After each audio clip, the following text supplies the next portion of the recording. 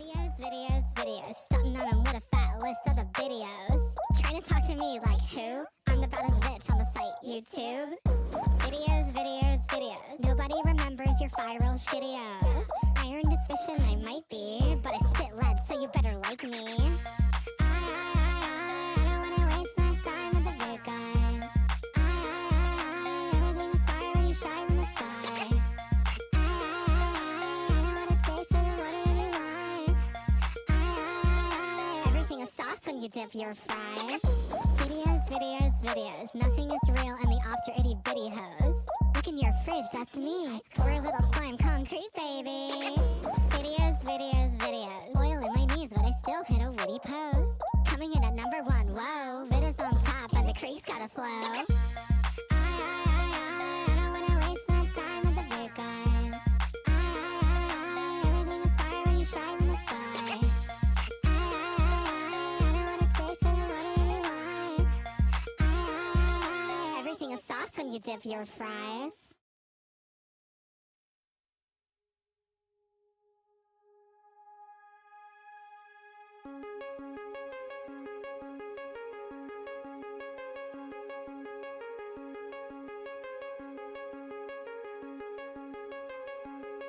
You left me here with no one by my side, and I never stood a chance at all.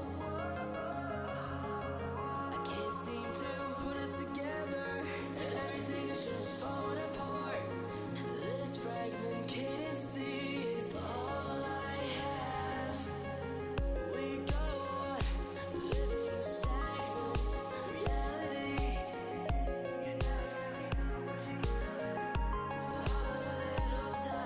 Flying down the mountainside, I withered up, and there I cried, traversing the great unknown. I don't know if I can ever come back. Whoa, na na na na.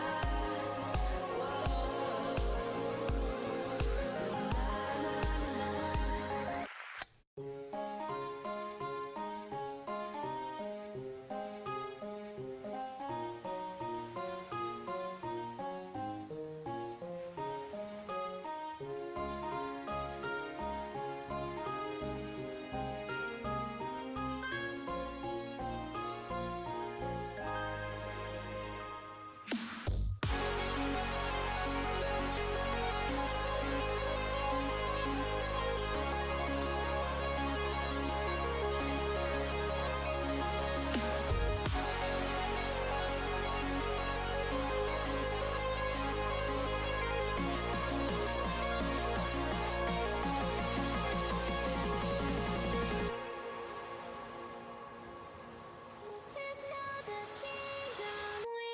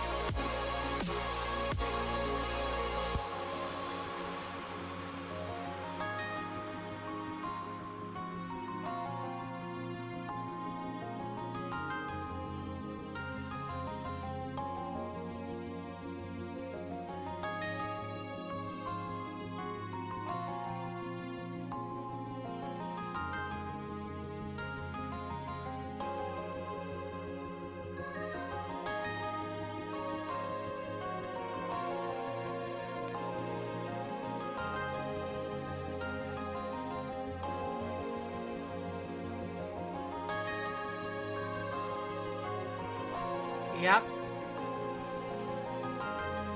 Yes, bro. I know. I know, I know, I know. Thank you, Great Unknown. And now a word from Pilfy.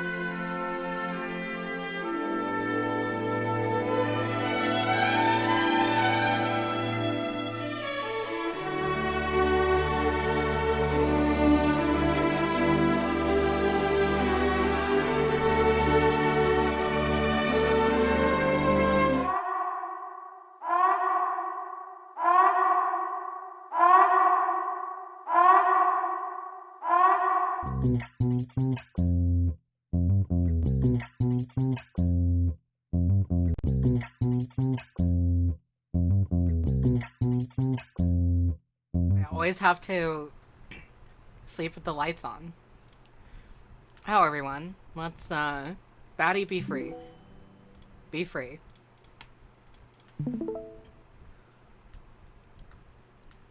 Batty, I command thee to destroy everyone. Go.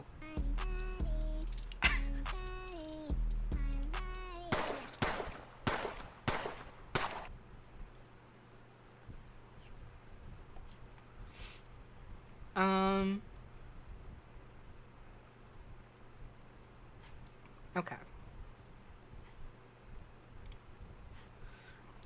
So, let's go Ponadol mode. Ponadol. Ponadol. Oh.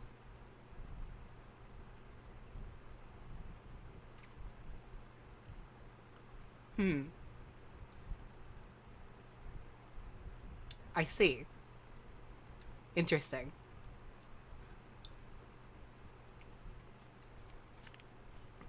I remember last stream I said I would leave it there, and it would be a nice little surprise for next time, and, well, it was certainly a surprise.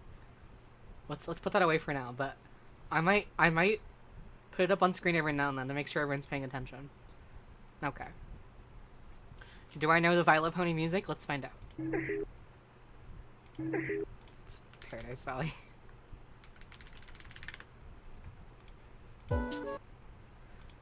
That's, let's fly to the castle. Very nice. Good old Creature City. Cherry Top. And that's, battle against the banished sorcerer knight Stinklebug. There we go. Look at that. 5 for 5. No problems.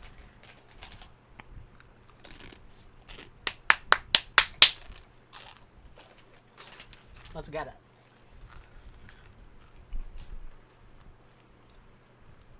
So, obviously we're continuing the story of the balloon champion very soon, but I just wanted to say we did was it yesterday? Did we do the stream yesterday? I think we did the stream yesterday. Right? Right or wrong? Wait, when was it? It was on the 26th. Yesterday was the... Okay, 2 days ago. 2 days ago we did the elf stream on the Super Pony World server. And the turnout was insane. We were... I think peak was like 200 or so people. But most importantly, we collectively raised about $1,500 for Palestinian relief funds, and I added 300 for my own pool because I pulled from the script 3 times. And I'm still over the moon about all that. I'm waiting for Bandcamp to send me all the money properly so I can officially do in the donations. There is a VOD if you check the Super Pony World server announcements channel. But absolutely legendary shit. Absolutely legendary shit. I'm like so proud of everybody, and I'm so happy with the outcome of that. I've been taking a look at where all the donations are gonna go, and should be doing that by midweek this week. And I'm just really glad everyone turned out for that. I was not expecting as many donations as we got. I took a break halfway through the movie to eat the elf pasta, and I read out donations. And I think what it was is during that period of reading out donations, we doubled the entire fucking donation pool during that time, the time period of the break. So genuinely crazy shit. I'm very proud. So I just wanted to just shout out one more time that whole thing. Does the archive on the Pondle work for you? I think it does for me. It does for me. Oh, I didn't play all of these either. Let me try like the... Yeah, there we go. There we could do some of the old ones that I've missed.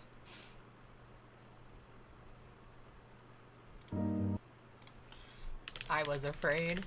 What? Is that... No, that's On the Sea. Sorry. Those songs are very similar to each other.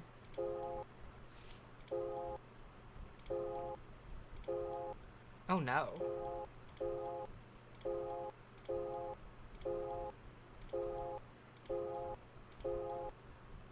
That's not Asteria, is it?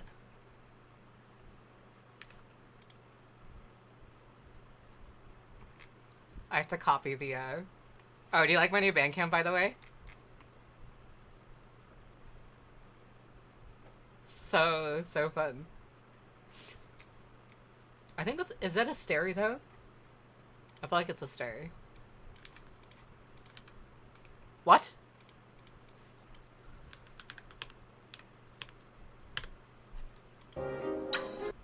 Oh. Is that's sorry,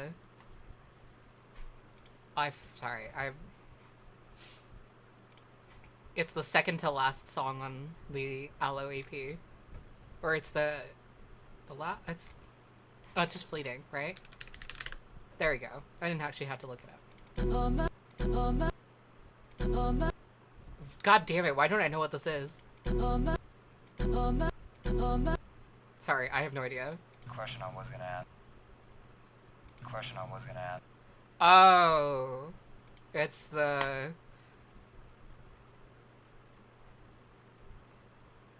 What is it called? It's like...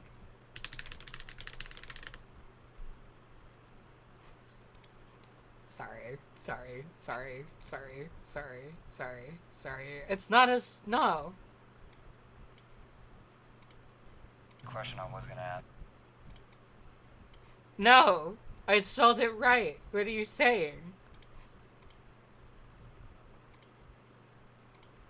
Stop. Okay. Thanks. Okay. There's a menu theme nestled within us all. Fish Whisperer. That's easy. Damn it. I'm losing it. Okay, that's Serpent Dance. My absolute most beloved. I was talking about this earlier.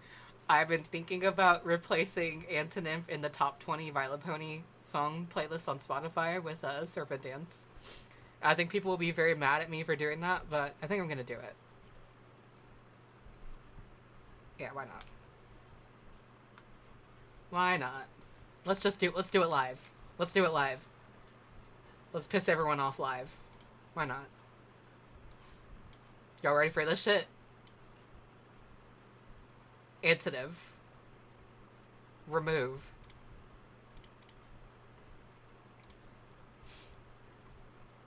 And put Serpent Dance where it actually belongs in the top 20. Sorry, guys. This is the era where we're being completely honest. This is the era where we're being completely honest with ourselves. So, you know. Down with Antonym, up with Serpent Dance. Right next to Sacred Dragon. Two reptiles. Top 20 right up there with Get Sexy. Yo, real quick. I made the stream playlist. So these are all the songs that are played on stream now. And I decided to put Get Sexy up on there. So it's like playing Russian roulette because the stream is mandatorily on it's mandatorily on shuffle. So like basically starting up this playlist is like a Russian roulette with like, are we gonna get sexy or not? But this is the whole playlist. What's funny is there's not a lot of like post cutie mark stuff except for Girls Who Are Wizards because a lot of this stuff is just not fun for like stream music. Surprisingly I have these here. But these are like just the least like horrifying songs on the album. Also put these here for fun, why not? Yeah, Seductive Turtle's on here too. It's also like more cause Winter's End is on Spotify for after 11 years. Because Winter's End came out 11 years ago, and it's only now on Spotify. And you know what isn't on Spotify yet is Fall to the Clouds, which is like arguably my first popular song. That's not on Spotify yet, and it won't be on Spotify for at least a little bit longer. Because I was saying was I'm doing some extra stuff for Fall to the Clouds, and I want to wait till all that stuff is done. So, but Fall to the Clouds will be on Spotify at some point next year, probably. Definitely probably next year. My whole deal is like, I've like done Monarch. I'm looking to the future now, and I also want to be like, I have not forgotten all the old shit either, and I don't want to let this shit fall away. Emotions EP from the Dash Records shit has been canonized and brought into Spotify and shit. If you want to hear some like god awful music, go ahead and listen to Emotions EP. But something people don't realize as well is that Emotions EP came out June 1st, 2013. So that was literally 11 years ago.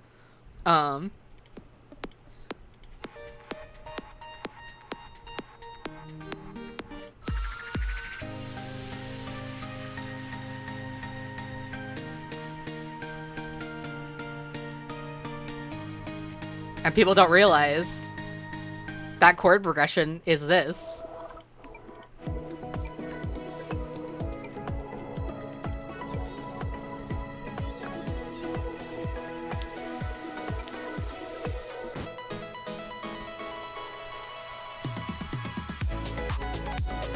So they're finally together. Actually, you know what? This is supposed to be in like a relative chronological order, but let's just take Emotions. Let's just slap that right next to it. Let's Fight on the Castle. Because why not? They belong together. So I spent so many years being like embarrassed of my old discography and trying like super hard to like shy away from it. And 2025 is the year where I say, fuck it. It's all canon, baby. We love this shit. I don't give a fuck anymore. This music's so fun. I had so much fun making it as a kid. 2025 is the year where we say we don't fucking care anymore. This is what we're here for. On Bandcamp, I just added a shit ton of the back catalog stuff from way back in the day. It's all here now. Some of it's got the updated art already, which is awesome. Some of it is still yet to be updated. But like, we're not hiding from it anymore. With Monarch of Monsters, I'm like, I proved myself. I proved what I can do as an artist. Now I'm gonna let everybody see this shit now. I don't care anymore. I love it. Pony Hype is so good. I don't give a fuck. Pony hype is still good.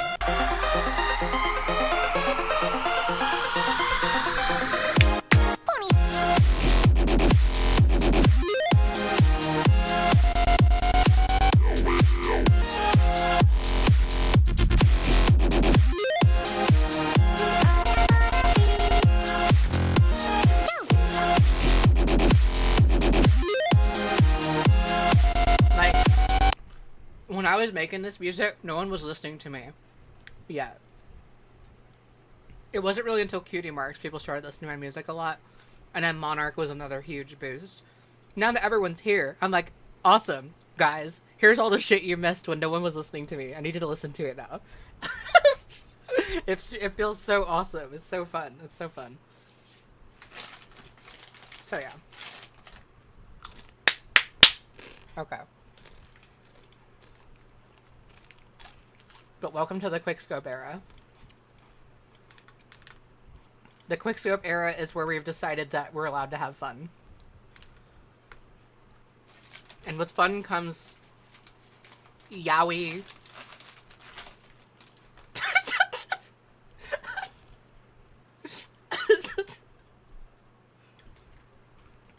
Yeah, the Monarch I'm Creekflow Pony Hype pipeline is insane. You know what? I made Monarch so people will be like, oh my god, you're making real music now, amazing. It's like, yeah, actually it was just a marketing ploy for you to listen to like EDM. Here it comes, baby. Alright. Let's go.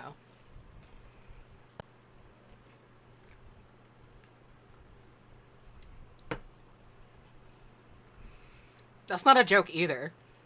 I saw like a lot of people angry in like the album of the year comments box for Love and Pony stuff, and they're like so mad. They're like, no way you made Peak and now we're back to this pony shit. It's like, you've been trolled.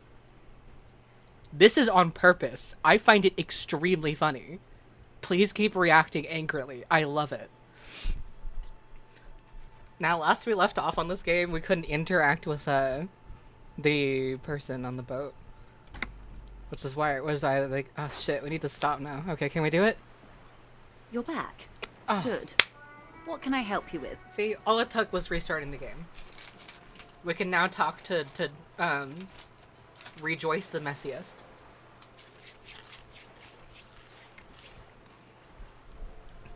Continuing the story of this balloon champion and his beloved twink.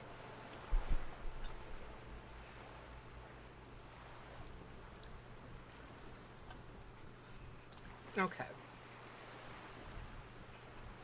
Okay. That's the man who was killed. I'm afraid this is a discussion for once we've cleared the lynching question.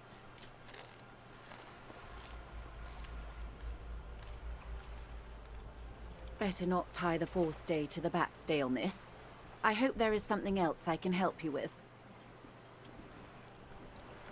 What time zone are you in? It's midnight for me. I'm in Pacific time. I'm partially nocturnal, so that's why I stream this way. I feel like I have to over-explain my insomnia every other stream.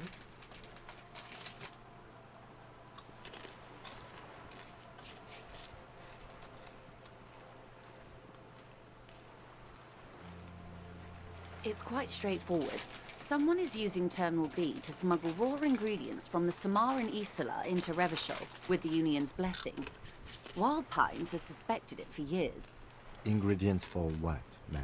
Meth and dextroamphetamine, GBL, and various synthetic psychedelics. Honestly, it might be quicker to say what you can't make from the stuff. Yes, after they clear the terminal, we lose track.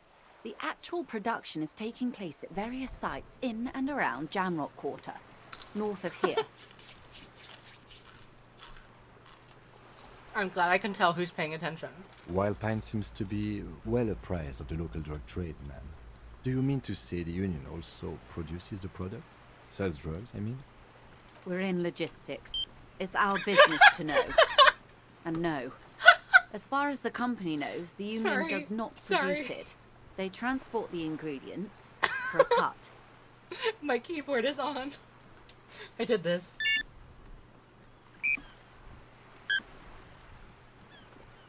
Welcome to hell, like Black Mini. Meow meow, meow meow, meow meow.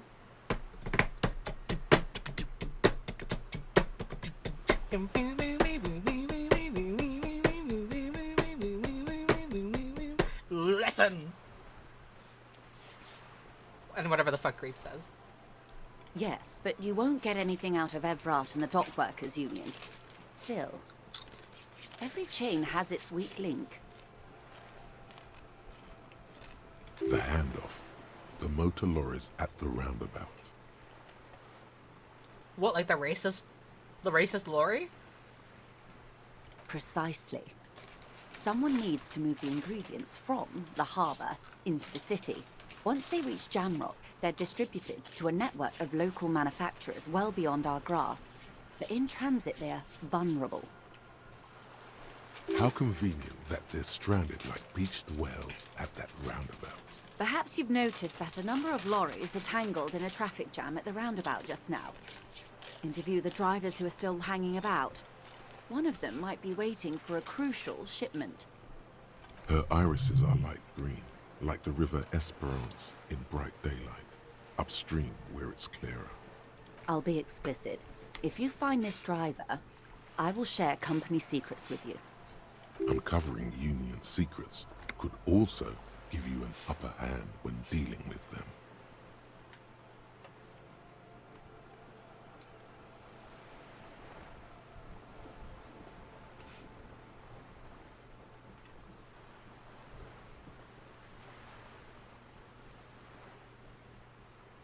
The two might even be connected. Or not. Though, if you have evidence to the contrary, I'm eager to hear it. As eager as I am to share it, Lieutenant, once the job is done. How do you think they're financing this strike? There are thousands of unpaid dock workers going strong for the 4th month straight. There was a shakedown of local businesses preceding the strike.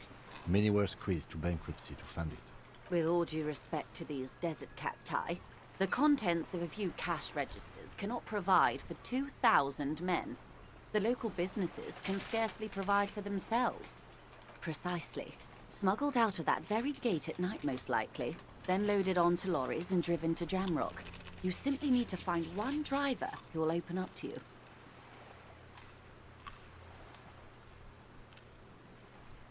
We did. On more than one occasion.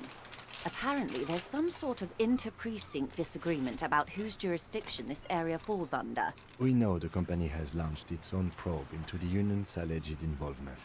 We also know it's come up empty. It's not just the RCM. No one's been able to find any hard evidence. Well, here's your chance, officers. No. We asked East Motor Track to raise the drawbridge. The road company is a partner of one of our subsidiaries. However, this is a limited time opportunity. Once the complaint has been processed by the Trade Committee, they'll have no choice but to lower the drawbridge, and the operation will continue. Here's the thing. I'm not one I'm not one to tattle on the drugs. But it's racist lorry man we're talking about here. I kinda want to do whatever I can to make his life hell. You know what I mean? Thousands of liters of raw ingredients will pour onto the streets of Revachol. Not the east across the river, but the west. The vulnerable, the weary. Well, at least this solves one mystery. What is that, Lieutenant? Why I had to call East Motor Track and beg them to open a drawbridge for me. I'd wondered since I first drove in, on my motor carriage. I am sorry for the inconvenience, Lieutenant Kisaragi, but we need them trapped here. This is a unique opportunity. I'm sure you understand. Yes? Excellent. According to my reports, there are at least 3 lorry drivers lingering near the roundabout. Hopefully one of them will know something. It may come to nothing, or it may just blow the case wide open. I can keep the drawbridge up for a few more days at least. You should have the time you need. In the meantime, let me know if there's any other way I may be of assistance. Of course, Detective. Okay. So that interaction was still pending from last stream.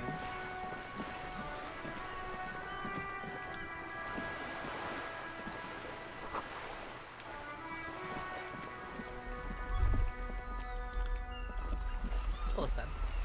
A sturdy metal door guards the southwest entrance to the apartment building. It's locked. The door rattles against your knuckles, but there's no response. The door rattles again, but this time you hear an elderly woman's voice calling out from inside. And then I hear is Videos. Videos. Videos. It's me. Top 5 videos. It's like, what? Vid, is that you? Why are you 95 years old? That would even happen. Vid's an alicorn. Stop banging on the door. I'm not letting any more strangers inside. Doesn't matter who I am. Now go on, get out of here. From within comes the faint sound of a broom sweeping across the concrete floor. It's old 5 videos. Ha! The police? Everyone knows the police don't come round here. No, I already told you. I won't be responsible for any more strangers getting into the building. Go check the backyard door. Maybe someone there will. Backyard door. There must be another entrance to the east.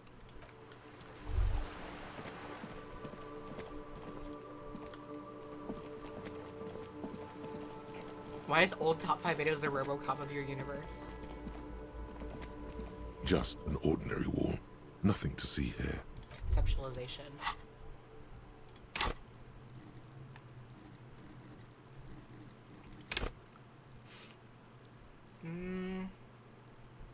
After all, why not?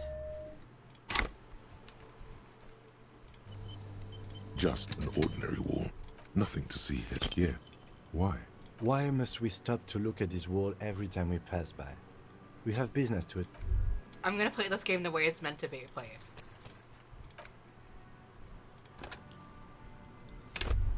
Just an ordinary wall.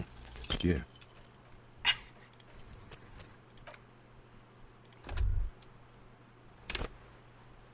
Just an ordinary wall. Yeah. Yeah.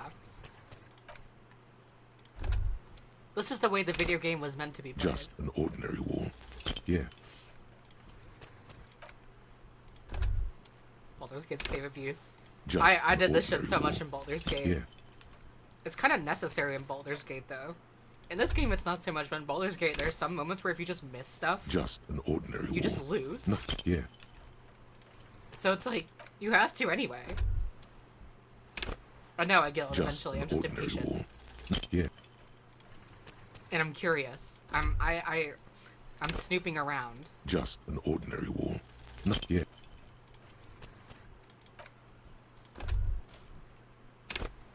Just an ordinary wall. Yeah. Yeah. But if we lose too many times, I'll just stop. But Just an ordinary wall. Yeah.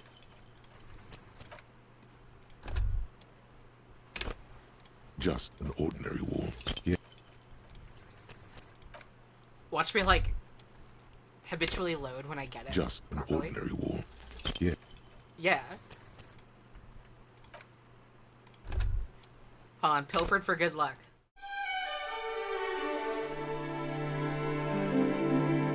Alright, Pilfered. Pilfered, save Just us. an ordinary wall. No, yeah. Fuck you, Pilfered. Just an ordinary wall. Yeah. The percentage is 8%. It's very low. Just an ordinary wall. Yeah. Is there a link to the Pilfered Pronoun wheel, by the way? I don't know how... I need someone else to link it to me first, so, like, I'll publish it at some point later for easier access. Just an ordinary wall. Because Oh! you see it, Finally, this wall is sublime. Look at it. The shadows, the colors. See, the mention of the pilfered pronoun wheel is what got us. It was the pilfered pronoun wheel. It wasn't pilfered pilf self. It was the pronoun wheel. All the other walls on all the other houses must make a pilgrimage in adoration of this, the uncontested pinnacle of wallcraft, color peeled from the very face of God. O Wall Father. Huh? He sounds tired of it all.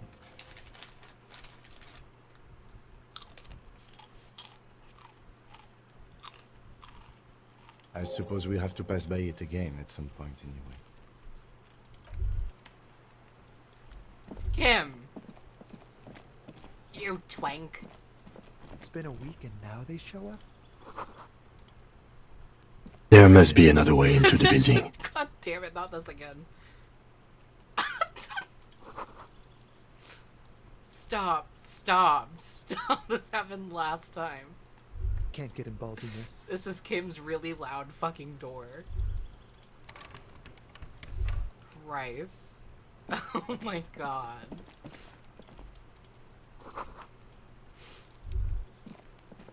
Like, this happened last time. Last time Kim was prompted to speak about this door. He was just like so fucking loud. This must be it.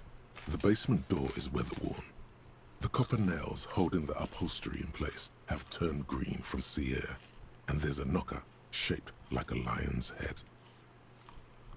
The leather upholstery is worn and rough against your jaw. You don't hear any movement. In fact, it's oddly silent in the yard around you. No birds chirp. You try to be as silent as you can.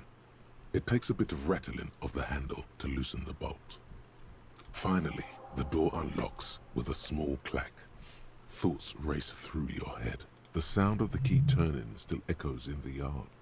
Hopefully no one heard. There might be important information in the apartment. I mean, there might. As you hold the open door, you can feel the air moving. A little draft, a whistle. Do I go in? Sure, why not?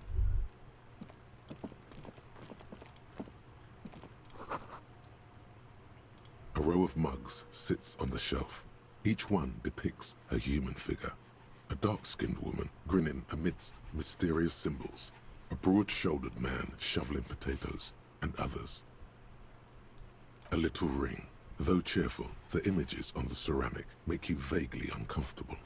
There's something disdainful in the way the curves and lines of the bodies were drawn. It looks like the artist is celebrating diversity, but underneath, he's just making fun of these people.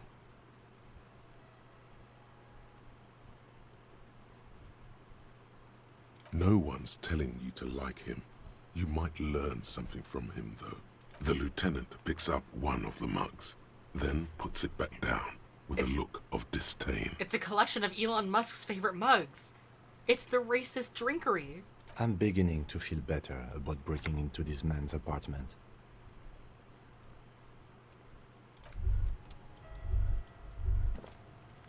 I don't want to whip out the racist mug that I accidentally picked up.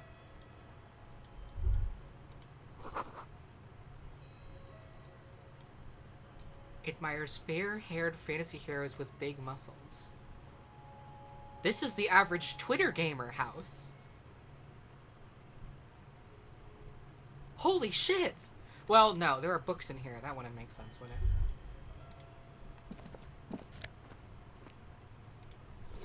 Sure, I'll take that. Why not?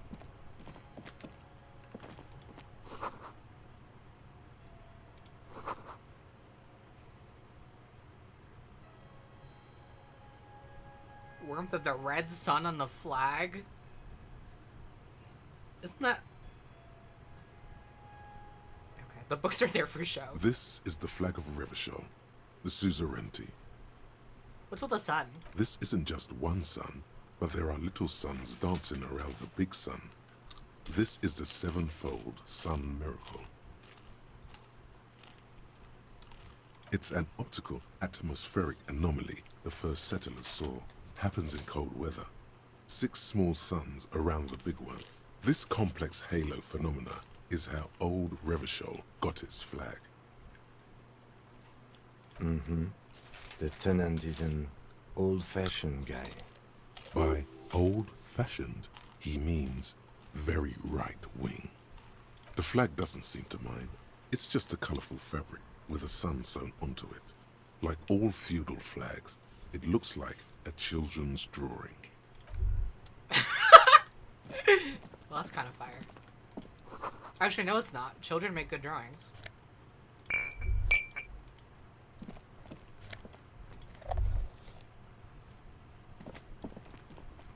Well...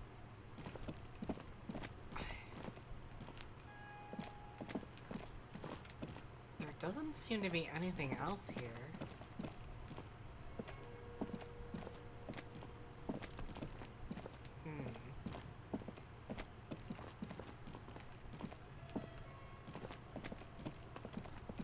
For those who've played Baldur's Gate as well, this is reminding me because I'm shining the light here. In Baldur's Gate, sometimes you can see if there's like a hidden room if you just like move your camera out of bounds. And sometimes the lighting will just show like an empty area that should be filled with something.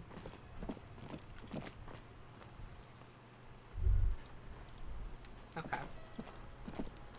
Here's the greenhouse. I don't think we can get in there.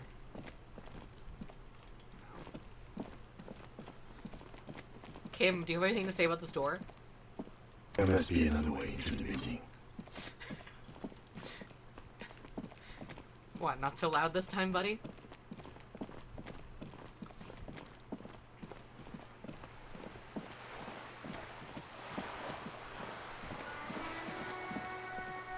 When he was still loud, there were still like 5 of him, but...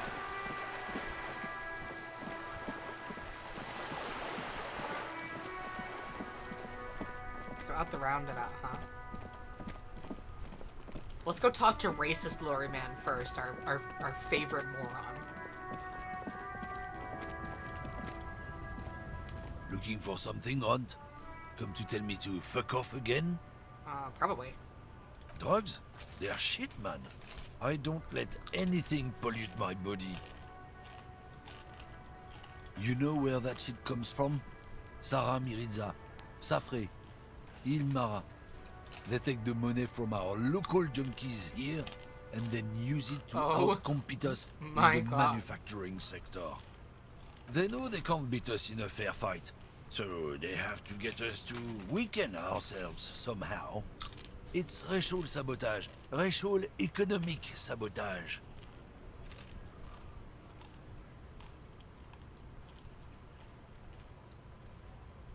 Oh, I don't go for that foreign piss. Proper booze is made in Mundi. Or sometimes, I like a dram of that Yugograd vodka. Koikos and worse much, but they do no booze. This guy really just said that I don't do drugs because it gives money to other countries that are not my country. Crazy. Crazy ass guy. Crazy ass guy.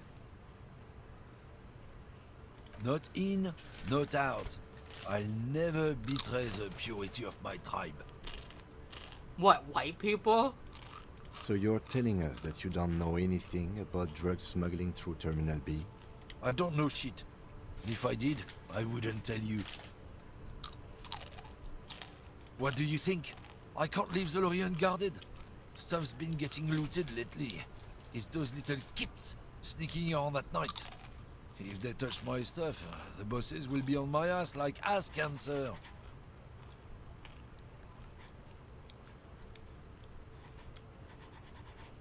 There was a bunch of spilled boxes in the back of a big lorry nearby.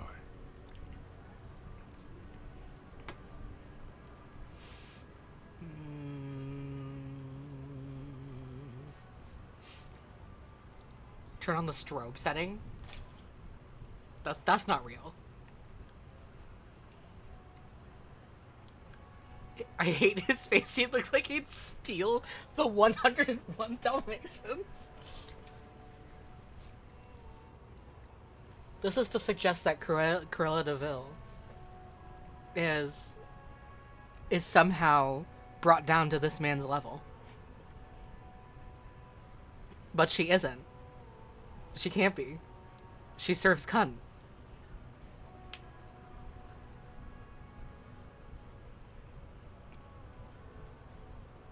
The man pulls on his cigarette furiously, probably still thinking about mosquitoes and ass cancer. Isn't it obvious? Fucking Sealang, that beady-eyed South Samaran. His little side business is a scam. I wouldn't be surprised if he was peddling drugs as well.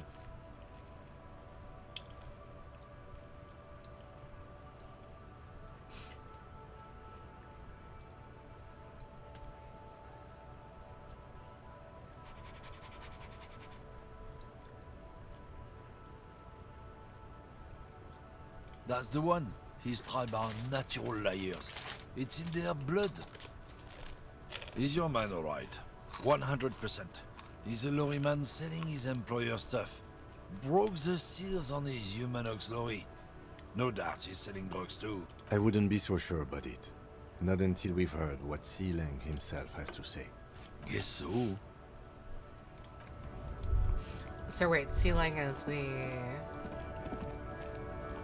There's the guy down this way, yeah? Not this guy, but the one lower.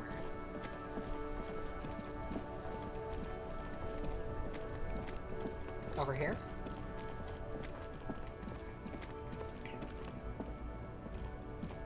Everything's still cool here, officer. Drugs? I don't go in for that, officer. Drugs ruin lives. Unless you're into drugs, of course. In which case, drugs are excellent. Mwah! Tasty, tasty drugs.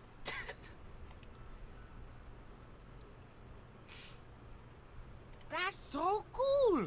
You investigating the local drug trade like some cool narc? But I am not a lorry driver. I am just a street vendor. I don't know anything about that. A blatant lie, sire. Yet he tells it with such conviction. We'd believe him if we didn't know better. Who said that? It's the fat racist, right? I bet it's him. He has an agenda against me because I'm an immigrant who works harder than he does. He's a hater. Honestly, so true. So you admit you're a lorry driver? No, I just said I work harder and he's an asshole. I'm... Realizing he can't get out of it. Smart man. Okay, maybe I'm a lorry driver too. A little. But that's not the most important thing about me. That's my day job. This is my dream.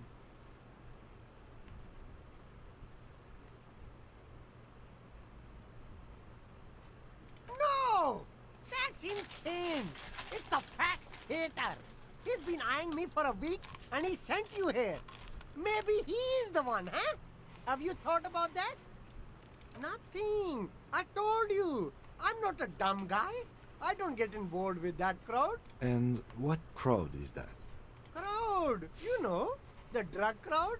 No, he wasn't talking about an abstract crowd. It was that crowd.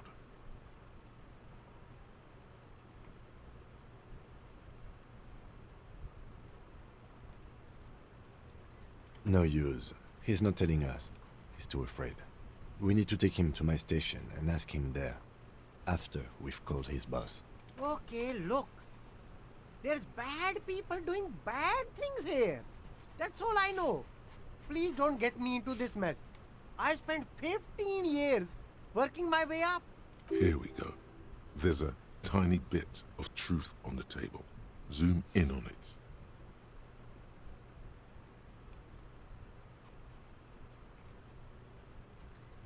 It's a she, okay? The other drivers call her the lady driver. You're better off staying away from her. The way they talk about her, she's no lady. Interesting. Could this driver be connected to the Hardy Boys?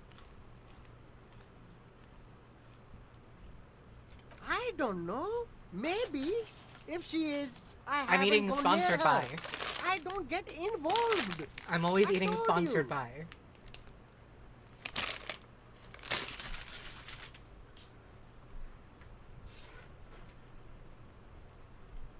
be. She was strange.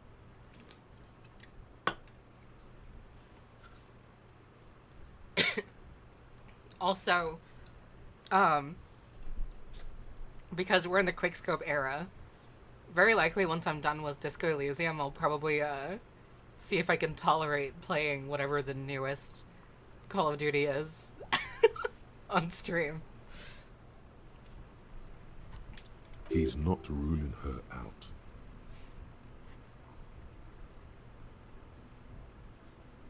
All of them. I don't know. I told you all I know. Are we cool now? I really want us to be cool now. Who exactly is talking about this lady driver of yours? The racist or the other one with the tattoos? Only if I have the vid filter on at all times. That's kind of hard because in order to have the vid filter on, I have to also listen to my voice at the exact same time. And there's always going to be a slight delay.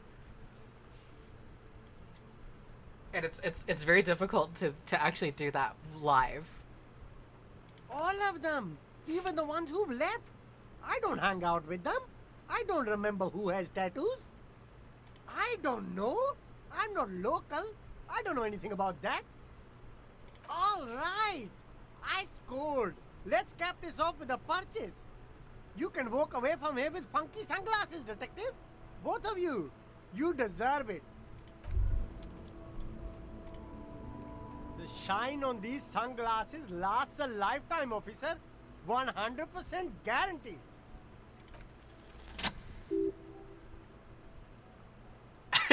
Conceptualization did not want to speak today. Oh, very interesting choice, officer. Very high culture. This is how a sea monster sees the world. You've become a sea monster, Harry. Giant, hidden, and strangely tender at heart. All is blue. All right, but these actually make your vision worse. It's like literally being underwater. Yes, but they also make your soul quiver like jello. So deep. Wow, officer. You look so cool. Noise canceling headphones work with that. I use open bags. The Huda 600. Huda 600s. By old mate Senny.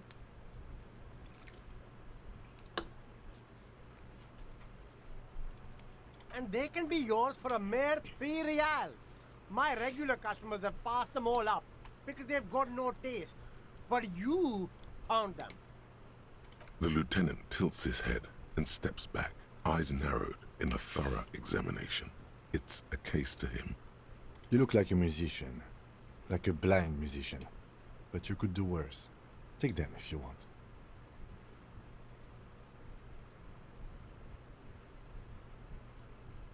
Ugh! That's awesome! Why didn't I see that before? Ugh. Wait, those increase logic, but I already have... No, they don't. They decrease logic. Shades of self-destruction.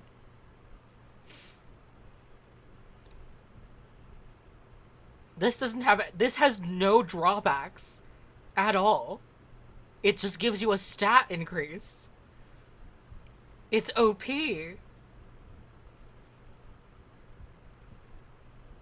A man who knows his style. Much respect. Sporty and practical, officer. Good choice. This shit's the fucking meta, guys. Holy shit. Get that shit on. Get that shit on right away. Wait, what do these do? Oh, who fuck? Put that shit on. Get the... Oh, it's a hat! Am I the winner of World?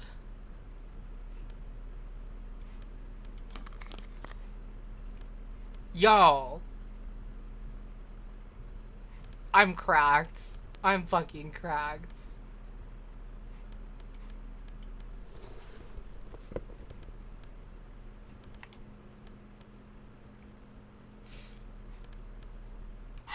Holy shit, I'm the frog champion of the world. Do you see this shit? Finally, an outfit that Harry can actually work with.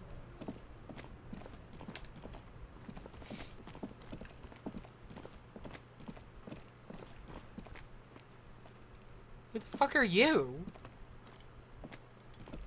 G'day to you, officers. Man on waterlock. A burly man hangs out by the waterlock, carving up a generous serving of salami with an old hunter's knife. His eyes are fixed on a man stranded on the other side of the waterlock and on an enormous billboard that has fallen down into the canal between them. My friend Barry the Butcher is stuck on the other side of the waterlock. I'm keeping him company and eating his salami. That's good. From the corner of your eye, you see a man Shit, in I want a salami yellow now. shirt and grey overalls waving at you from across the canal. He seems disappointed about the wreckage on the waterlock and the salami. Full Metal Alchemist reference. I'll show you a Full Metal Alchemist reference. Cuts off both of Harry's legs. Better now? Do you love this reference? Isn't it grand? Very good stuff. Anything I can do for you, officer? I wasn't here to witness it, but those look like tire tracks on that sign. Weird, huh? Then again, plenty of daredevil drivers in Revachol. Interesting. The words Daredevil Driver sound ominous to you. Too bad it also takes a year and a day to repair anything around here. Especially a waterlock. The rest of the coast is closed off till then. Well, there's the fishing village, an abandoned fish market, a bizarro church. Not much use to the congregation, though. There always seems to be something wrong with it. This guy is should be called Man Who is the Salami Champion of the Universe and not Man on Waterlock. Yeah, not really much else. Just bombed out ruins. Sure thing. It is salty, it is savory, it is chewy. The hangover only makes the salami more tasty. Want some too, officer? Why not? The twink! He finally ate something! Oh, buddy. Oh, buddy. Oh, Kim. Your days are numbered. We actually watched him eat something insane. Can't believe it. A couple of indicator lights are missing from this control panel. Loose wires dangle from the now vacant holes. In the middle is a lever. Beneath it, a small metal plaque. This panel usually closes the waterlock, turning it into a bridge that lets you cross the canal. But there's a crashed salmon and butter sign in the way. Pulling the lever probably won't do anything. You pull the lever all the way up until the metal clicks against the contact pins. You hear a soft clunk. Then nothing happens. Nothing happens. A cold gust of wind. A spring brings the lever back to its original position. You still need to close the waterlock to get across the canal. Some other way. Wasn't there a sign over there saying functionality will be restored on Wednesday morning?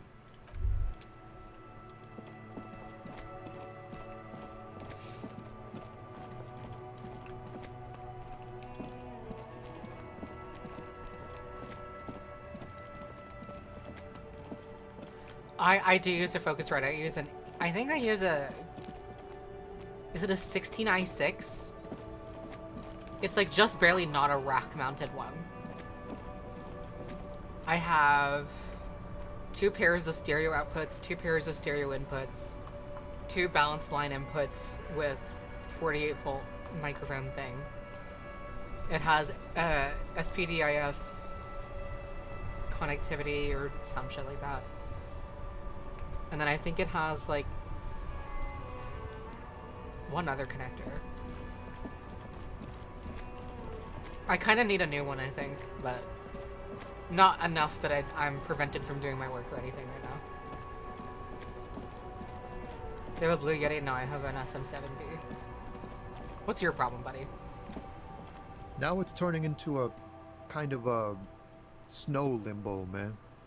What's on your mind?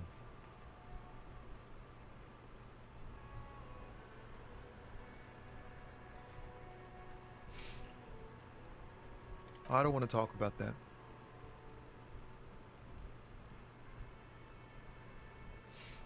Man, I was hoping she'd catch a break. All I can say is, she isn't around here anymore.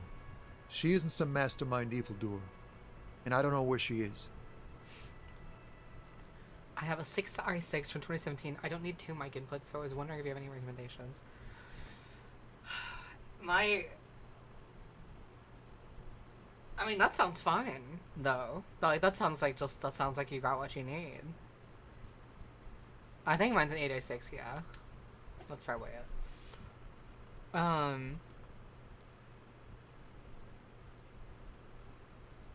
Usually if you have the ability to get something with a lot of, like, IO, you want to get something with formidable IO. More than you think you'll need. Because the moment you want to expand stuff, you can't just, like, tack on new inputs and shit without it causing trouble anyway.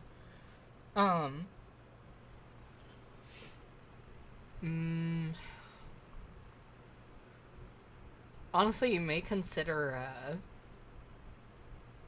just consider, like, a smaller, like a 2i2, honestly. For me, though, it's like, I kind of want to have more inputs and outputs than I think I'll need, because I will always have the opportunity to expand stuff. But if you start with a smaller piece, then you'll probably run out of space a lot faster. But I don't know, you know your situation better.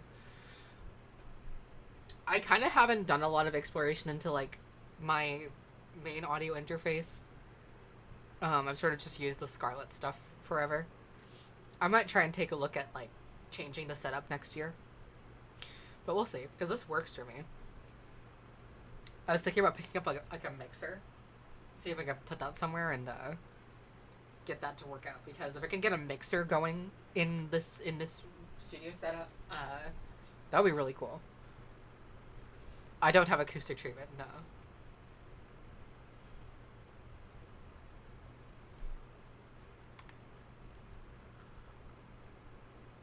A friend? An acquaintance? I don't know. She was the only person in this damn jam I could talk to. She's someone I don't want to rat out to the law, okay?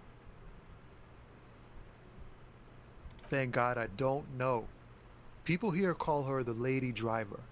She kept her name a secret. From me, too. Now I see why. Again, not a lie as far as you can tell. A youngish woman. Gruff, but in a cool way. What color hair? Blue and violet. Dyed.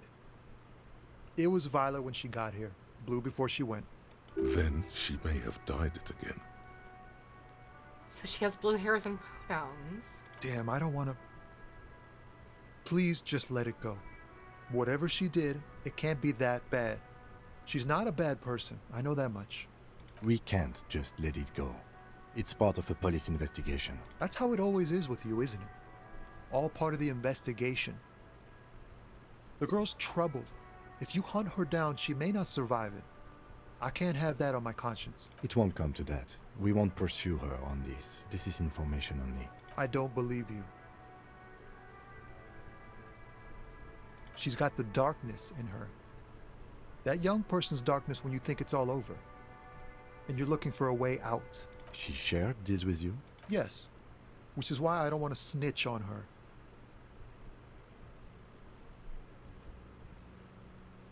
I heard the rumors. I saw the other drivers looking at me strange when we talked. And she told me, too, that she's had a violent life. But I wasn't afraid of her. More like for her. Did this violent life include drug trafficking? Well, it looks like it did now. But we didn't talk about that. We talked about life, you know? She talked about her mind. The way it worked. The trouble it was giving her. Fuck, man. Go grill someone else with these questions, okay? There are plenty of drivers here who couldn't stand her, or were afraid of her. They'd be more than happy to rat her out. He's right. There are other options. The raceman, for one. The grey-haired woman. Maybe she knows something. Wait, this guy says they're friends. Then, acquaintances. And he's okay with others ratting her out. Push Tommy, and it will break his heart. And his spirit. Don't expect you to be pals.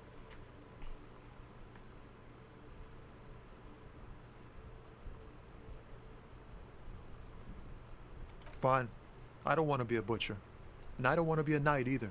I just want to be a person who can sleep at night. A little fame wouldn't hurt too. Thank you, friend. Wow, this makes me feel like I should pick up smoking again. Would help with my rhymes too. This is such a weird fucking game for me to be playing with because I don't want to make any decisions a cop would make. Like, I just want to know shit. I don't want to do anything with it necessarily. I'm not trying to snitch on anybody, but fucking Harry is. Harryhausen. Fucking Monsters Inc. looking ass guy. What's he doing? So the race man. What, this guy or the what? Looking for something, Aunt? Come to tell me to fuck off again? Yes. I don't know what you're talking about. He did something. He stole his employer's goods and another lorryman's job. You should be thankful for the tip. Be a snitch, Vi. It's fun. Fun for who? People are just living life. I don't fucking care. It's not my problem. Listen up, fuckwits. You don't scare me. You cops don't run Revachol West. You don't run Martinez. You don't run anything. Like, drugs ain't shit. It's like, who fucking cares? I'll put the sign up again. I'll put the sign up again. I'll put it up again. Okay.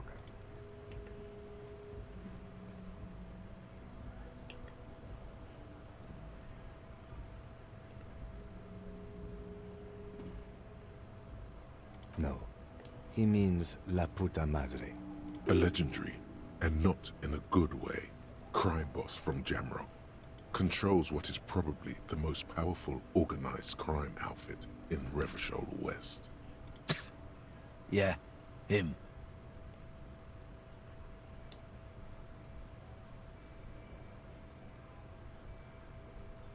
Then I presume you are familiar with his peonies. Yeah, they're his little bitches. He's got them all over the unions. Not just the unions. He has peonies everywhere. Some say he even has them in the RCM. Dirty fucking peonies who'd do anything for him. Multi-ethnic drug addicts. The lieutenant adopts a rodentine quality. Be cool, sire. He's getting into this. You're not peonies. You wouldn't be investigating a drug thing if you were. No, of course not. We are not peonies. But if we were, and one of Madre's drivers were to be stealing from him, then it's a good peony's job to find out who that is. He's surprisingly good at this. Not bad at all. Look at him lurching. The twink can't lurch, but I believe you, Drama. It's not a hard job. It won't take a long time. It won't make Padre Madre angry. But a stupid fucking racist is standing in the way, protecting this fucking thief. I'm not scared of you or the mob. I'm under the protection of the Lorrymen and Carters Guild. You've seen that corpse in the ceramic armor there. Did his shitty little guild protect him? Oh shit, Kim. Never mind. Let the twink speak. Nah, you wouldn't just leave him out there if you... The lieutenant turns and gives you a barely perceptible nod. Kim, you bastard. Be careful. This man's still got some fight in him, by the looks of it. It won't be easy to break him. Okay, quick save, can I? Fuck. Fuck. The main thing is to not overdo it, even when you're trying to scare someone. The most important thing is, how does it look on your resume? Fuck. No, but I hate this guy. What was the last one? 107. Oh, that was a while ago.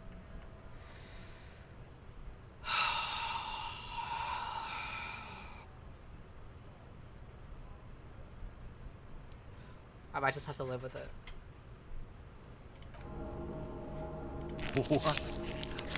What do you think we're doing right now, Runt? We're outside, talking. There's some kind of homo thing? Yeah, maybe it is. Okay, that's enough, detective. Let's just go and ask Tommy, alright? We are wasting our time here. No, I have to do it again. I'm sorry. when they say this shit takes your morale, they really mean it. Everything's still cool.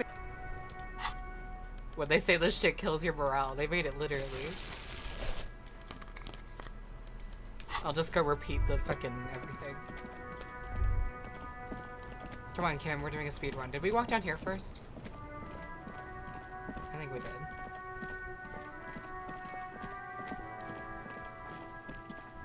Sorry, that is just painful.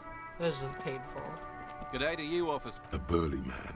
My friend Barry the Butcher. From Very good stuff. I wasn't the word, too bad. It also takes. Well, yeah, not really much. Sure thing. it is Want some? Why not? a couple of this panel. Oh, nothing. Nothing happened. A spring brings. Wasn't there a sign?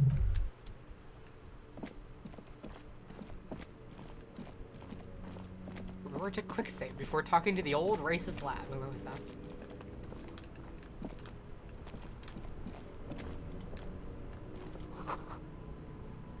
Good. Thanks. Every time I see the exclamation mark by Kim, I'm like, oh shit, my Kim meter's going off. Now it's turning into a kind of a snow limbo. I don't want to talk about that. Man, I was hoping she'd catch a break. Thank God I... Again. A friend?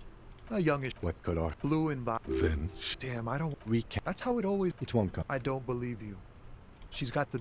Yes. Which is why I don't want to snitch on her. I heard the... Did this... Well, the way it worked. Fuck, man. he's right. Wait. Push Tommy and it will break his heart. Fine. I don't want to be a butcher. Thank you, friend. Okay. I have not played Amori. I don't know if I plan to.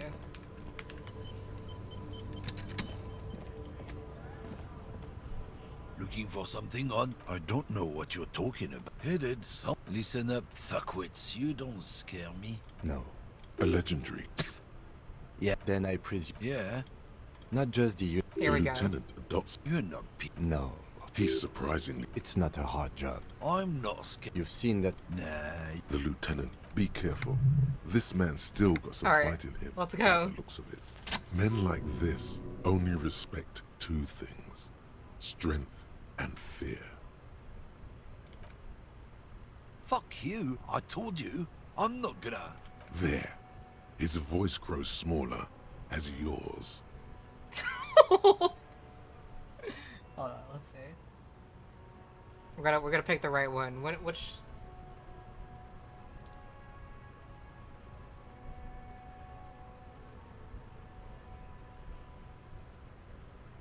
Honestly, the first and second one are kind of crazy. The third one is like kind of a little bit cheesy. Let's go 2. Look, fuck you, man. It's some lorry down there. Green, banged up thing. I don't fucking know who she is. When did she go away? I don't know. I don't even know her name. She just rolls with the fleet and acts like a big shot. Some dyke, probably. I haven't even seen her for days. Buddy knows every slur in the book. Also, yeah, I know all of the dialogue options. Are correct if you succeed the thing. Past the monument. Down there. The Green Temple. Now, leave me the fuck alone, okay? A small temple by the monument. Green. Let's get into that lorry. Nice.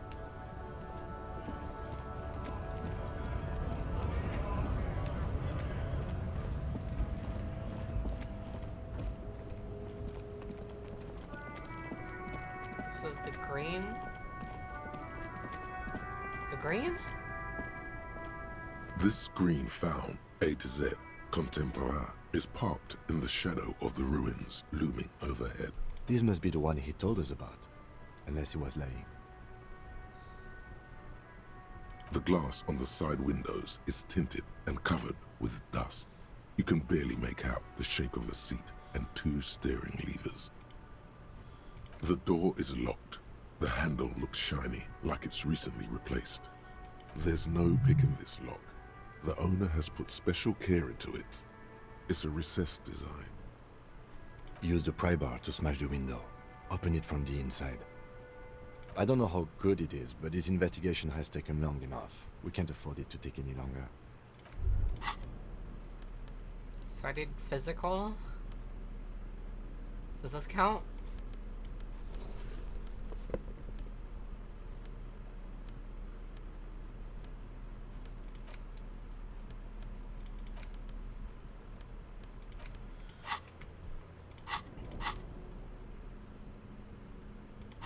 The wife beater. Here, give this one to Elon. This Love it. screen found A to Z. Kim, why did you do a little shimmy back there?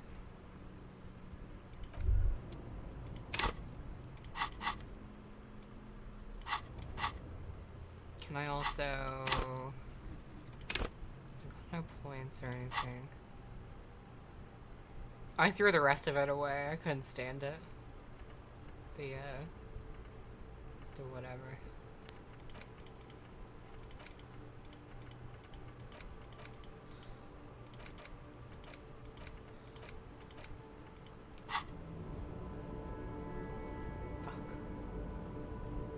There's no item I can take that, like...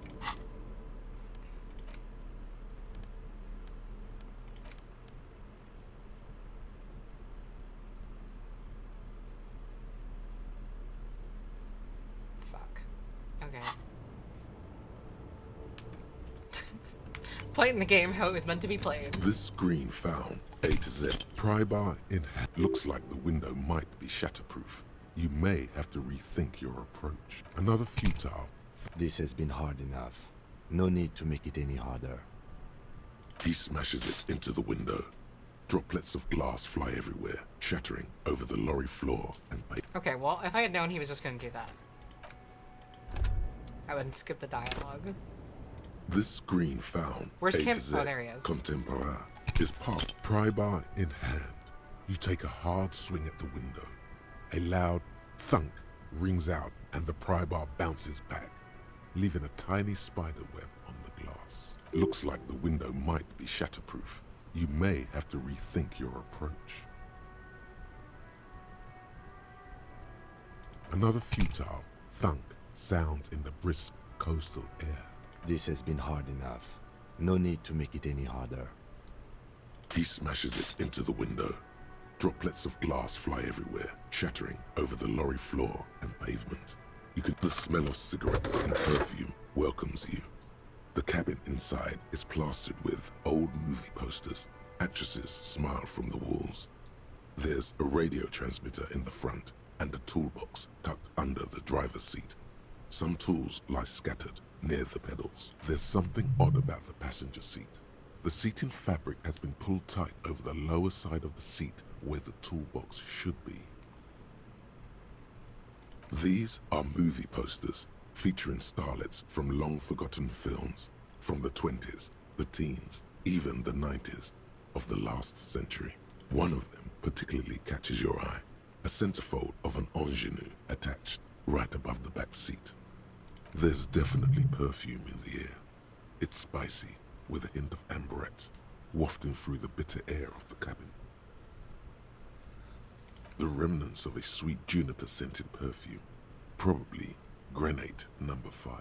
The actress is draped in a sheathed dress, one of her shoulders bared. The faded remains of an autograph run across the poster. She's looking past the camera. This is Tijon, a starlet from the dawn of cinematography, less known for her talent than her tragic, untimely death. She wasted away in a drug den called the Door to the River, not far from here on Boogie Street, a mixture of cocaine and morphine. Street. She was afraid of the world and the camera too. Wow, that's crazy. If only there were a joke for this. The actresses and the rear actor all smile you a warm goodbye. A radio transmitter is attached to the dashboard, and a toolbox Thanks, sits guys. under the driver's seat. Thanks. Thank you. Looks like the frequency dial is absent. It requires a key to work, but the key has been removed, likely by the missing lady driver. Strange. There are so many radio stations saved here. Must be over 100 at least.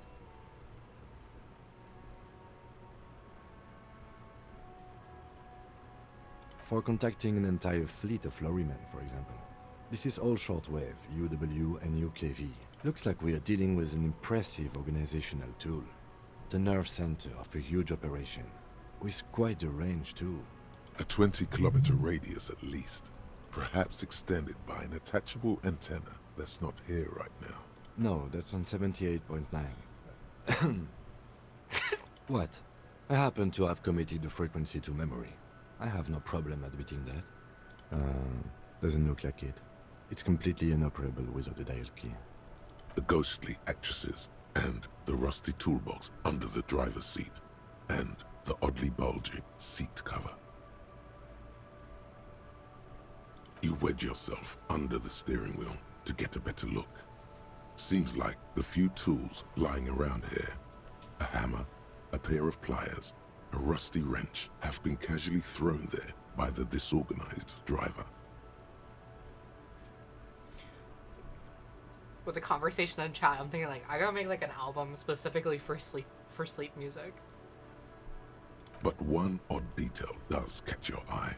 A piece of sandpaper has been glued to the throttle. Sandpaper adds extra grip. Sandpaper? A novel technique? Yes? Which means that the missing lady driver was present at the lynching.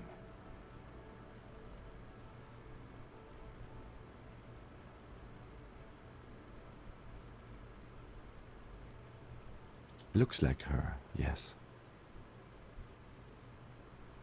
Now we know for certain who's the missing 8th person at the lynching. Do you think that Hardy and his boys could also be involved in the drug operation?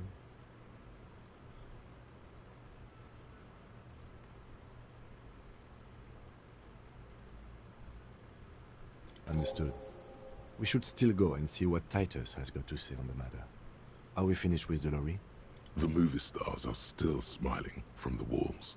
The radio transmitter sits on the center console, and a faint smell of perfume is in the air. Lo-fi Violet. I mean, that's just Tales from Equestria and Aloe and Lotus. But I'm a huge purveyor and fan of like ASMR videos.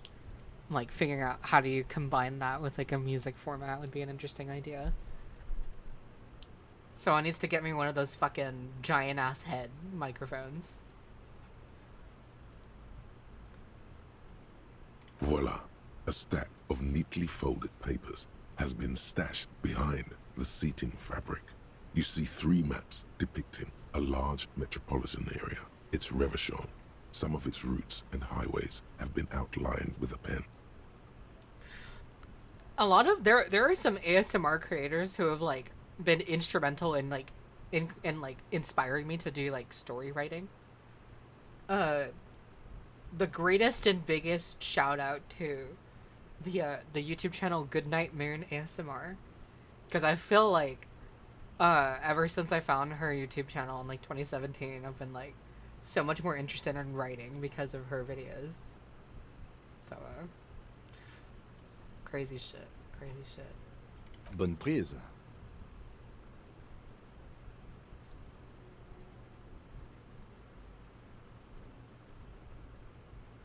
Explains how to beat up malicious face NPCs ASMR to fall asleep and study too. This large map displays the elevated motorway called 881. The intake leading to Martinez is marked with a blue X.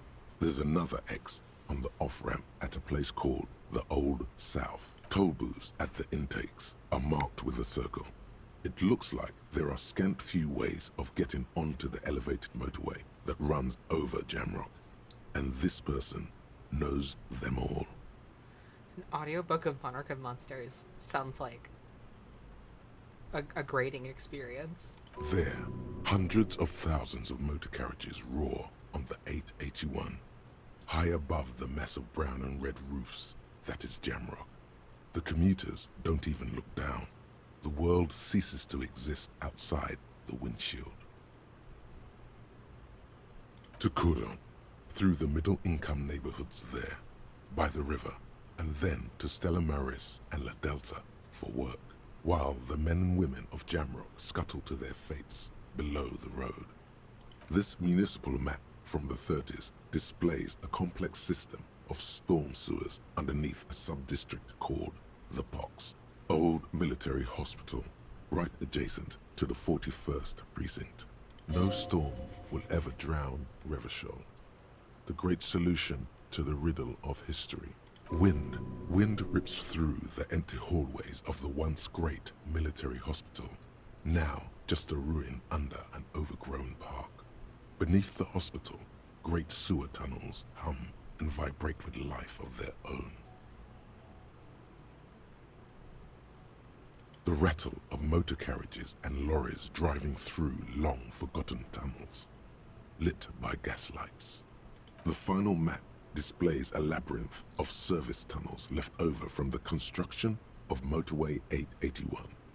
A few routes have been marked with a pen, where the tunnels and sewers surface near the eminent domain and a traffic island in central Jamrock by the lake.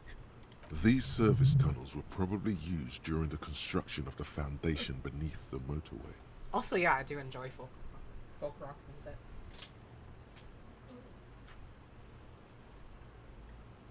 It's not exactly comparable, but the first artist I have memories listening to is Bruce Springsteen, which is more just like Americana music and not so much folk rock, but that definitely primed me to be into like more like folk country rock music stuff. And I want to do more stuff like that too. Like that's one of the reasons I bought a Telecaster, is I gotta have a Telecaster for the purpose of making that music. You know, what's the point of making country music without a telly? Looks like the smugglers have infiltrated the road network belonging to East Motor Tract. I have to kin all the way. So it would seem. Believe it or not, the Telecaster I got for like $5.50. The normal price was like $8.99, but I traded in some stuff and it was also on sale at the same time. Like the normal price was like $8.99, so $900 basically. So it was brand new. It's not used. It was $5.50, fully set up and everything. And I've used when I was living with my parents, I used my dad's Strats a lot for stuff. Not much, but like that's kind of what I used. I kind of had my own guitar, but it sucked, so I didn't really use it very much. And then I got the Squier Affinity when I came to Portland. And then when I first started getting back into like playing guitar stuff, I was like, obviously I wanted a Strat, but I had the opportunity to pick up the Telecaster. And I realized, holy shit, I fully understand why people love a Telecaster now. It just works. It doesn't like... It's such a good shape and it's a really good weight. Maple neck, I've decided that maple necks are my favorite. Because I like the slick smooth finish on the maple necks and stuff. And just like the classic normal ass standard butterscotch Telecaster is just it's just so nice. Its pickups are simple, but they cut really good. They cut really, really nice. How much you spend on guitar as a beginner? I've had no proper lessons. I've just been like doing it by ear, mainly. Watching some YouTube videos and stuff. a video I saw from I don't know who the fuck it was. Like I just watch YouTube shorts sometimes. Someone said like, if you're looking into getting into guitar, don't spend too much time on like the guitar specs or like trying to figure out what's the best possible guitar. Go for like the guitar you think is the coolest one. Just pick up a guitar you think looks cool. Don't worry about anything else, because like if you enjoy guitar, very likely that will not be your last guitar. So you may as well just pick one that you enjoy, that makes you want to play it. That was kind of the method with well, this shit.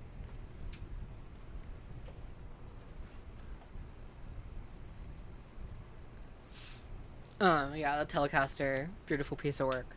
The lipstick pickup is a style I didn't think I would like, but I really do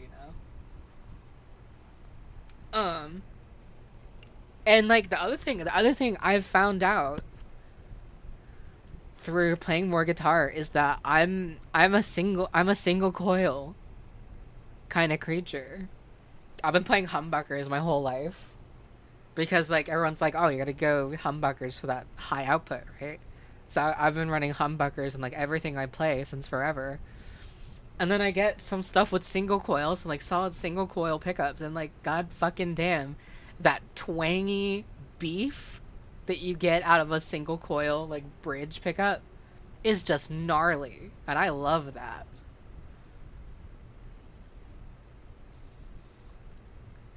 The Yeehaw segment of Wallflower. Actually, I had the Gretsch out. The Gretsch I have is like, I don't even know which one it is. It's just like a semi-hollow, but I was doing the riff again in call earlier.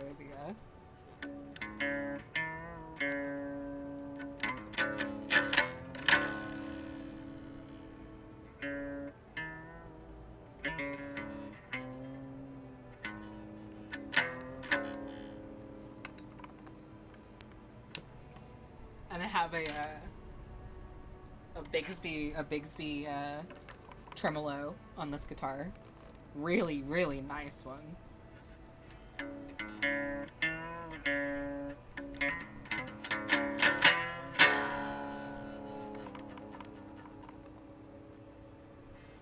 And then this guitar is in this tuning right now. I think I need to turn it again because it's really low.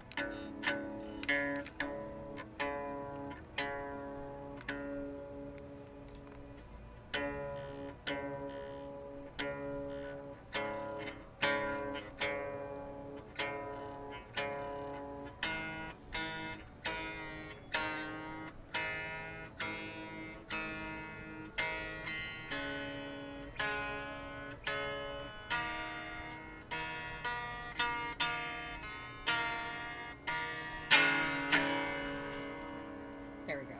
And so there's the, let's see if I remember.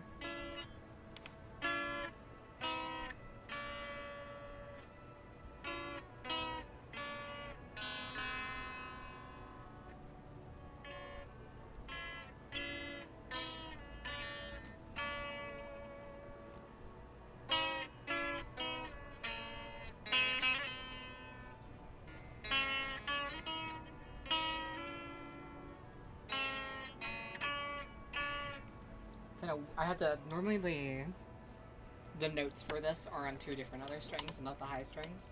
Because of the tuning I have this guitar in, I can only play the reflection reprise on the high strings. It's like kind of fucking me up. And my nails, I need to cut my nails. My nails grow so fucking fast, dude.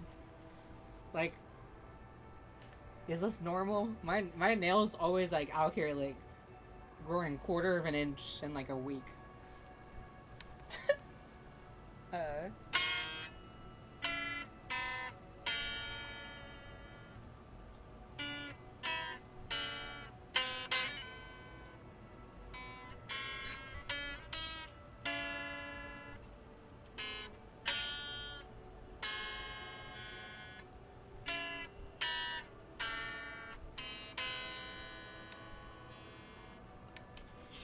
No pick required. I actually, so one of the reasons why I keep saying like I learned guitar for this album is because I've always done fingerstyle for everything, even with like strumming.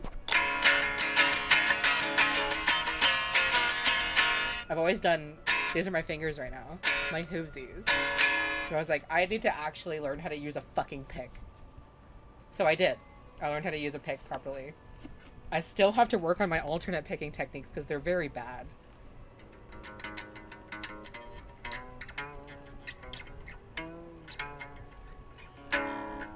But I can use a pick now, at least.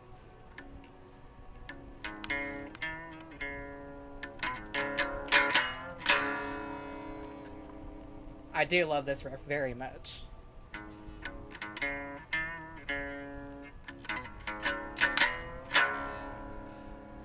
My favorite thing here, I'm gonna see if I can get this on the camera or something. My favorite thing here is where you play this chord. Oh, can we see this? Yeah. When you play this chord, let me get my microphone over here. When you play this chord, it's like.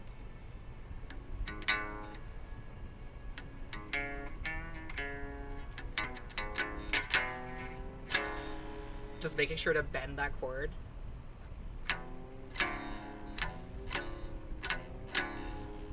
I love that sound so much. It's so crazy.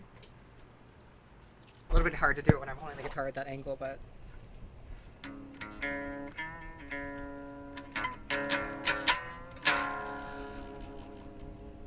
And that's the thing I've loved about guitar is like suddenly realizing I can bend notes at will.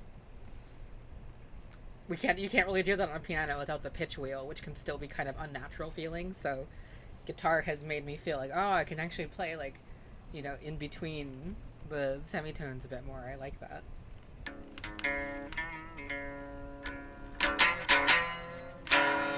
And that's also how you play the Play Dead riff, is you go.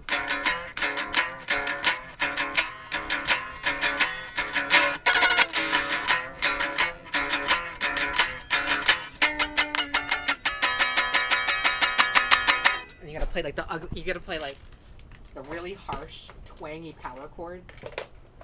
And then you gotta go like with the ugliest possible strained chords. So it's like, I think I've shown this on stream before, but the technique is I have the slide here. This is not acoustic either. This is a semi-hollow. But I'm playing the semi-hollow right now because it'll sound better without plugging it in or anything. But my technique is for Play Dead. Can we just get like there? My technique for Play Dead is maybe it's on this one.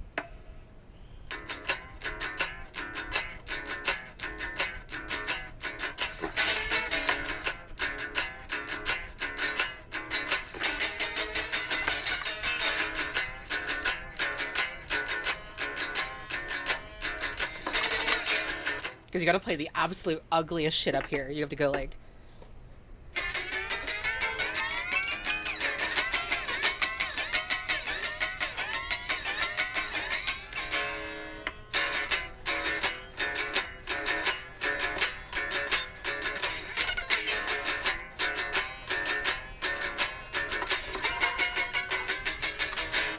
So that's how you play Dead. And then the sludge riff is just, this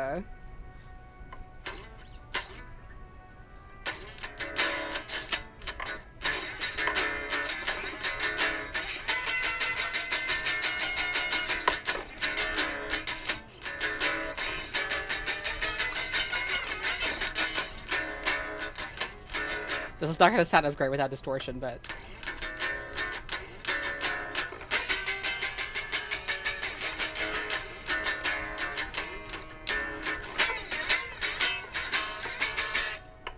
This shit sounds terrifying with distortion. Actually, you know what? Just for a moment. Sorry, Kim. I know you want to say some shit. When I like plug something in. Why don't we do the Telecaster?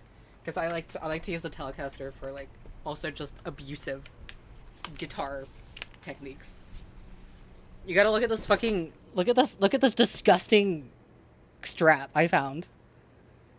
Absolutely disgusting strap, and I was like, I need that. There's no way I'm gonna leave the fucking store without that fucking terrible strap.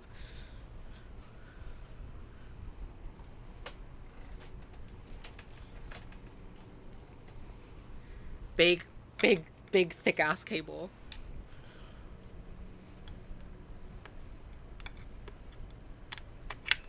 Okay. So, let me just go here. I'll show you the amp setup I'm running right now. We're going, let's do the Gojira.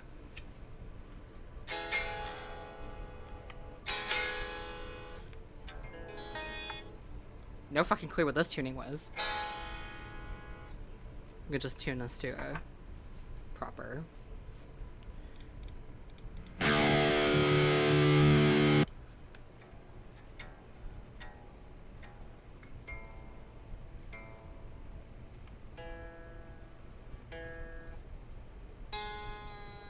Wait, was that an E? Interesting, that's an E for the third string. Let's just go back down to D.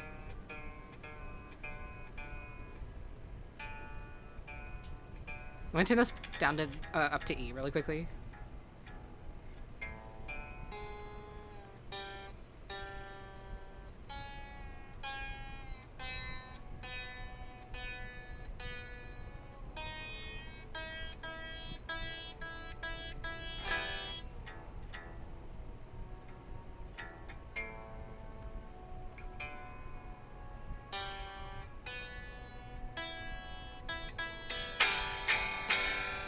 Okay, and then go take this back down to D for classic S thing.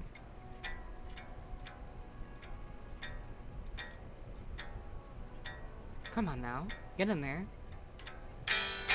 Okay, that's good enough. Oh yeah, there we go. Let's see if we can get it.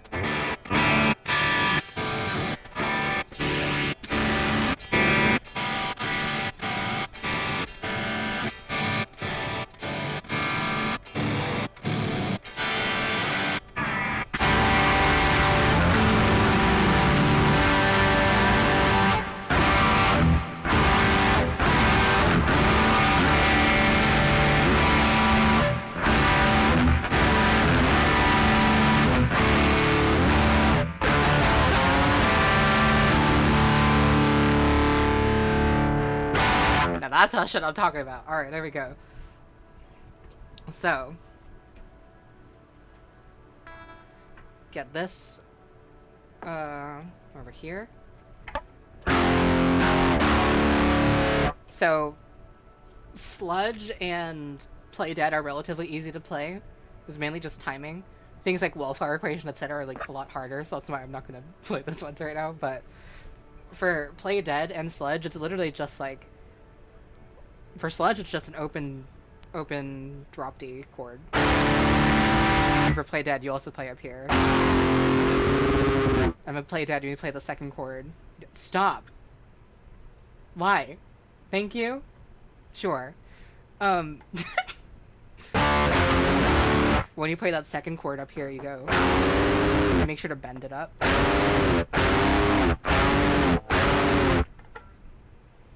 So.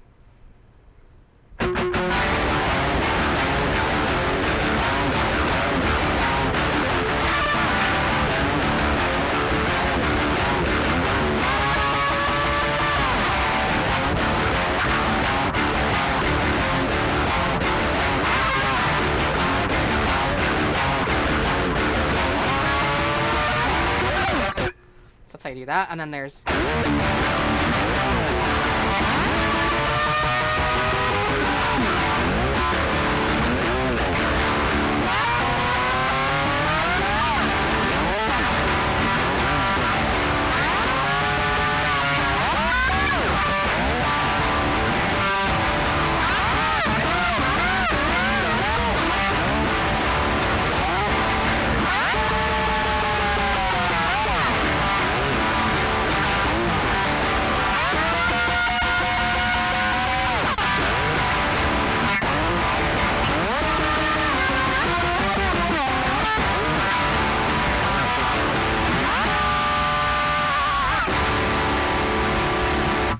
So the sludge riff is like, it's kind of easy, but you gotta get used to like learning how to do this whole movement.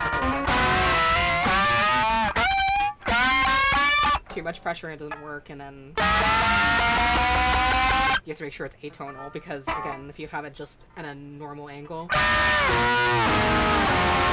that's a chord. That's almost musical, and we don't want it to be musical. We want it to just be horrifying.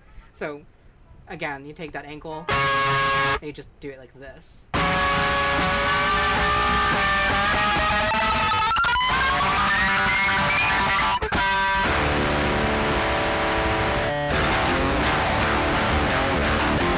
You can do it without a slide, but then you have to make sure to get like weird angles with the chords up here, because if you do a normal angle, well, you're playing a chord, and we can't have that, can we? Why would you want to play a chord? You want to play something ugly like this. It's like, oh, that's a lovely chord, isn't it? But what if we added like 2 more fingers where they shouldn't go? Okay, well that's also a chord. How do I make it not a chord? You just like put your hand somewhere weird and just like play it. Don't think about what you're playing. You just have to like try and make the most ungodly combination of notes here.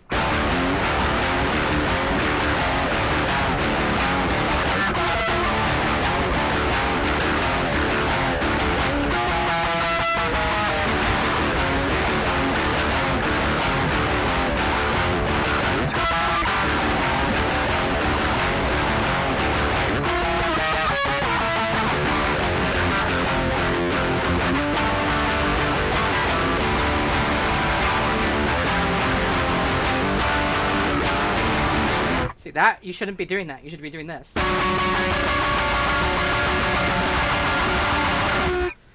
And I'm a piano player. That's my main instrument aside from drums, really. And getting on the guitar and being like, what if I played stuff that made no fucking sense?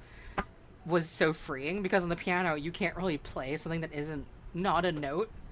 It's all snapped to specific intervals. And on guitar you can be like, I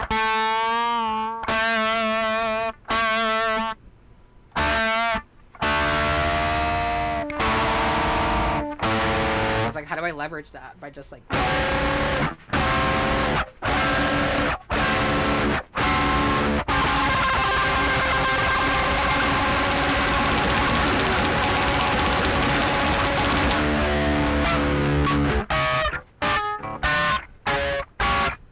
of course you could play conventional.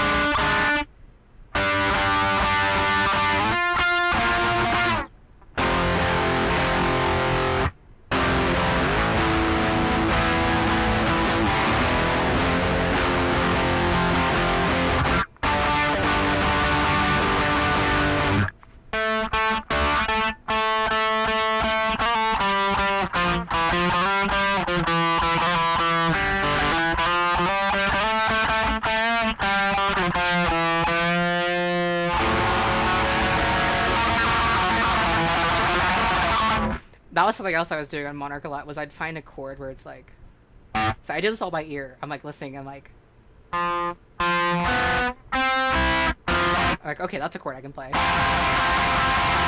And now it's like,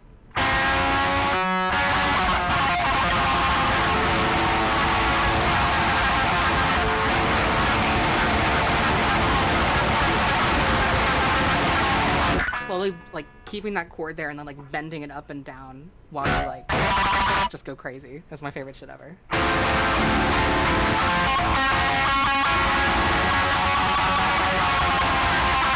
And this poor Telecaster. This is the one I love to use to like hurt the most.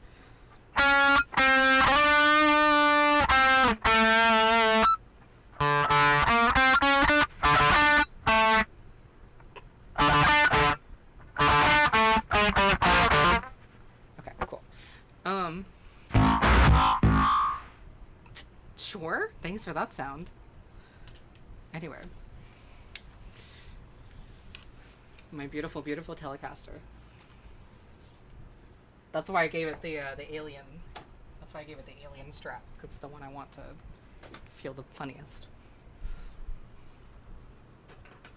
But my guitar skills are very rudimentary, so everything I just did, everyone else can do too. So you should try it.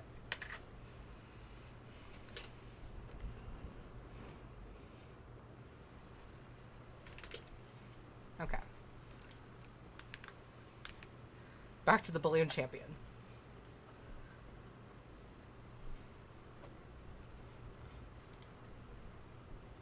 The RCM patrols most of these auxiliary roads, though apparently not all of them.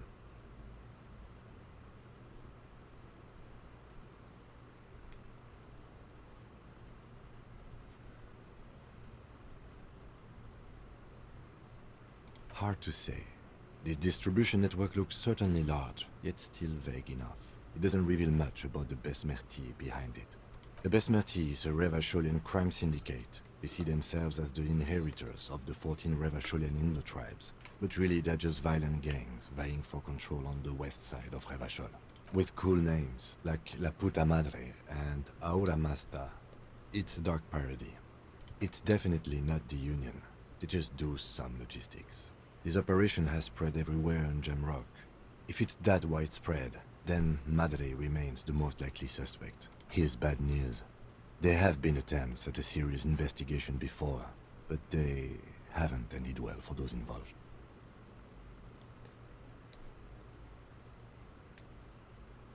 Thanks for the little concert too. I wouldn't call that a concert, but glad you liked it. Best not to disturb the scene. I'll have forensics go over the lorry and pick these up later. The stack of maps looks just like before, barely noticeable.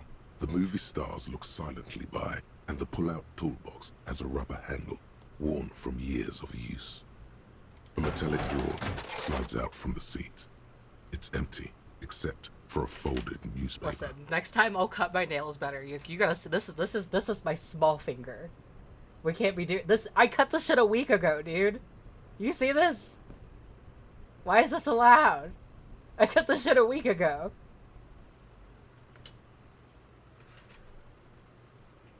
I've been cursed for being gay.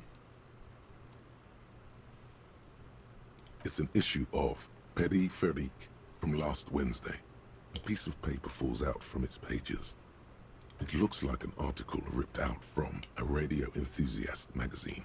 Complex mathematical equations explain the basics of something called the Ulan frequency system. The Ulan frequency system? I've never heard of that before. I know of FM, AM, UKV, but... The pull-out toolbox slides back into its nest. The rest is as it was. Posters, a radio, dust on the windows. It closed the rusty old lorry door. Great. I think we got everything. A word, detective? Before we return to Joyce? Ah, shit. My chem meter's going off. Alright, we've finished here. Let's quickly debrief and go over what we found, so we don't do it in front of the company rep.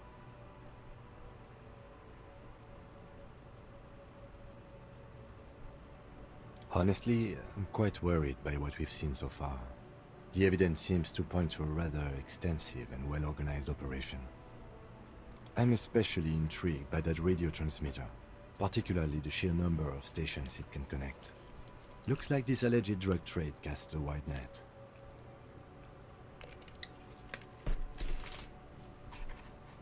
This means it's well-funded. Technology like that, a major player must be financing it. I'm not sure what the Ulan frequencies are all about, but they may hold some significance. Perhaps it's a better way to connect between fleets while avoiding frequency bleed, or maybe it's used to tap into RCM networks. Oh, and the maps we found. They reveal the geographical extent of the operation. Looks like they've used abandoned tunnels and access roads to stay hidden. This is useful info. Like the sewer? And last but not least, it looks like the Hardy Boys knew this driver, as we know that she was present at the lynching. This may be the Union connection we've been searching for. As elegant as they are, I don't think they are relevant to the drug trade.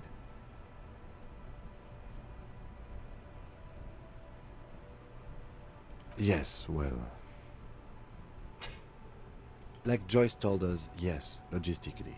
But don't expect to bust this open during our stay here. At best, this is an angle we can use against them to other hands as extra ammunition. Meaning, someone as slippery as Ephra won't be caught by a couple of cops and some stuff they found in some cabin. We should return to the murder case, see what Joyce tells us about the lynching. When we are done for the day, I call my station and suggest our narcotics department look into it. There are more than enough grounds to start an official investigation, sometime later when we are done here. We do not want to get caught in that. The fact that one hasn't started already gives me pause. An investigation, I mean. Especially if the Madrid grouping is involved, and I can't imagine they aren't. It's certainly worrisome. Thoughts on a piece of fan art, which is Vid doing the expression. You know what? Vid would do the expression. That's what I'll say. All the same, I don't like the idea of internal affairs descending on the matter. That won't help anyone either. Debrief over. After you.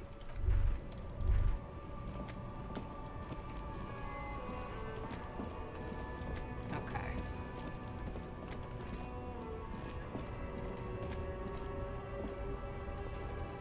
Wait, how do I get up there? Oh, I go this way.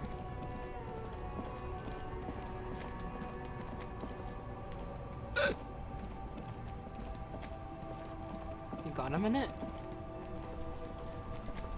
I, saw you poking around in Lady Driver's lorry. She in trouble?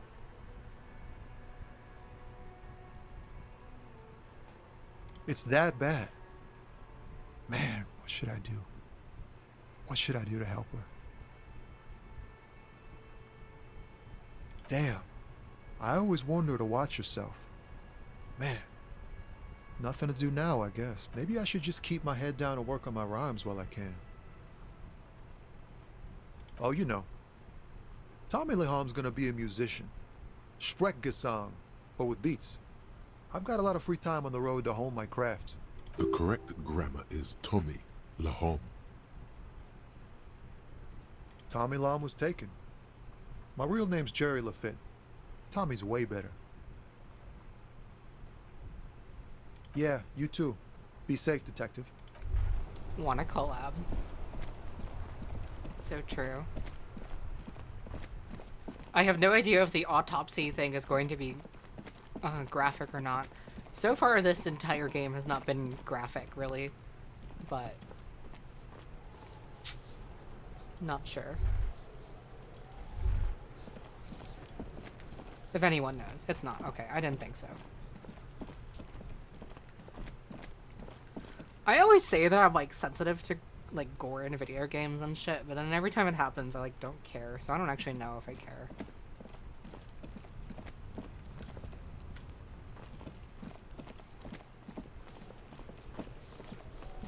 Alright, buddy.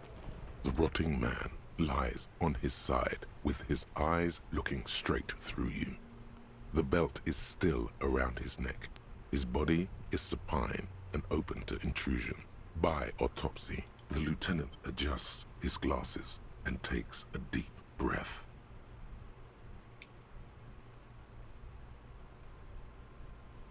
Come on, officer. You know what a field autopsy is. You've done 100 of them. What you do know is, at 18.9 kilometers, the dormant shield volcano, Corpus Mundi, is the world's highest summit, and the failure of the 38 single, Epui Descent, to crack the top 20 was the death knell of disco. But what a field autopsy is, Okay. you have no idea. Sure, dude.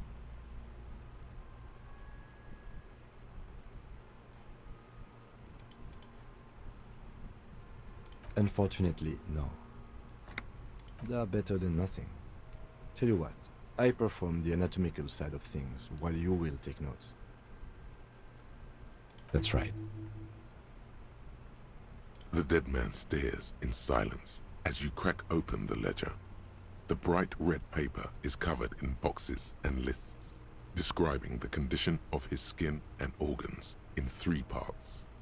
Above those, an 11-field info form needs filling out first.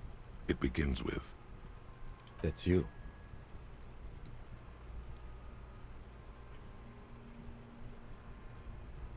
Did he initial it his name, or did he write it full?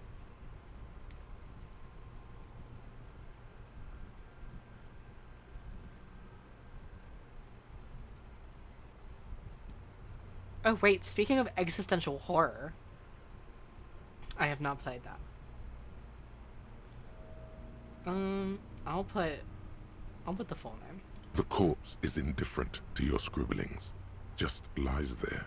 The next box says KK57-0803.0815. KK equals Kim Kitsuragi. 57 equals Precinct 57, followed by his date 0803 and time of arrival 0815 on the scene. He's indexed the case after himself, not you. That's because he doesn't want to bring up the messy question of your initials. And what would that make the alphanumeric? HDB 41 0803. Help me out with the time of day, anyone? 11:11. It's meaningful. 10:15. It's understated.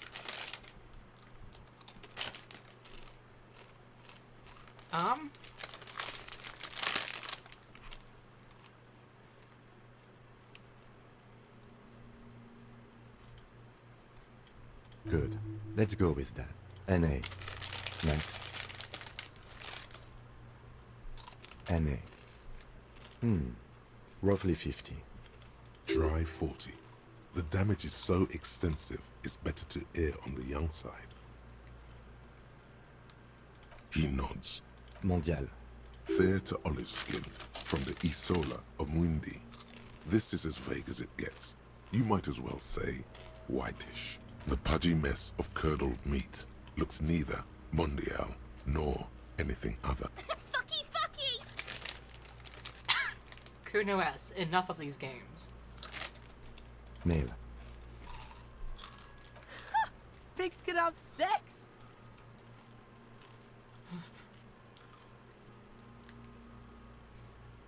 This is so much pressure.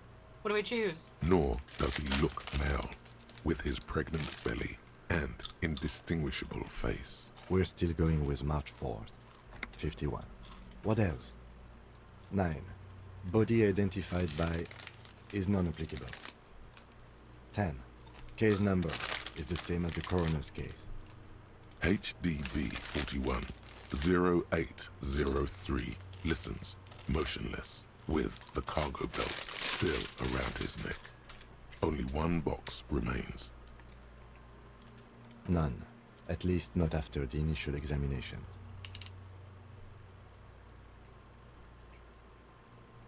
He places his gloved hand on the dead man's chest, as if in preparation. Let's go. Your central nervous system recognizes this gesture. It's the stations of the breath. Ecclesiastic, religious in nature, a holdout from pre-DeLorean burial rites. It takes him 2 seconds to perform. Then, we should start the post-mortem. The corpse cannot feel Kim's hand on his chest. It no longer meaningfully interacts with its surroundings. A thicket of boxes and lists on red copier paper tries to answer why. Clothes. The deceased wears armored boots and white briefs. The make of the briefs is Babrodin, I think. Let's see. See, it's happening. Babrodin, yes. Inexpensive. Size M. Color white. The disappointment is palpable. The red-haired thing was expecting something more lurid. The boots are ceramic, vitreous enamel. They are fused to his skin from blood flowing downward post-mortem.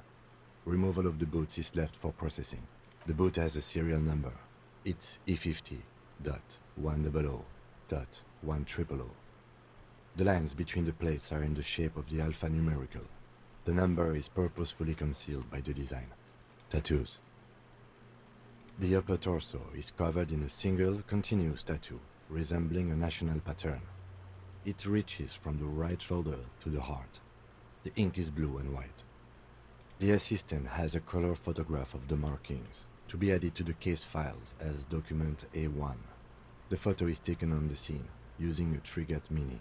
The deceased has a belt for airlifting cargo around his neck, tied with a hangman's knot. Color yellow. Length 3 meters. There is a buckle on the other end. Well-nourished, athletically built, measuring 1.8 meters. Generally consistent with age 42. Preservation is good. Ambient temperature below freezing. Body hair is light brown. Distribution is consistent with the age. The deceased had male pattern baldness. Hair is combed back, short. His hair feels wet, soaked with rain, cold to touch. Not that different from a living person after a swim. Stroke his hair gently. The stench is suffocating. Strands of dark brown hair start sticking to your hand, like thread off a ragdoll's head. Thanks. There's brilliantine in there. He's combed his hair back with oil. Keep petting him.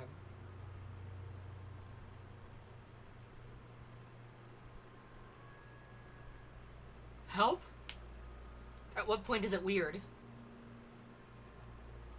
Because what if we learn more details? Goodness gracious.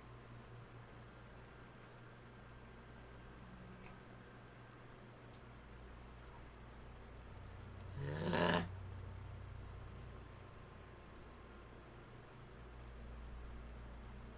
Lividity is consistent with hanging.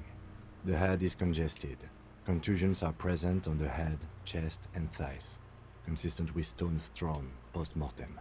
Low velocity. Fucking low velocity?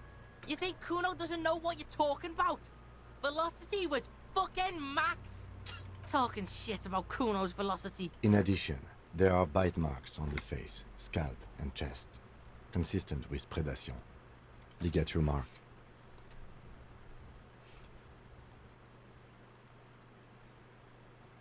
The steel wiring. There's too much of it. We need to remove the bell so we can get to the ligature mark. You got just the right tool for that. The chain cutters. The hanged man lets out a joyous little bubble of rot from his nose. Oh, that's nice. Always good to think ahead. Now, we need to cut the bell to see the ligature mark below. Carefully, with as much precision as you can. See? My pig is gonna fuck his head off. No, he ain't. Your pig's a boring fuck. The belt is equally tight around the whole circumference of his neck, swelling over the edges like white bread, rising from the east. The knot is the weak spot. The chain cutters fit in there. Steady now, like a flower arranger. 2 cuts and it should come loose. Please don't roll low on a high 83. You jam the cutters right under the knot. No! That seems like a smart idea. Yeah, somewhere there. Already they're buried deep in the man's flesh. No, no, no. Then you rotate them to get a better hold. No, no, no. Then a really, really bad smell is coming from there now. No, and no, no. some kind of cracking sound. The lieutenant looks by, somewhat worried as you summon power words to your aid. Yeah, fuck him. Fuck that buggery. Corpse fucking time. Told you my pig was hardcore. I should have a go first. I think I have a strategy. He sinks the cutters into the knot, preparing to perform the cuts, with his elbow to his knee. Why does for Sam have to do precision. everything? Harry, you're such a fail girl. Snap. The knot is slashed. Another cut and the belt falls apart like a flower bouquet, revealing the dead man's neck and the dark red ligature mark around it. Here. The rope rises to a point, leaving a gap in the ligature mark. The suspension point is in the back of the neck, on the nape. Hemorrhaging is observed on the skin, above and below the ligature mark. The mark is well pronounced, consistent with a drop from 1 or 1.5 meters. Chest is intact, normal contour. Abdomen is protuberant, pelvis intact, genitalia... No! Let's get out and see! I fucking knew it. Genitalia is male and unremarkable. No evidence of injury. Unremarkable, Kim. Buddy, that's an opinion. Do I inspect? Sure, why not? The dead man's penis is average-sized, congested from the downward collection of blood. The testicles are uneven in length. hanging I'm regretting underneath. this already. The genitalia is greenish. Marbling Holy is shit. present around the crotch. This is the guy from my fucking Telecaster strap. Fucking don't listen to me. Back is symmetrical and intact. Upper and lower extremities are intact, but asymmetrical. There are combat injuries on the right hand, thigh, and hip. In addition, I see smaller, residual scars, too numerous to count, covering about 30% of his Sorry, I skin. still can't get over that. He's like unremarkable. Kim. Something we gotta talk about, buddy? Is there a matter to discuss here? From wounds sustained over 2, maybe more decades, dispersal and accumulation indicates long and active combat duty. We have a real museum here. Of battles, wars. Last item. Hands.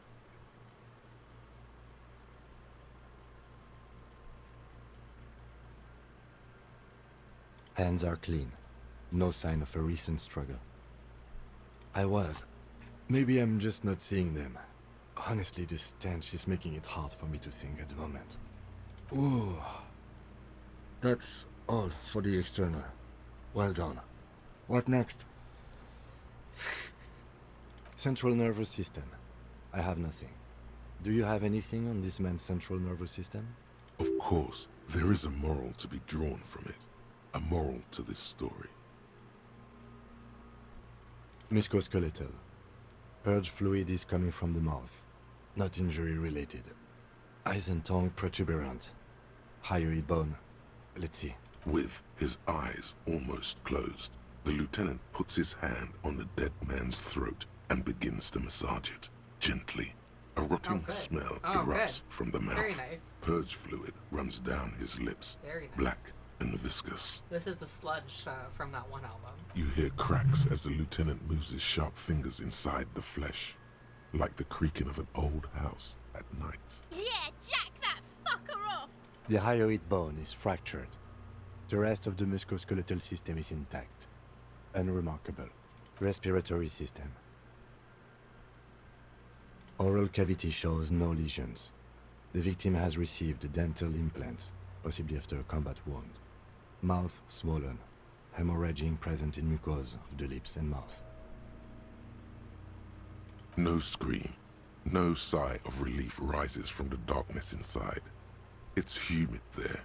Sickly sweet air, unlike any... Hepatobiliary. NA. Are you a hepatobiliary expert? Hepato means liver, and biliary, the gallbladder and bile ducts. Neither am I.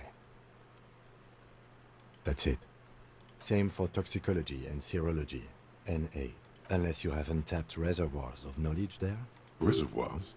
No, but do they take obscure trivia and odd tidbits? Like a toxicology screening?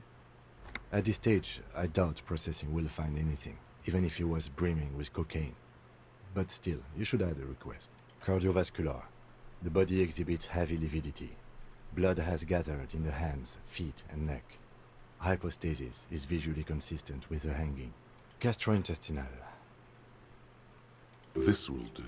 Digested semi-solid food in stomach. Voila.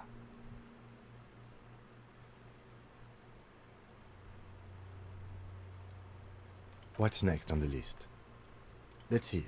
We have bite marks, contusions on the head and chest, and a ligature mark encircling the neck. You'll need 3 fills. Leave a 4th one too. Be thorough if you want maximum results.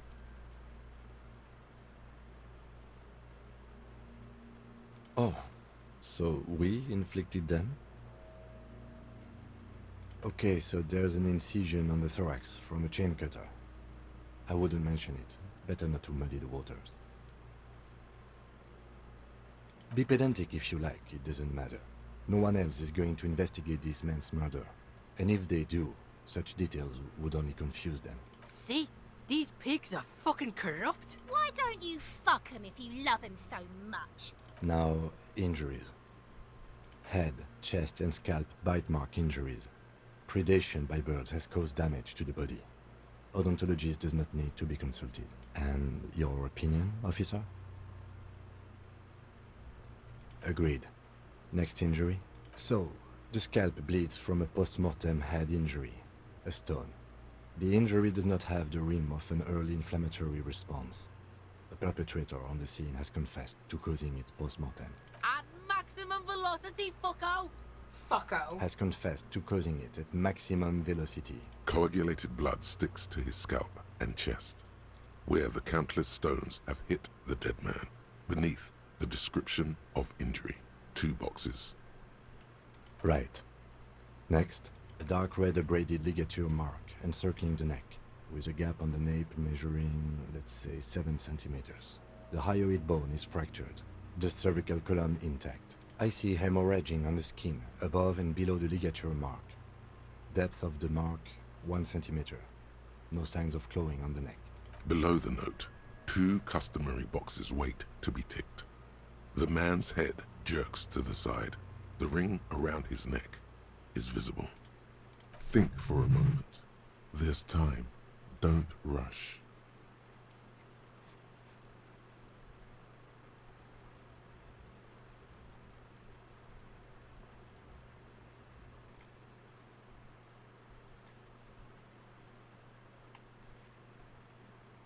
That's it. We have established cause of death.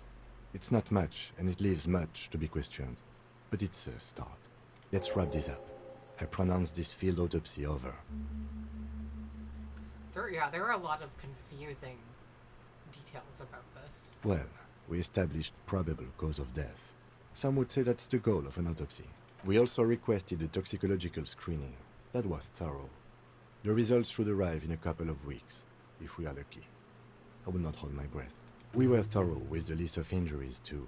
We described them all in detail. What is there to say? Given the circumstances, it was a professional field autopsy. I need a copy of that autopsy form. Then I will drive him to Faubourg for processing.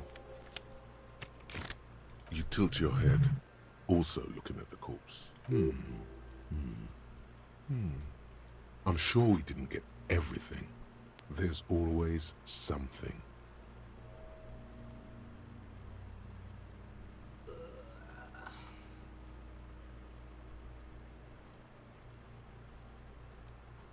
Shoot, Looney Rooney.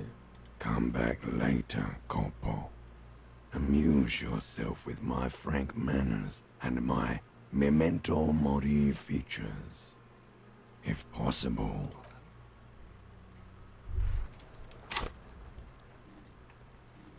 Perception, right? That's the one we're using. Perception is relatively high already.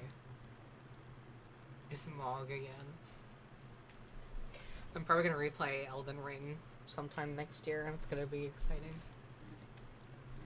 Did I hear something about a sequel, or am I hallucinating that?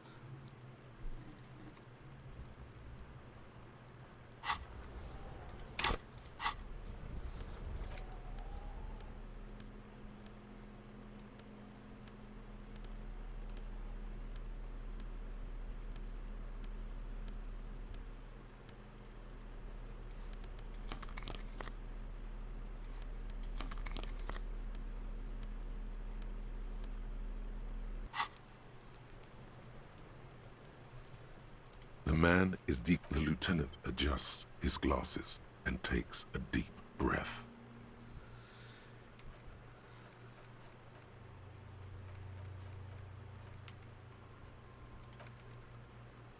I want to do this one too. The lieutenant adjusts his glasses and takes a deep breath. Your arms reach out and your eyes close, as if by their own volition. It's dark all around. You feel cold, slippery flesh, first with your fingertips, then under the palm of your hand.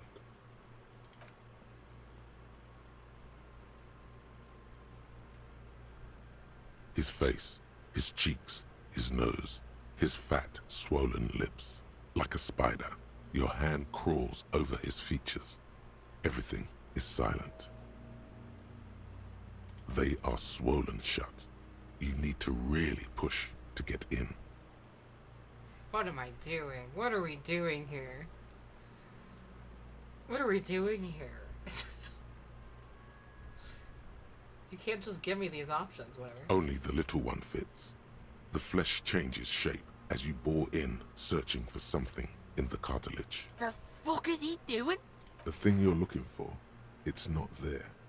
Crawl out, spider. Crawl out, spider.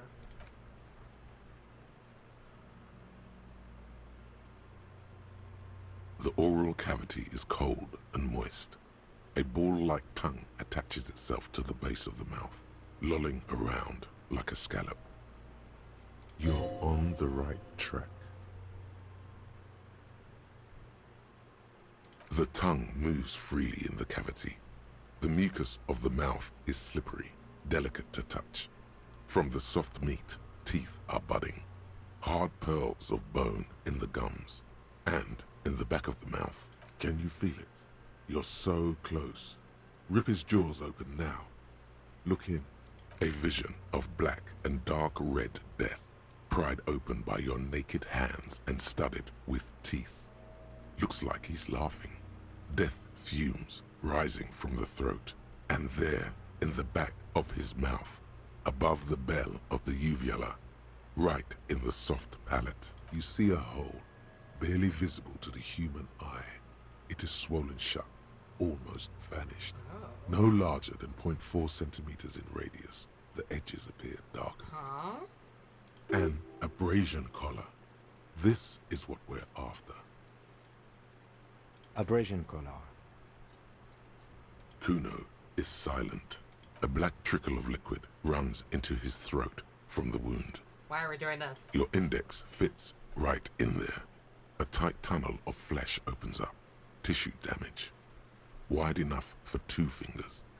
Oh, As that's you push good. both in, you reach through his mouth, right into his brainstem. The fuck is happening? Ah, shit, see? Yes, that's what this part is called. Thank you. The basal ganglia feels clumpy. What entered here has torn apart his reptilian complex. This man will never sleep again. Never wake. Your fingers slide into the remains of his limbic system. There is no resistance. It's gelatinous. The slug-like structures are damaged too. The tearing extends deep into both hemispheres. This is what he used to regulate his emotions with. The lieutenant answers with the sound of his pen on paper. Fucking cavity, see? Your fingers are all the way in now, reaching toward the inside of his skull. The cavity goes further, but the entry wound isn't wide enough for the rest of your hand to follow. Wriggle in. Your fingers reach toward his skull. His cerebral cortex feels like jelly. Cold jelly. Strange fluid streams down your wrist as you push deeper, until you feel it on the tip of your finger. Sharp, serrated material. The edges cut right into your skin. Huh. What? Interesting. This is fascinating. Can you get to it? There's a tiny crack. A protrusion in the cranium.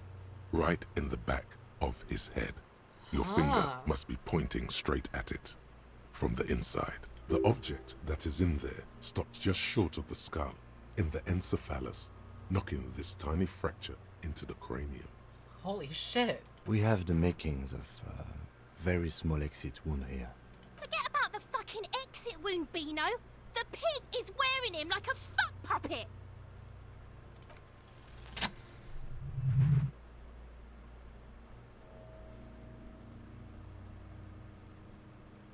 That's crazy. You pick the object between your index and middle finger. It feels sharp, like metal. With your face twisting from pain and concentration, all you need to do is just... The inside of the head feels cold and smooth, like a glove. Sweat dripping down your brow. Careful not to lose the prize between your fingers. With a plop, your hand emerges from the mouth, covered in blood up to the wrist. Between your fingers, A small flower. A blossom made of lead. Fucking beautiful! A bullet. Wow. This... The bullet falls in the bag, leaving a smattering of blood on the plastic. He raises the bag under his eyes and says, A non-caliber. Rifle. Some kind of brittle alloy. Fractured on impact. Of course, you've earned it. We need to add an item to the injury list. Injury number 4. Oval entry wound with an abrasion color. Soft palate, back of mouth. High velocity. Temporary cavity in brain tissue. Small exit wound on the occiput. How does that sound? Opinion, fatal injury. That was then. This time we have extensive tissue destruction away from the wound track. This time we have a bullet. And one last thing. We should amend injury number 3. Ligament mark. New opinion, non-fatal.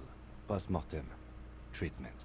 He's proposing the bullet was the real cause of death, and the hanging an attempt to conceal This makes things so complicated. What the fuck is going on now? This was supposed to be simple. What the fuck? This is crazy. This is so confusing. And like, I'm thinking about it this way. The entry, it's like from inside the mouth. Wouldn't that be like a suicide then? Wouldn't that be a suicide? Did they like my initial thoughts are like, guy committed suicide, whether by coercion or through his own decision. Rifle caliber, yeah, because that's like, that would take, you know, quite a bit of pre-coordinated effort to get that to work out. But at the same time, wouldn't that, you know, go all the way through is a question I have, but maybe the guy just had like the thickest skull in the universe, I don't know. So suicide, he was murder. It's hard to kill yourself with a rifle, yeah. It's just that the entry is right from the back of the mouth. And not from... It's from the inside.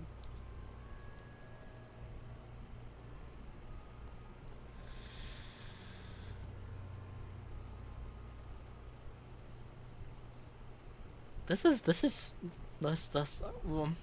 the one thing we can all agree on is that this is even more confusing than it needed to be.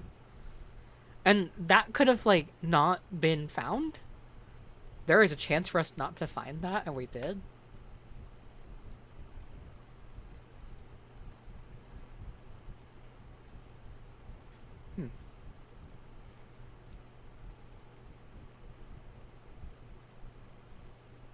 Yes, and the belt around his neck, the hanging, even dragging him to the yard.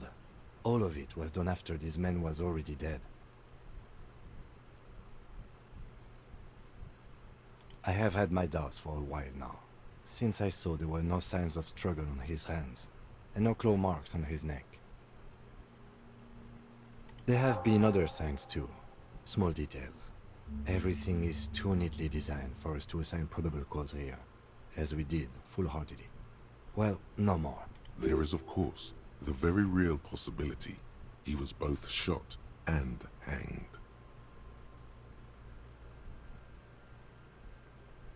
To put him out of his misery? It's possible, but it does not explain all the other dubious things here. Lack of struggle, primarily. I may be intellectually sloppy, but I prefer one theory at a time. And this just smacks of treatment to me. To hide something. The real killer? The real motivation? What really happened here? That's for us to find out. But this, it will make finding them just a little easier.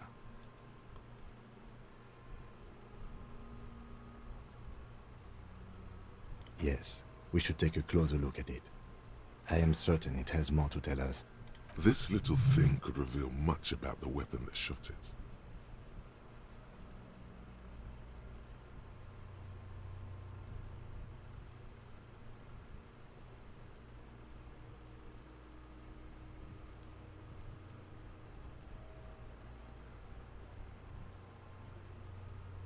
Oh, you really do.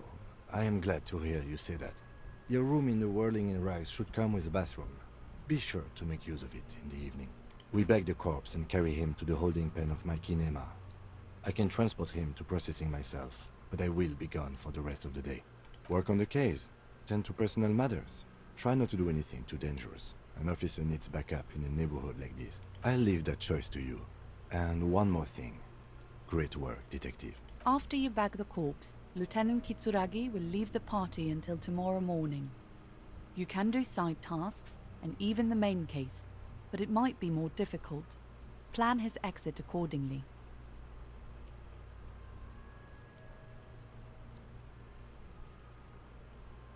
Alright. I will need a little help carrying him. You take the hands, I'll take the legs.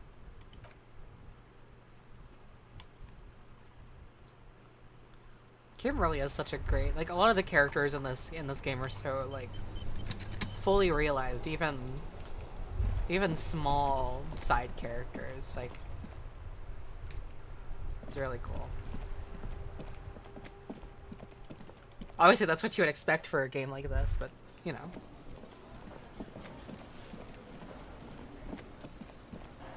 I kind of don't want to do anything without him, though.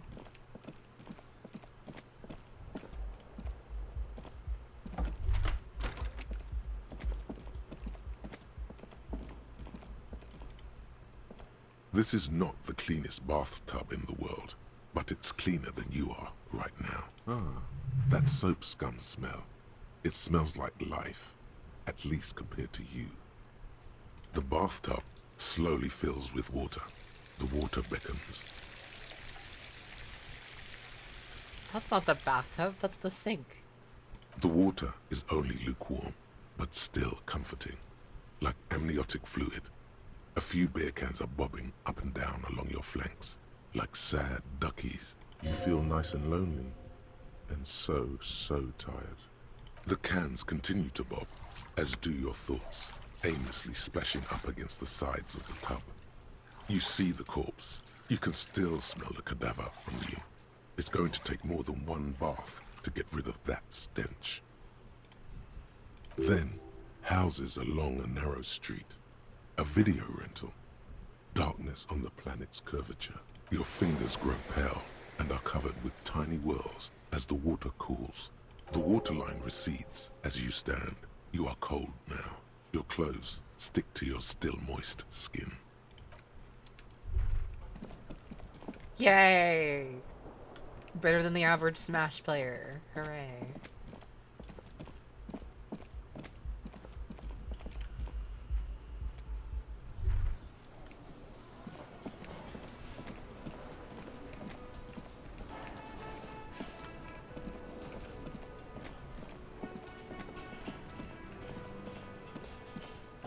You see a heavy steel. Oh, I can look in the mirror, that's right.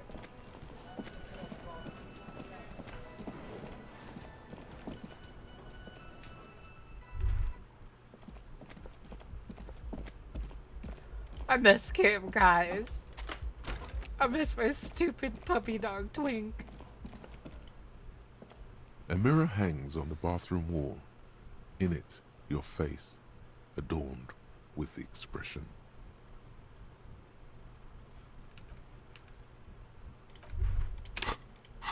Alright, the chain cutters is...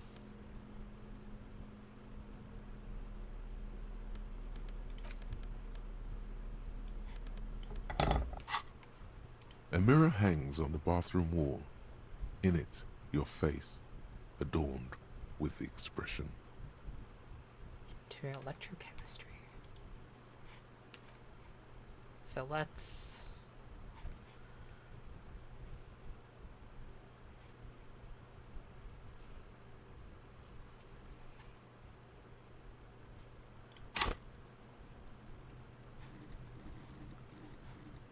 Electrochemistry is...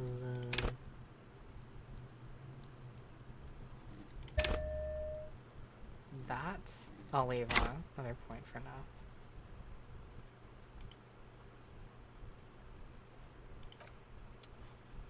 A mirror hangs on the bathroom wall. can't stop smiling. A mirror hangs on the bathroom wall. I can also improve my electrochemistry, can't I, with at least one of these things? These gloves. What are these gloves doing for me? Just half light. Anything reducing my electrochemistry. Of course not the amphibian sports visor, which only does wonders for me.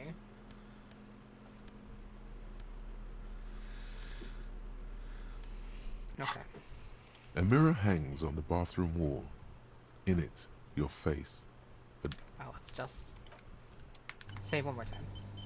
A mirror hangs on the bathroom wall. Still not happening. It won't come off that easy. Okay, that's fine. I'll do it next time. The chain cutters slip out of your hands as you attempt to twist the faucet into place. Fuck. Well, interfacing. And then we get, which one was interfacing? This here.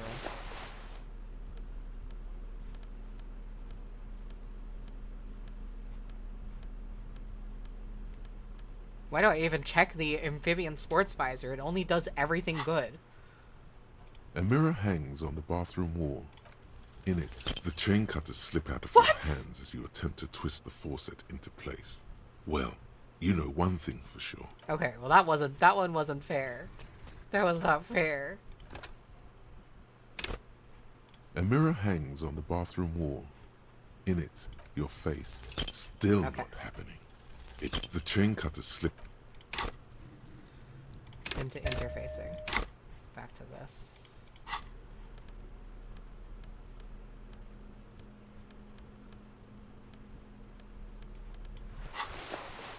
A mirror hangs. A mirror hangs on the bathroom wall. The faucet is quite terribly mangled, but you just might be able to twist its parts into place. You handle the chain cutters deftly, applying just enough pressure. The faucet regains a recognizable shape. The steam stops. Told you that you needed those chain cutters. Everything is connected. Everything has a purpose. The mirror begins to clear slowly without you having to wipe it. Still not happening. Okay. It won't come off that easy. Interesting. Well, I'm not gonna save scum the whole thing, so we'll just deal with that. That's fine. We'll work on it.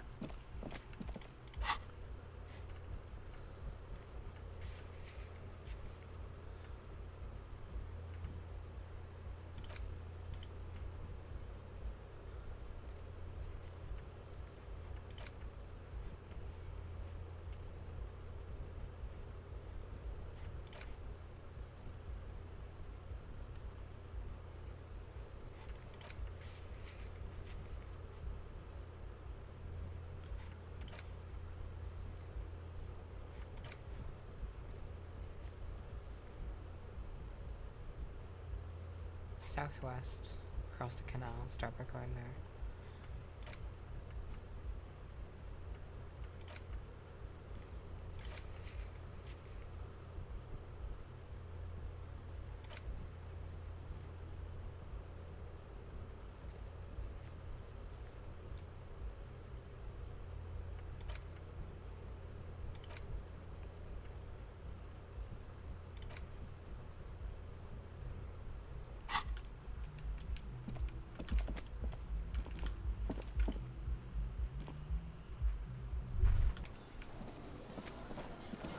There are very few things I feel safe doing without Kim. These people aren't gonna leave after the first day, right?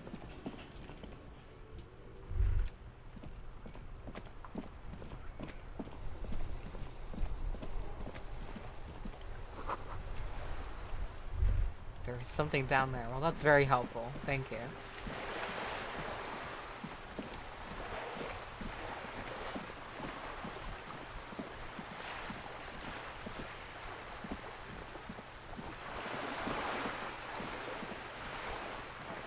Something in the water. There's something in the water. something in the water. There's something in the water. You know? There's something in the water.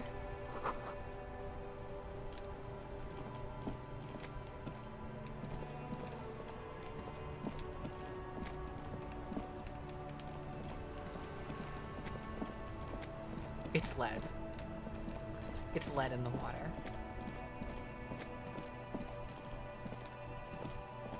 So southwest. Oh, this thing.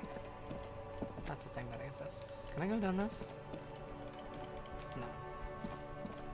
This guy's gone.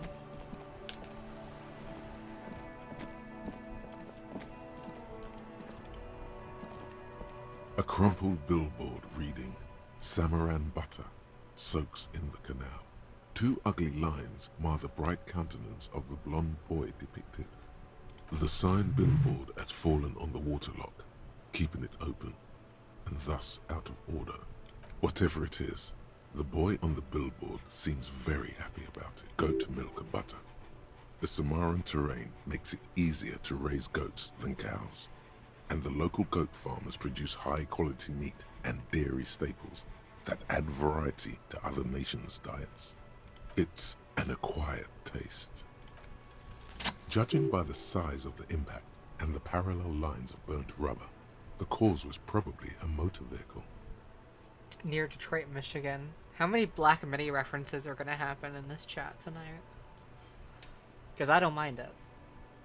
These look like the same tire tracks I saw earlier, in front of the whirling rags. Side slip marks indicated that the vehicle was traveling up the crater at 35 kilometers an hour. The black marks on the roof indicate that the vehicle vaulted from the crater to the roof of the shack. The panel served as a takeoff ramp. A couple of months ago, I learned that the song BM BM BM is supposed to be pronounced boom boom boom, which upsets me. So I'm still calling it BM BM BM. Because I thought it stood for Black Midi, Black Midi, Black Midi. So I'm calling it BM BM BM.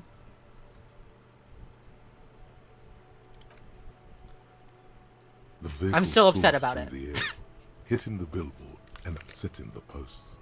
Then it continued its flight, taking the billboard with it. The sign broke the vehicle's fall into the canal.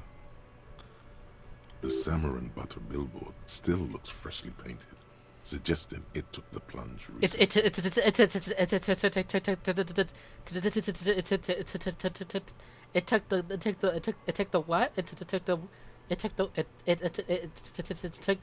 the plunge.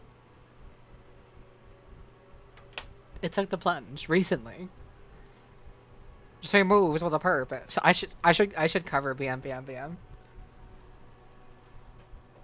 What a magnificent purpose. She moves with a purpose. Oh, magnificent. Oh, magnificent. Within the past 72 hours. Still speeding, the vehicle made a loop and vanished into the fog along the coast. There are two good candidates, the Caprice 40 and the Linéaire G22. It's about the right size, and the tire marks look like they came from the skinny tires frequently found on that motor carriage. I am working on a cover of Blade's Reality Surf. Not even remotely close to Black Midi, but Blade Midi.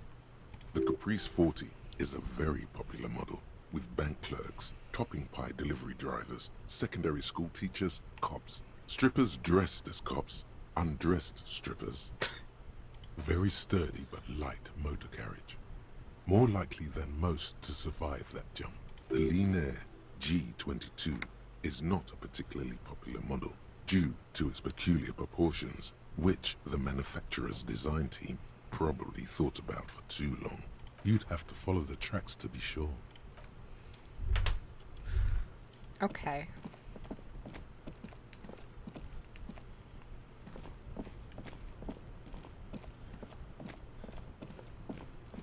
I don't know if this makes sense, but like a lot of music I need to be in certain moods for. But Blade's music, I feel like always 100% of the time I can listen to and it feels appropriate. It's like the exact same songs work if you're sad or you're happy or something in between. It literally doesn't matter. All around you, rain falls on the great city of Revachol. Rain drips from the eaves and floods the gutters, washing the filth away. The spring thaw must be here. The snow is melting. Looking up at the sky, cold water dripping from your hat. Grey sky like great battleships, clouds colliding with one another. Rain falls down on the world. Humid, your coat shields you from the rain while the city shivers around you. Sheets of rain over the water, a flight of stairs leading into the ocean. Wave after wave washing the coast of Martinaise, with its motorboats and gently swaying reeds. My shivers, you're very talkative today. The ruins of a half-sunken sea fort crumble on an inlet beyond the Bay of Revachol. Ghosts rise into the sky. The skyscrapers of La Delta, the financial district. Faint golden light seeps from the office windows. Will you ever go there? No, you are just one of the hundreds of thousands who watch them rise across the bay from Martinaise every day. Urban coastline, rain dripping off Eternite-covered roofs. Cinder blocks left over from half-finished construction. A defunct research and development building, once seized by revolutionaries. An old wooden church stands on stilts above the water. Coal City, end of all lines. Your hair is an oily mess flecked with ash from neighboring coal plants. Smokestacks rise somewhere in the distance.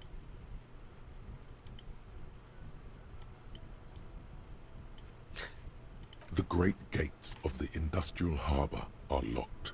A chill runs down your back.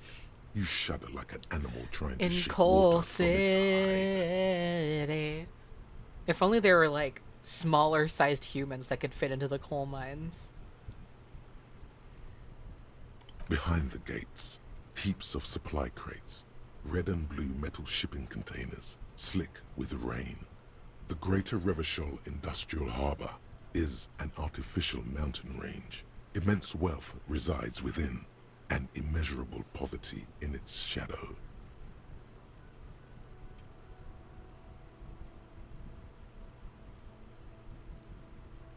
La Ducienne, King Drui's passenger harbor. Cruise ships I wonder who flanked can by yearn for the dockhorns. mines. Cranes watch As a over child, the I mouth yearned of for the river mines. distributary. The fucking timing of those two messages coming together is really funny. Couron, the lower middle class. Distributary after distributary cuts the city blocks in half. Sure did. 7-story buildings trail off into the rain. A silvery curtain of rain over the houses. The class divide. Mm-hmm. You have never been there. They don't need the law east of the river. Capeside apartments. Tower blocks crowd one another.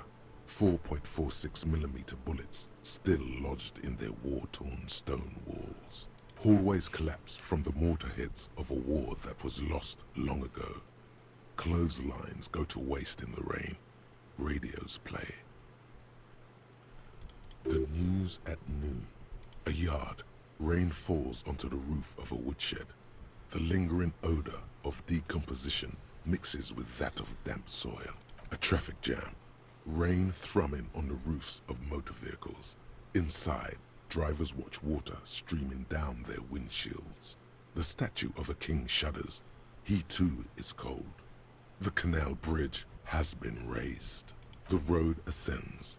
A raised motorway loops above the ghetto. Beneath its concrete columns, a sea of rooftops, woodwork, and tar stretches northward. 4-story buildings as far as the rain can fall. The snows melt in Jamrock.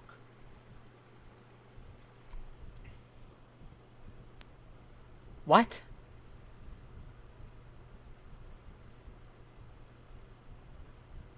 To be in Martinaise, where no one goes, at the runoff point of a long-forgotten canal, in the whitest part of town, in the shadow of the day the revolution fell.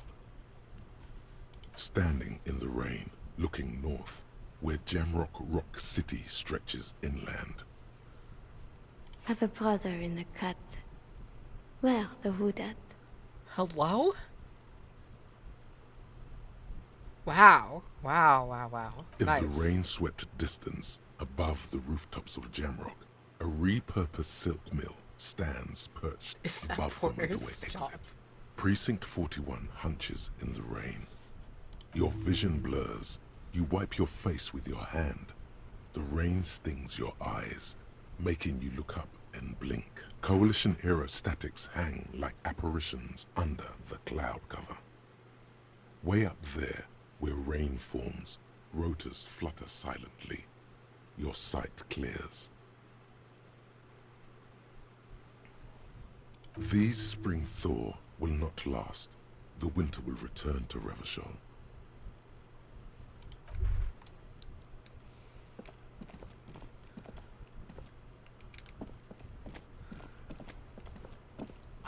I don't know how to train your voice to get there. I just started to do it. Unfortunately, to do something like that right now, the difficult thing about singing is you have to be loud. I can't be loud right now, it's 3 in the morning. But I would do it otherwise. Necromancer pig? That shit was dark. Going in there like that. Oh, brutal shit. Tell me, Kuno dies. You're gonna pick one out of his brain like that too? Kuno's gonna go out in a hail of bullets. Gonna look like a fucking porcupine. The fuck do you want with it? Good call, Pigmeister. Kuno gets it from his dad. Kuno and his dad are major suppliers. That's where Kuno gets his lightning on. Problem is, Kuno and his dad had a little falling out. Now junkies clawing at Kuno's door. Streets going mad. Kuno's gotta throw his dirty popo man at it. Dirty popo man is you. In there is Kuno's violent dad on steroids. Kuno's dad does steroids and speed. If you can take him, you can have half of the speed. Kuno's dad is a fucking monster. He's the most violent man in Revachol. He doesn't give a shit about a single thing. He drinks too. Are you sure you can take on the most violent man in Revachol? In your condition? Like half. A baggie, but like in this vial. That's half a gram, sir. Yeah, half a G. Want it or not? Fuck you talking about half a G? This shit is giant grade A shit. So clean you can barely see it. You can barely see it because there's barely any. Okay, Kuno's listening.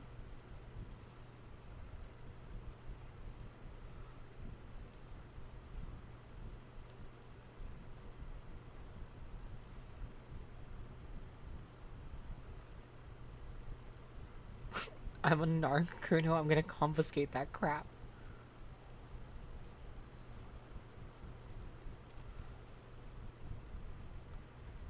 Sure, whatever. If you survive, make sure to bring that shit back to Kuno. Kuno's almost out. You wouldn't like the Kuno when he's out. Kuno's violent dad's got Kuno's key.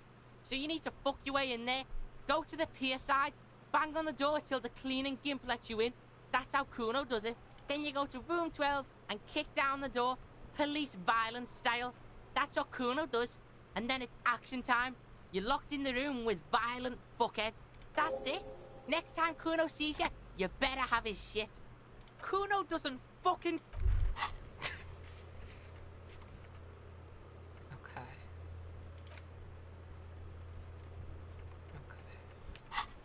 Well, that's something.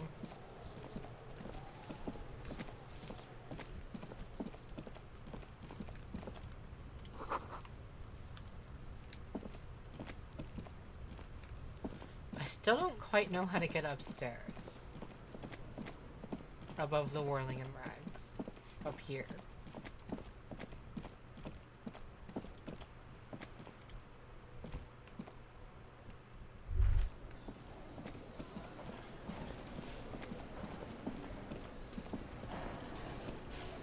Can I help you? Got the 20 real? Good. You got the room for the night, but remember, you'll need another 20 real tomorrow. Okay, bro.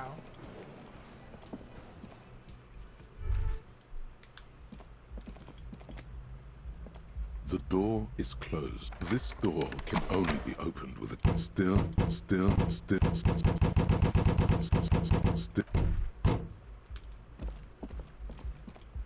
You should pick that fat, juicy cigarette butt from the tray, light it up, and smoke the living shit out of it.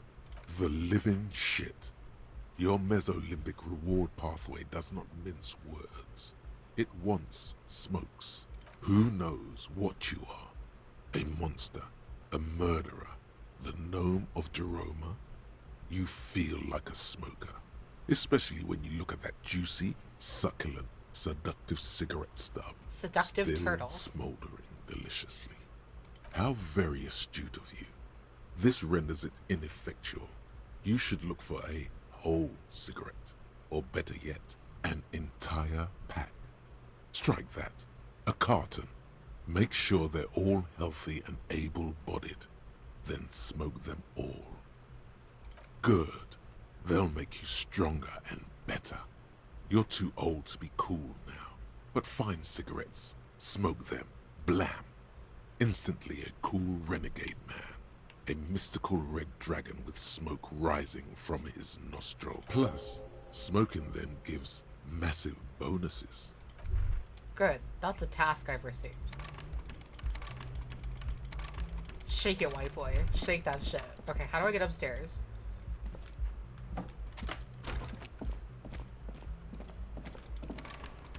How the fuck do I get upstairs?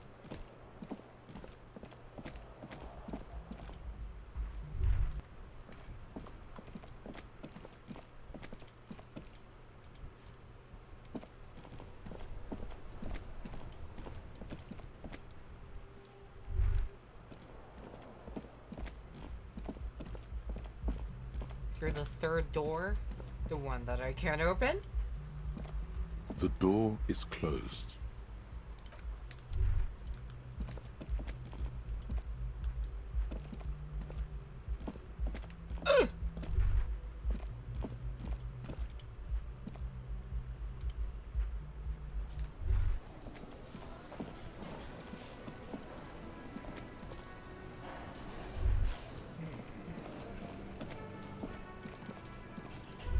The man ponders his cooking utensils.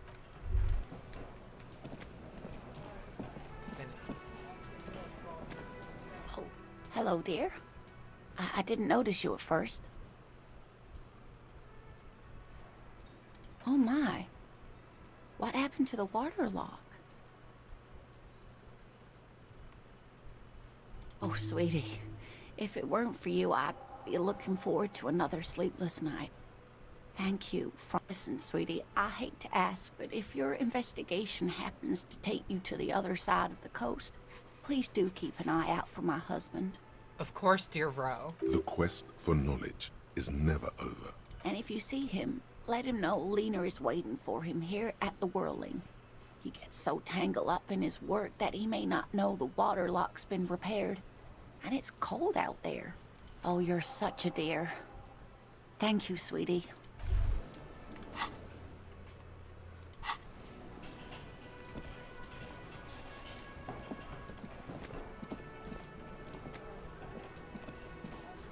There's gotta be a way to get into that door. Do I equip the,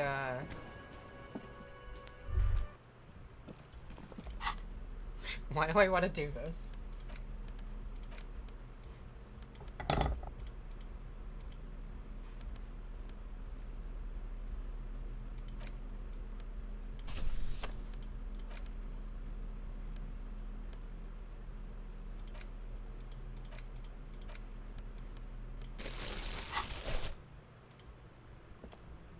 The door is closed. Still, this. Okay.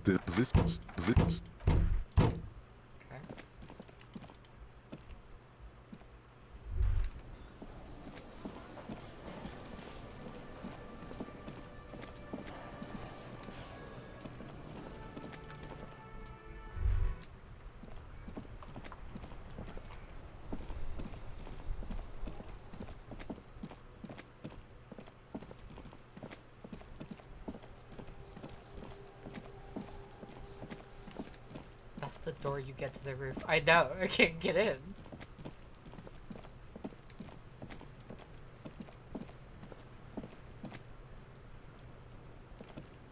No, that's a different door.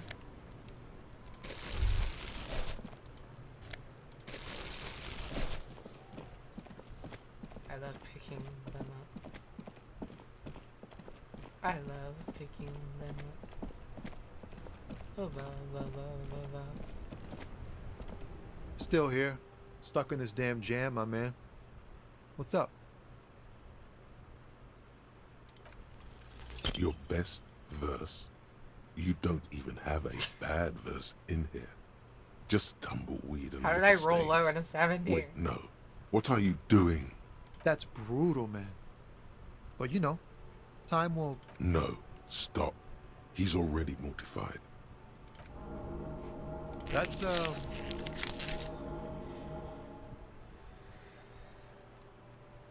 Yeah, I get that, and it's cool, but... Yeah, I get it. These are your rhymes. They're from your life. Doesn't matter if they're robust, they're honest. So, thanks, man. I like him. He's not lying. He liked the end. I guess I could trick. Okay. I like him though. He's super chill.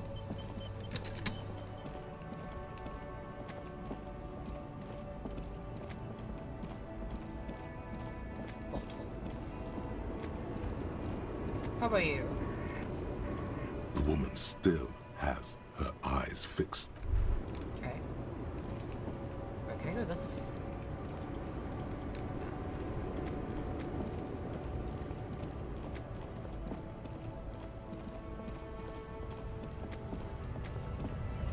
Exhilarating bottle collecting gameplay.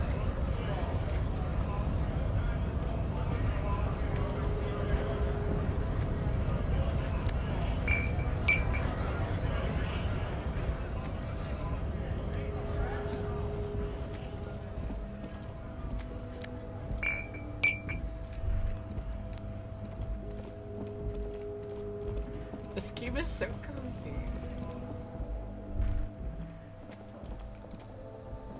The tear machine step. Your bottles clunk into the machine, and Thanks. Thank you, dear Ro.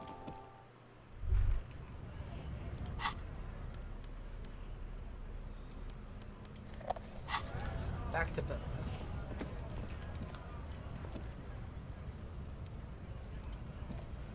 Looking for something, Rond?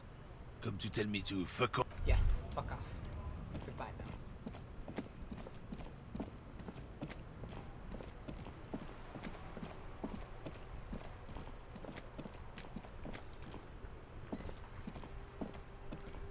this Post Lavantorie mail collection box has been heavily vandalized with graffito.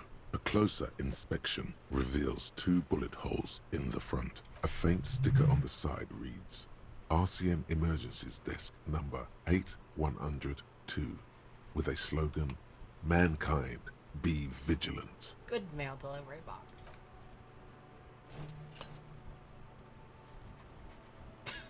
The box seems happy. Nice. Eat shit pig, fucked by the coon, and St. G with a crown have been scribbled on it. Jenny is a whore, and best set mailbox also.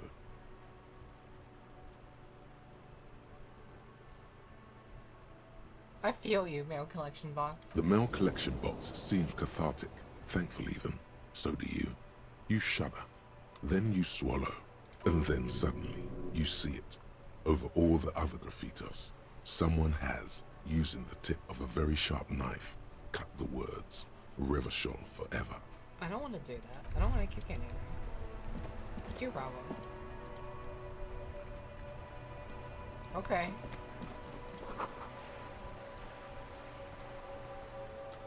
Potato seller. Are you saying the potato champion is here?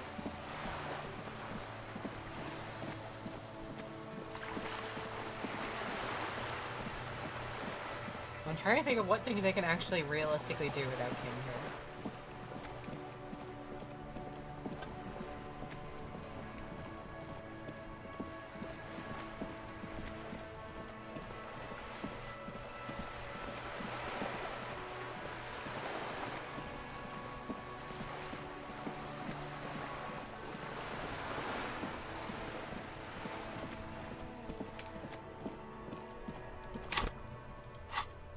Can we fast travel is a question?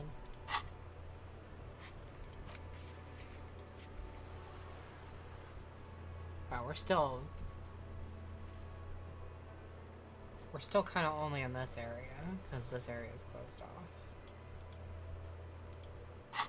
I guess you could fast travel once there's a place to go to. Question mark. I mean, maybe there isn't. Maybe I am assuming boldly. I'll take a look over here.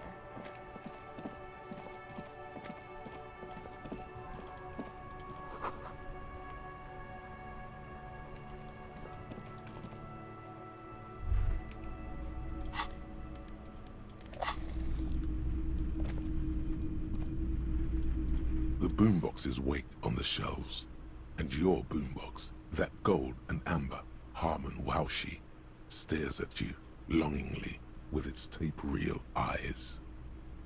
If police work means playing tapes, sure, you can use it for that. Or any other time you'd need to play a tape. Hello again. How can I help you?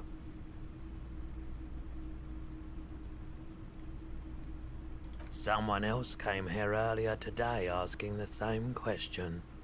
I promptly sold her the gun you pawned a couple days back. This is a pawn shop, and it did feel as if you've met before. Oh God.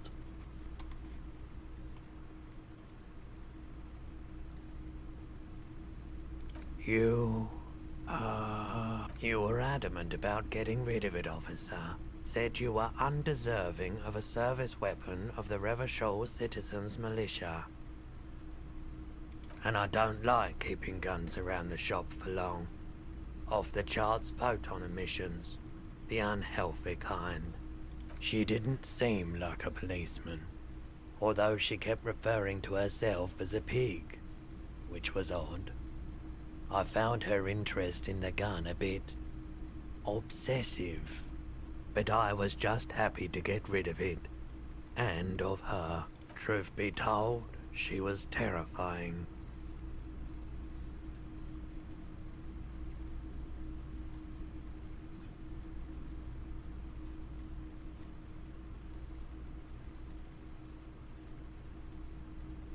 I wish I could help with that, officer.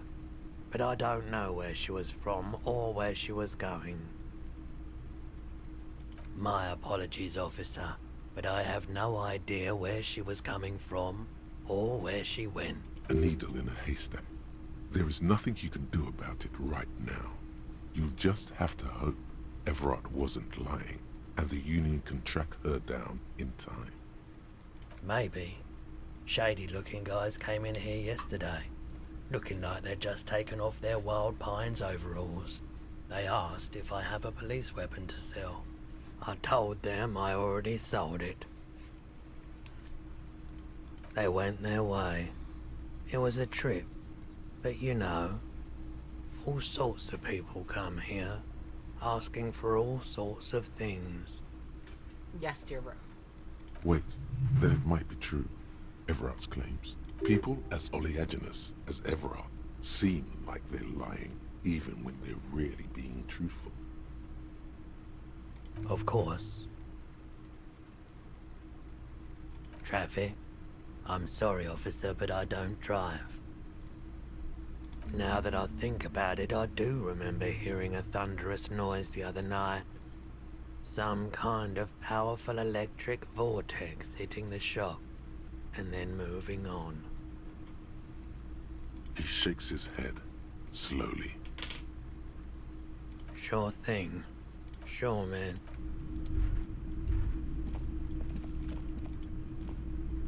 What a shirt.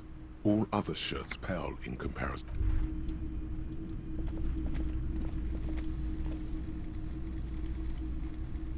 You see rows of tall. Try to find something pretty and cool here. Then use it to win her back. Yes. Buy something nice. A figurine. Did I mention that this figurine is supposed to be lucky? Always carry it with you.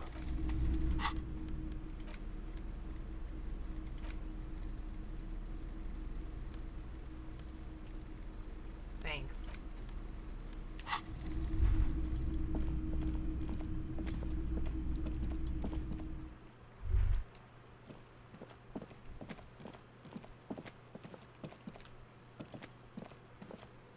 We're really at a loss as to what to do without Kim.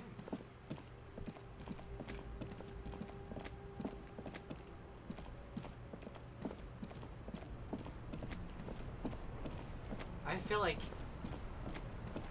him as backup is just quite important. Write him a letter.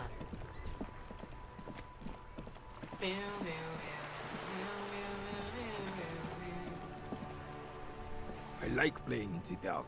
Sharpens your nocturnal instincts. Feels like being on recon again. Yes, the Debardeurs Union pays me to stand vigil during the nights. Not out of any political allegiance, mind you. I'm an old man. Don't sleep more than a few hours every night anyway, and money is tight.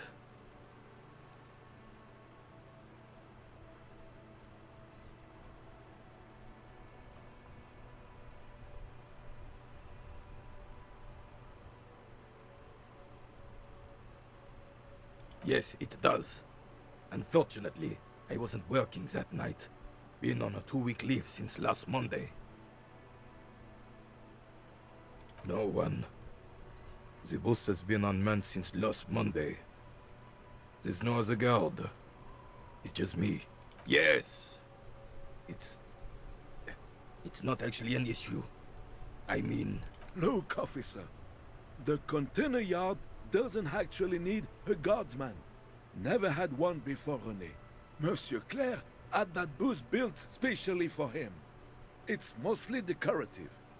The possibility of someone being in there is enough to discourage any ill-minded individuals.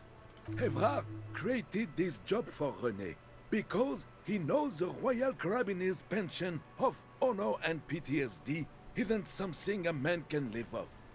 A decorated Kingsman collecting tear reflects bad on the whole neighborhood. His words.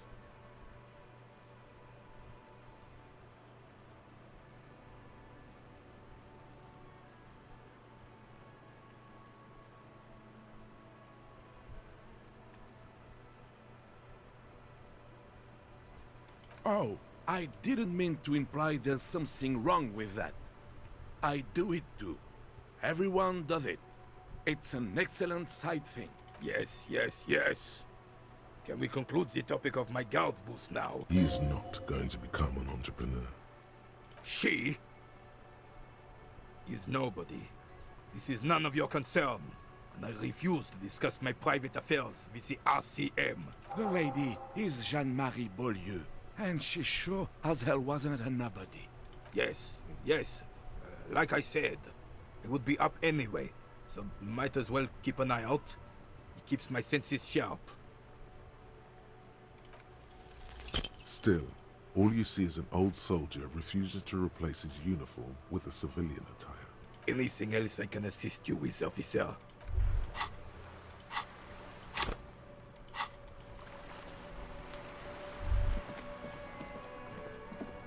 Damn. Well done. Because I don't want to confront the people in there without him. I want to talk to Joyce without him.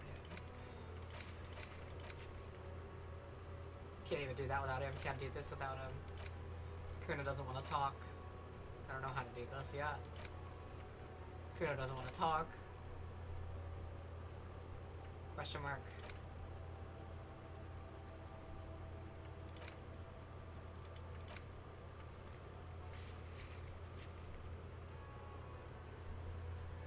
I see.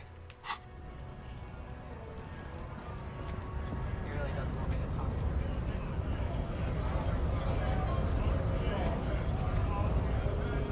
Right to work! Right to work! When a bunch of ungrateful, lazy cockroaches can't get their act together, decide to block honest work for other people. Beats me. They mumble nonsense about boardrooms and workers' rights, while we have the Right to work! There's something odd in the way he carries himself. His set of clothing looks vaguely mismatched. The different pieces of the attire seem ill-fitting. His shirt is far too small and an unpleasantly tight fit, while the overalls, held up by a belt, seem to fit a man with much more corpulence. He ignores your question, choosing instead to turn to the emaciated workers, raising both fists in the air. The clothes are obviously not his. Silence is the answer. There's something off here, but he won't say what. You've been talking to him for quite a while now. Something is off with this guy. Ask him where he's from. What's it to you?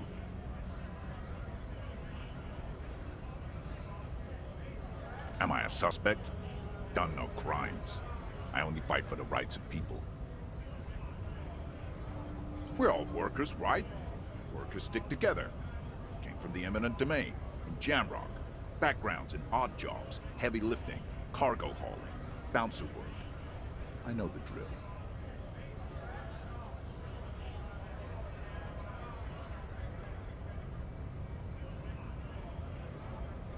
Worked at Territorial. Ring a bell?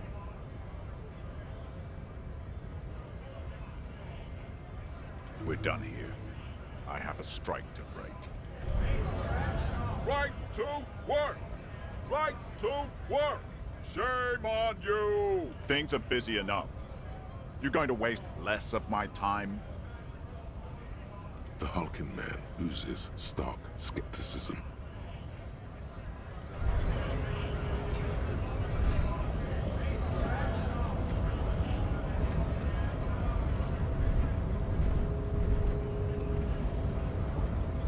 Hola, Wandering Man. How can I help you? Hello, Banana Champion. Yeah, the janitor who gave me the key to his apartment said the guy's a bit of an asshole.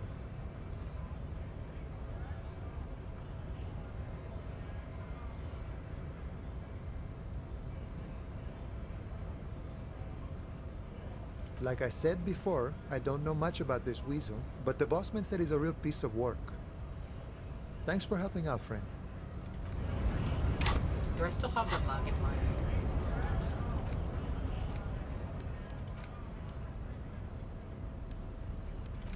It's just a racist mug. What's there to read here? Not much. Oh boy, here we go.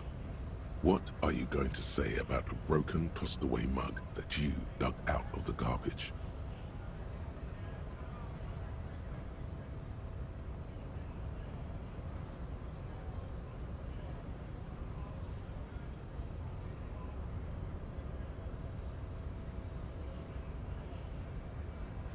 Can't anyone laugh anymore? But it was in the trash. Why not just call it out when you see it? Or... Can I just sell the bug?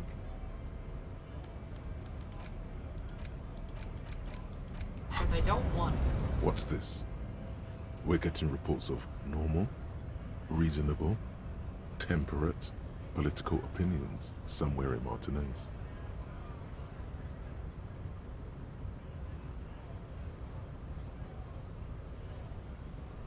No. Of course. A radical centrist. No.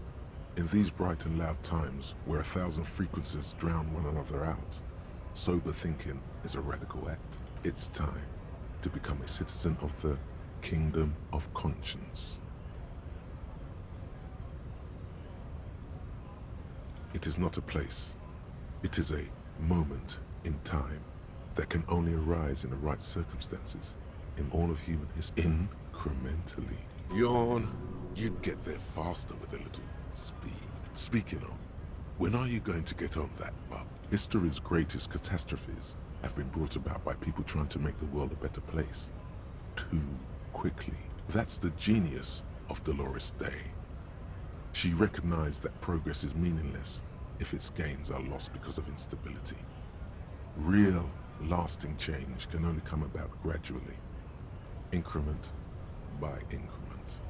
Tisk tisk. Just because you live in the present doesn't mean you have the right to place your needs above the needs of the future. You may never live to see the kingdom of conscience. Your children may not.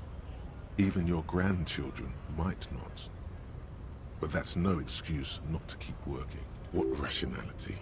What sang-froid? What a fucking joke. The kingdom is difficult to comprehend, and even more difficult to describe, partly because humanity will need to discard many of the categories that define and limit it today. The kingdom of conscience is post-capitalist, post-national. It's also post-industrial, post-ideological, and even post-sexual.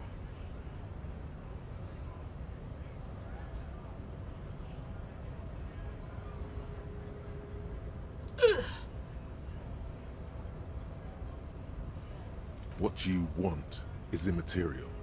The kingdom of conscience is coming, whether you like it or not. Only very slowly. That's cool, man. I'll try to do a communist run, though.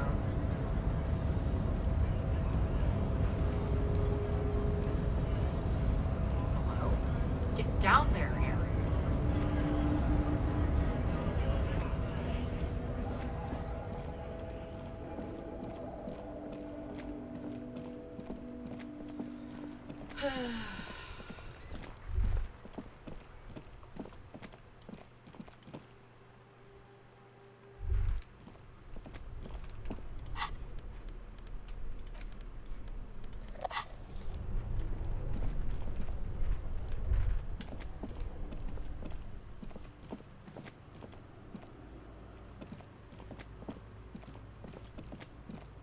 I'm just kind of backtracking through random places.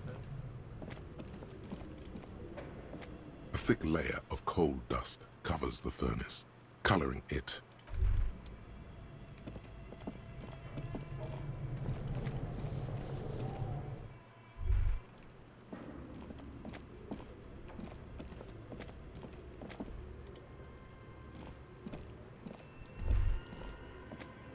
Tiles on the cube are still smoldering, casting the framework in a soft glow. Like a smooth draw, the filament, the speaker comes to life. Good evening. Fortress accident en rue de Saint-Ghislaine. This is East Insulindian Repeater Station. Please repeat. Is this the production schedule? Good. Please repeat the password. Received. Don't worry. Fortress accident. Yes, I am alive. I work as... On an island on the river Esperance. Now. Thank you. Tiles on the cube are still. The filament slides out of it.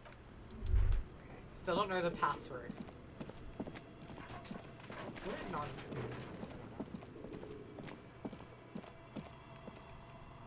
Hello, bro. Oh, it's you again. Are you looking for a dye?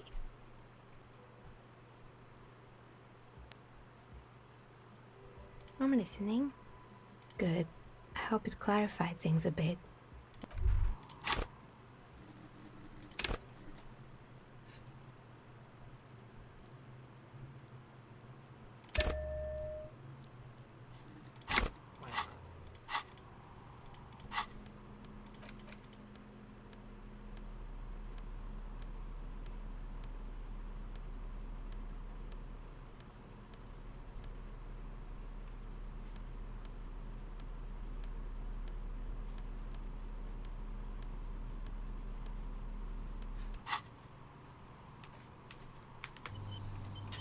Oh, it's you again.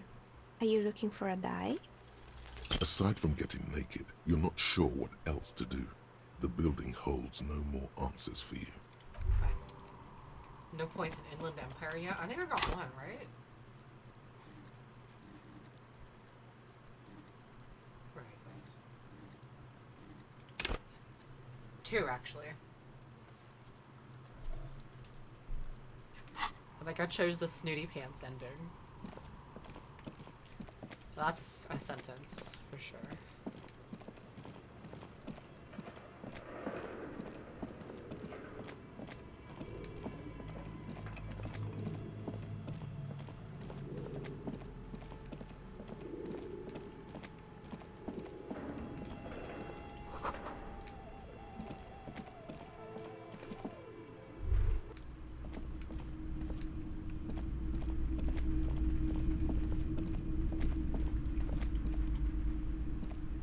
Hello again, esteemed officer, and welcome to crime, romance, and biographies of famous people. Okay, but please, only a few questions. You wouldn't want to disturb the... The woman before you scans the...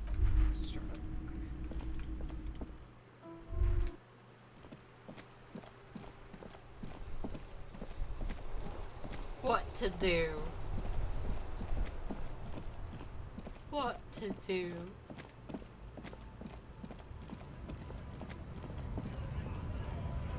I could talk to the Hardy Boys. I'm just like afraid of doing that without Kim. But I could always save. I just feel like Kim would offer a lot of extra insight. The disco ball?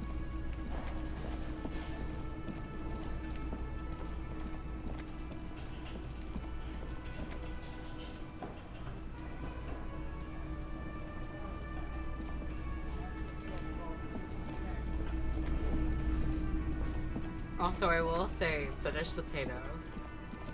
If I don't want any backseat gaming with us, I'm playing this blind, so best thing to do is don't actually give specific advice unless I ask for it, please. If it happens too much where you're just giving spoilers, I am just gonna ban you from the chat. Just so you know.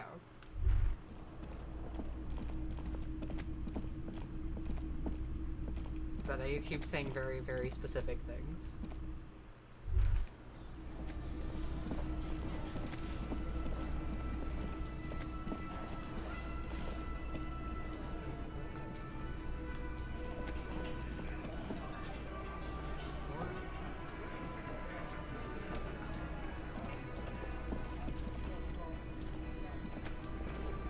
I've got nothing to say to you.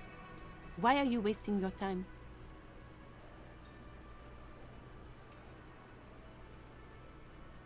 I suggest not wasting time on trivial pleasantries and focusing on why you are actually here.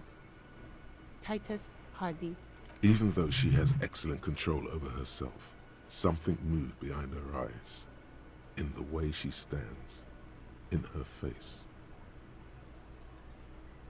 You are not here to chat up the legal counsel. You are here to question these men.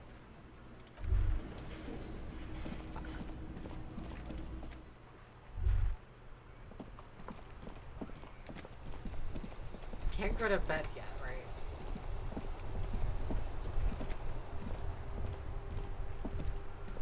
You sit on the wind-worn wooden planks of the bench. Oh, I can do Your that. feet ache. The twiddling barely keeps your hands warm against the frigid wind blowing from the coast. After a while, you've had enough. Time passes. The sun draws ever closer to the horizon. Thanks, bro. I think I can... Oh, measure hand, yeah. I mean, I'm scared of talking to him without Kim as well. I need my fucking, emotional support twin. 20 should be good for sleep, though, I think.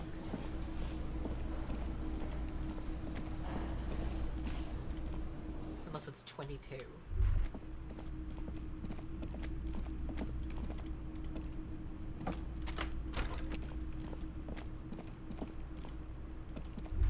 The bed is still cold from the broken window. Oh, I guess it's 22, maybe.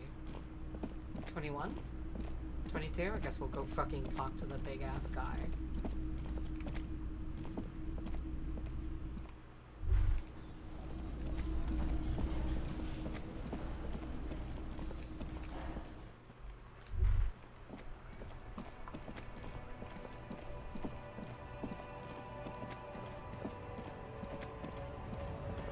Measure head is like the definition of intimidating.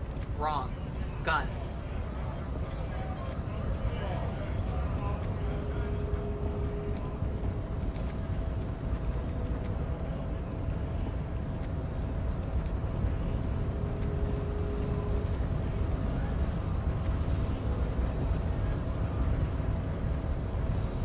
Your race descent has only worsened since I last saw you. You have really let yourself go.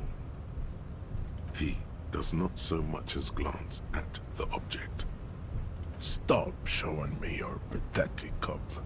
I have no interest in it. He had nothing to do with it. I am not the first line of defense. I am the last. In addition, these so-called Hardy Boys are an effeminate clique of bodybuilders. Their company is spiritually degrading. You pick up on something artificial in his tone, like he's putting on an act. This is unlike him. He is usually more himself. Fine. They have recently fallen under the influence of a possibly sexually perverted female vagrant and a narcotics peddler. It's shameful. Find out for yourself, endomorphic blub. Thanks. Thanks for that discussion. That was really productive.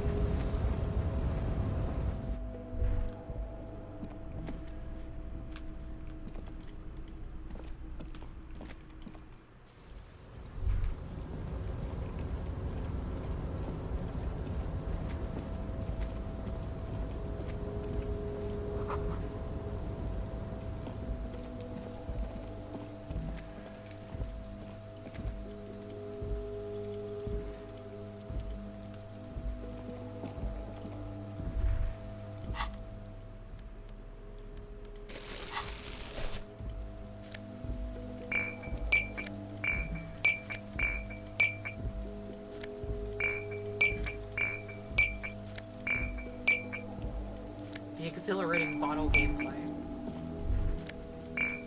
The balloon champion knows no bounds.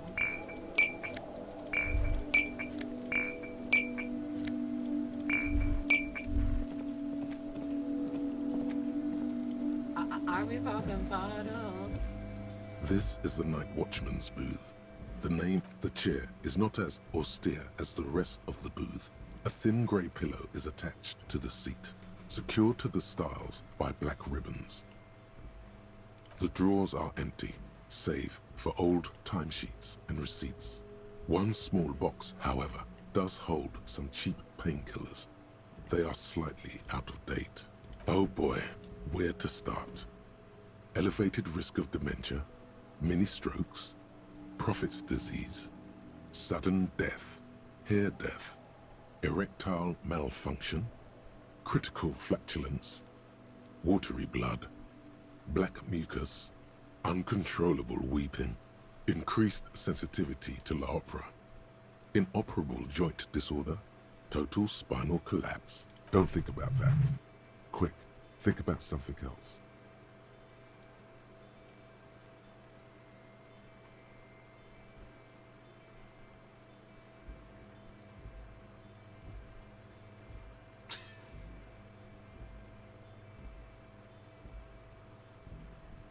The imagined dazzle of light overwhelms any list of potential side effects. Any negative thoughts are drowned out by the fantastic blast of disco. You stand and exit the booth. Well, that was an event.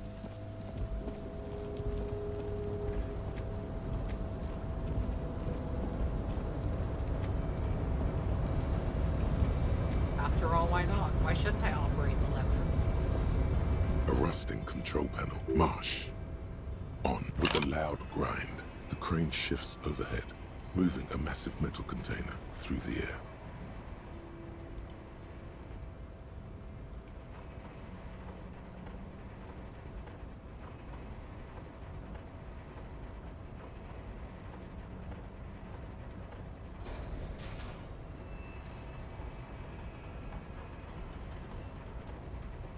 Okay.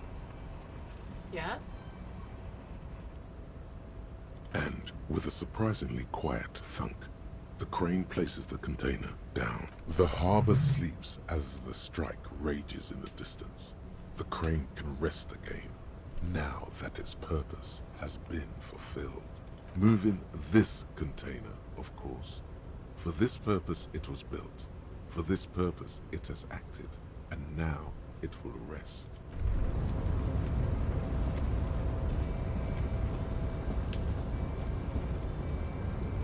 Before you stands a cargo container. Just one of many in the yard. Hey there, sugar. The container door appears unmoved by your attempt at flattery. The door does not respond to your advances. Is it possible that it seems somehow more closed than before? Why does this situation feel so familiar? Do you have a history of propositioning inanimate objects? No reply.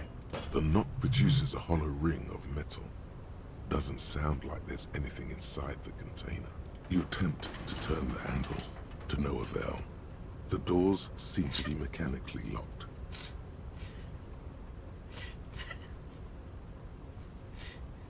I get +1 because I've been in the world for 2 days. Fucking sure, why not? Why are you even trying to open a door with rhetoric?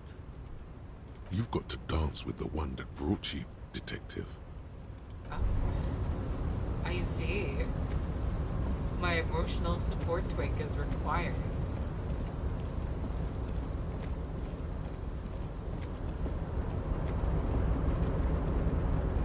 Oh, hey, mister. I knew you'd be back to talk with old Leo here. Yes, I did. Yes, I did. It's like Lady Larice said when she opened up. No trouble at all.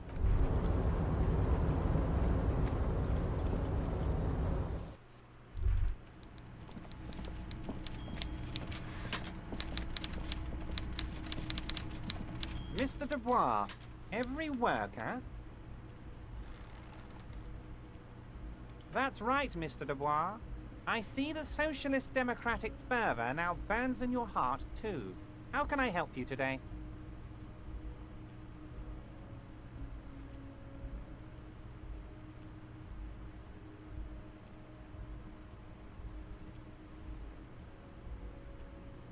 My dear Harry, there are literally millions of containers in this harbor. I couldn't possibly remember what's in all of them. Harry, you smooth-talking son of a bitch. Time is a precious resource, and I don't have enough of it to count containers with you. Smooth talking. Maybe that's the way to go about opening the container. You should at least try convincing it. I'm very glad to hear that, Harry. One question. You didn't actually happen to stumble in and see what's inside the apartment, did you? He's trying to figure out if you're lying.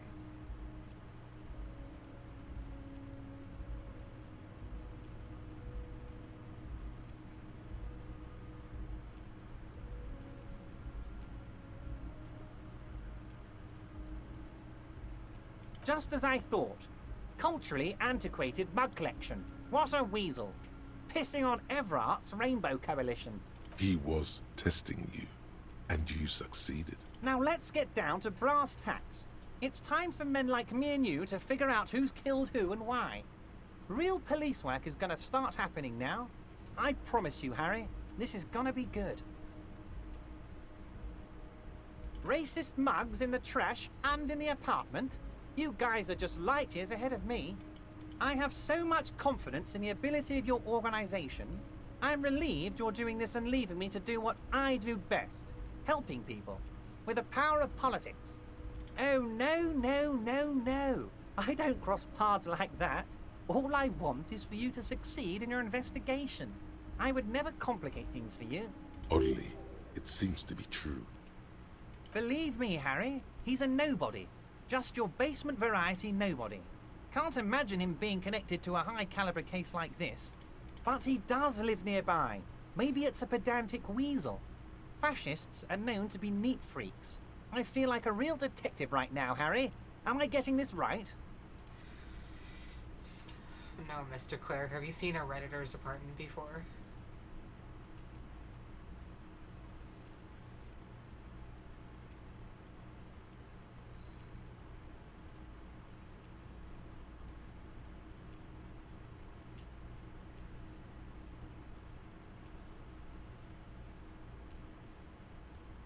Of course, Harry. Stoic silence. I like that. Very befitting a police officer. I'm not a real detective. You are. By now, I'm sure you've figured out who the dead man was working for. The bad guys. Wild Pines. Sent to scare us. Another violent measure of the top hats against us flatcaps. Harry, this strike is the culmination of many, many mistakes made by the Wild Pines group. They tried to shut the strike down by sending in armed mercenaries. A security contractor? Can you imagine that? Workers standing in peaceful protest, united in the spirit of fellowship, and they send hired killers to mow us down with machine gun fire? He performs a motion as if spraying bullets from a machine gun. I'm talking beasts. Hardened killers from proxy wars in Yisut, Semenine, Saramoritsa, you name it, they've done it. Raping, killing, burning villages, killing little children for the Senorita Pineapple Company, Harry. Everything they did there, they brought over here. They want to turn Revachol into a third world slum. Honestly, the only thing they didn't do is kill the village elephant. No, Harry, the elephant is metaphorical and so is the village, but the mercs and their brutality are very real. Now, I haven't personally witnessed the brutalities out there. I have the luxury of staying in my container, you see. If I need to go somewhere, they just move my container. Yes, I'm an old man, Harry. My legs aren't what they used to be. They lift my office with that big crane. It's actually very fun. You should try it. But enough about me and my fun container. The killers the company hired, I think there were 3 of them, all hardened commando types. One of them got downright suicidal, getting drunk, violent, a little rapey. Even their own negotiator couldn't control him. That's your boy, the one who likes hanging out and trees. Harry, what you need to realize is, we dock workers are not pushovers. We got grit, Harry. This whole neighborhood does. Push us hard enough and we push back. And when we do, we push to kill. Potentially, Harry, potentially. We got arm wrestling champions, rowing club people, ex-coal miners, tough guys, all ready to spring into action for their home base. There's a militant wing inside the Union. A group of people whose duties don't involve manual labor, but peacekeeping in the neighborhood, making sure everything runs smoothly. That sounds a bit like organized crime. They're like you. Idealistic people who want to make sure that bad things don't happen. And if they already have, well, punishment must follow. Again, that sounds like organized crime. One day Titus Hardy, leader of this peacekeeping faction, comes up to me and says, "Boss, socialist democratic fervor drove us to take it upon ourselves to kill this beast that was burdening the land." He probably worded it differently, but that was the idea. Sure sounded to me like they killed him. I gave them 2 weeks paid leave and told them to lay low to avoid retaliation. Oh, I'm not at all worried about that. These are not the kind of men who get arrested. They're Martinez boys, tough and gritty. I'd like to see the man who takes them in. Besides, I sent my lawyer girl to look after them. He places a lot of faith in that lawyer girl. Perhaps this is a tactical error. Anyway. How do I know? Let me tell you about these people. That's their MO. It's what they do. Last winter, some poor workers in Terminal E went on a little strike. The company sent in Sediment, a security contractor. The strike was over the workers' right to wear protective footwear, Harry. These guys turn up and start beating people. Tell you what, Harry, I wouldn't be surprised if we got the same mercenary company after a little rebranding. And I'm sure as hell not surprised to see an army of scabs under my gates. You said it, Harry. Hell, one of those guys looks big enough to take down that proverbial elephant. Boys like that don't just happen to show up during strikes. That does sound quite unlikely, yes.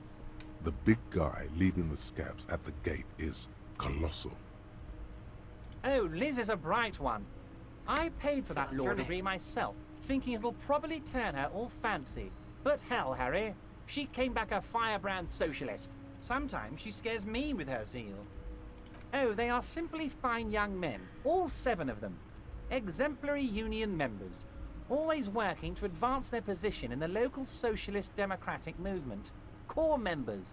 Old Theo used to run them, but things really kicked into gear when Titus took the reins and named the group after himself. Gotta love his initiative. Harry, they're almost all of them great guys, born leaders. Whatever happened, I'm sure they only had the best interests of Revachol in mind. Work with them. Hell, interview them. But don't fight them. They really are just like you.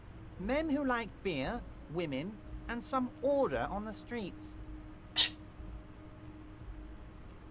But of course, it's the least I can do for my good friend Harry. I'll do it right after we've concluded this talk. You can now go and tell Titus about this. See what he has to say. Also, Harry, here's 5 real. I'm not giving you anything. I'm just holding out 5 real. Oh, I wasn't offering it to you, just holding it out there. But I'm willing to share information. Was there anything else? So they shot him. How odd. I don't know what to say, Harry. They told me they hanged him. A hanged man is what I saw when I took a look into that yard. It's impossible to say if he's telling the truth, sire. What I do know is, the case is in safe hands. If anyone can get to the bottom of this shot and hanged man, it's my favorite policeman, Harry. Was it a good talk? I'm not sure we made much headway here. I was hoping we'd bust the case wide open. Heck, I even wanted to tell you what I really want to achieve with the strike. I don't know what happened, Harry. I wanted you to feel like Mr. Martinez. And of course, I also wanted you to find your gun. But it's like I can't completely trust you. Yet. Yes, Harry. It's like I can't fully trust you if you're not a man of the left. I want to, but I just can't. A man of the left? So you have to be a social democrat. He's been hurt too much in the past by men who aren't social democrats.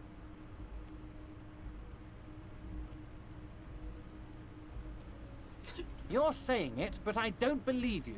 You know how it is, company snitches, agent provocateurs everywhere. I'm barricaded in this fortress of mine, and I need to get a message out. Will you help me? Once again, I require nothing unethical or illegal of you. You just need to get 2 little signatures on this piece of paper, and then mail it to my accountant in La Delta. I'm glad you asked, Harry. The Union is going to build a modern youth centre in Martinez. It will be righteous. We're gonna get those teenagers off drugs, and on roller skates. There's a nameless little street on the coast with some old houses around it. Most people have already signed. I just need 2 more signatures to get this mission off the ground, Harry. On the coast, Harry, across the canal. There's a cul-de-sac there, a little village they're calling it. A gloomy place. You'll find it. I trust your detective skills, Harry. Water drips from the eaves. A woman looks at her freshly tarred skiff. There's a pair of cavalry boots under the fish in the box, and the wind howls. They are just gonna have to deal with the construction noise for 6 months, and then they'll be living like kings. Right next to a fancy new youth centre, designed by the best architects from Stella Marie. Is he absolutely sure the tenants won't be thrown out in the street? Am I? Harry, these people, Martinez is the most important thing in my life. I would never let anything bad happen to them. We're gonna build a youth centre there. The value of their properties goes up and kids have a place to play in. I'm looking out for these people, not pulling the rug from under them, Harry. I'm looking out for all of Martinez, not just the harbour.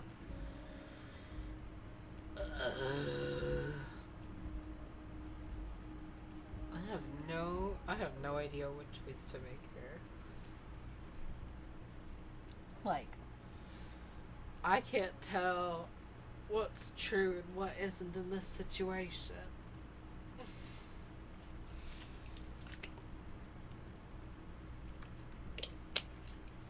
I also can't tell if I can come back to this decision later.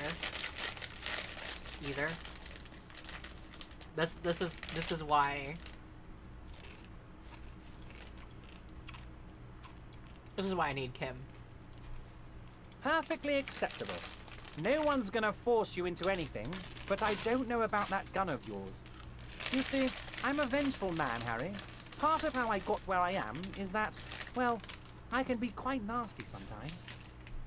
But the good news is, the moment you change your mind and want to look into this matter, just tell me, and we'll be buddies again. Okay. What? Did I? Well done then, Harry. I like not knowing about it, and I'm sure you made the right call.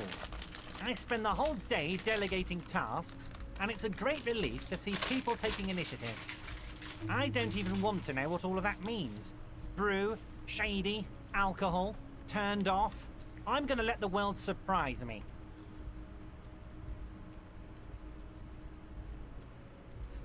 See you soon, Debardeur.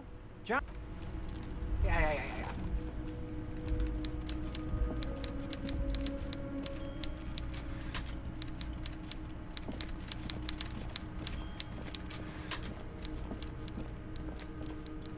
I think I could pass one more hour on the street bench.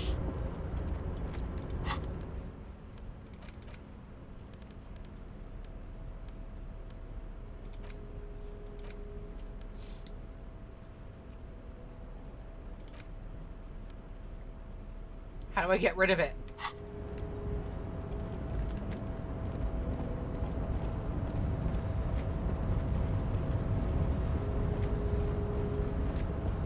Oh, is it at 9? Nice. I'll just simply walk all the way over there.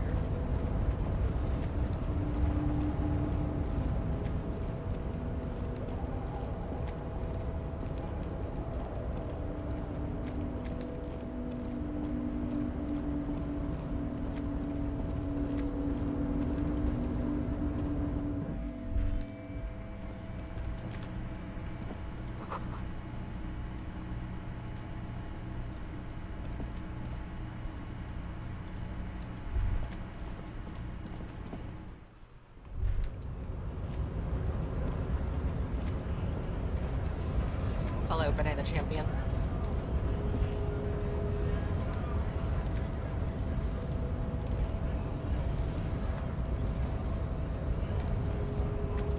The movement system can be a little confusing sometimes, so.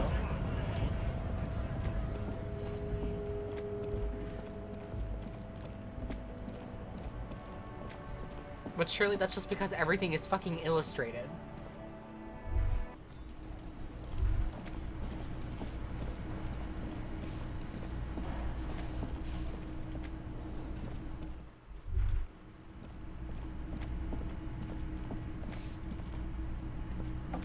Let me in.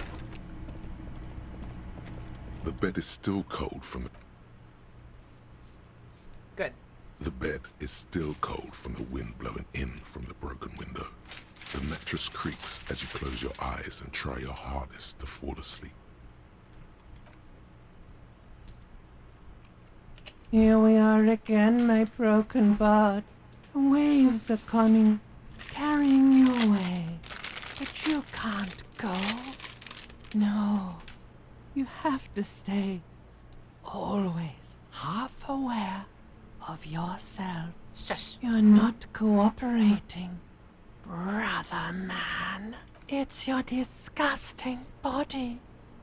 Even through your sleep, you feel a vague discomfort suffusing it. Your belly and your sides are unpleasantly tender. You wish you could curl up into a fetal ball of safety. But you cannot, because of the pain. That pain in your right side is your enlarged liver, by the way. As for your kidneys, you've really been compounding the damage lately. But this suffering, it must have some kind of meaning. A story that will come out of it. Perhaps even a story that you will write yourself. Oh, yes. They'll check you out, give you some pills, make it all okay. The Wonder Makers. Don't be stupid, Harry. It's not happening. They don't make new kidneys and livers in hospital. All you've got to do is pray to God it passes and stare at the flickering darkness. You're just stuck here, in the half-world. Could try looking at other people, really looking. But why would you want to start doing that?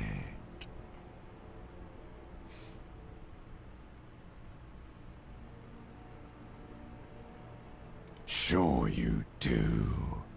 They're all so friendly, aren't they? At least they're interesting. Each one has a process just like yours, running in the space between their ears, full of secrets. People are beautiful, statuesque, parodies and tragedies of themselves. A great democracy of creatures. What do you think you're doing right now? Coming to some greater awareness? Look at all these lights, blinking in and out of existence. Thoughts! You're just pretending that you're asleep, even to yourself, while the world goes on without you. Let it. Let it. But it never seems to let you go, does it? Time to rise and wipe that shining sweat off as best you can. Gather your bearings. Rock and roll.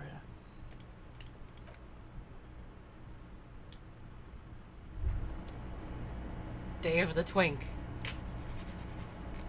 Day of the Twink.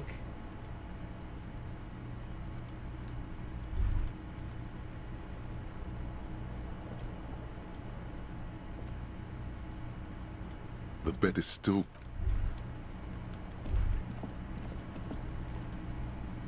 A mirror hangs on the bathroom wall. It's barely covered in steam anymore.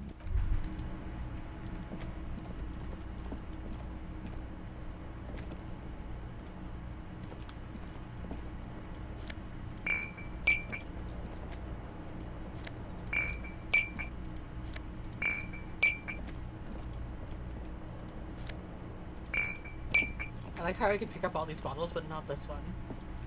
That one has to stay. It's important.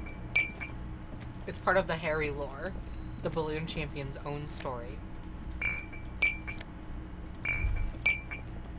Oh, and those ones too. Twink! Get your ass out here.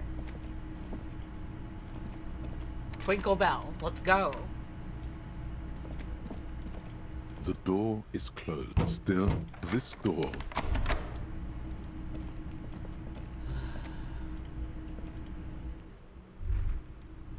There he is. Oh, he rushed right over. Yes? What do you want to know? What's there to say? It's just stupidity. The cop kind. Our precincts can't decide if Martinez is part of Jamrock or the Industrial Harbor. Yours or mine, as if we somehow own parts of the city. Typical street gang mentality.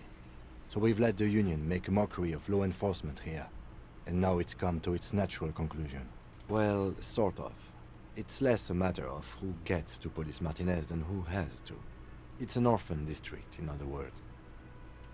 I think the dispatch desk just told both our stations about the hanging. There was quite the brouhaha at the 57th, I can tell you that. Time to settle it, they said. Cop off.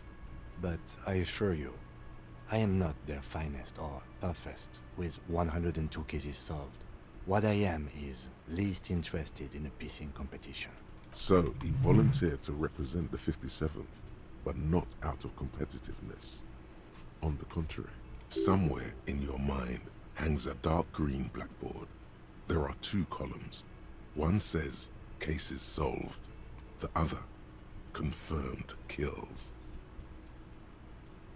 Well, technically, the official record keeper has been known to double count murder-suicides. A common accounting gimmick used to inflate precinct stats. I'm good enough for this case. I'm not here to compete. I came because I had to. My fellow officers, the sergeants in particular, would have made this scene into a circus. Martinez? Nothing. It's just a puddle at the end of some drain pipe. No one cares about this place. They care about sports. Most of our colleagues don't even know how to get here. North of the interchange doesn't exist. A tremble comes over you. Another after effect of ethanol poisoning, perhaps. Feels like leaves do when they rustle in the breeze, somewhere far away, below the turbine. The 41st and the 57th. The lieutenant was right. It's not about who gets what's north. It's about who doesn't. Yes. I'm an unrepentant spoilsport. The rows are endless. Jean Vicmer, Judith Minot, a special consultant. What was his name? Then the rows degrade into green nothingness. It's all part of the master plan, you see.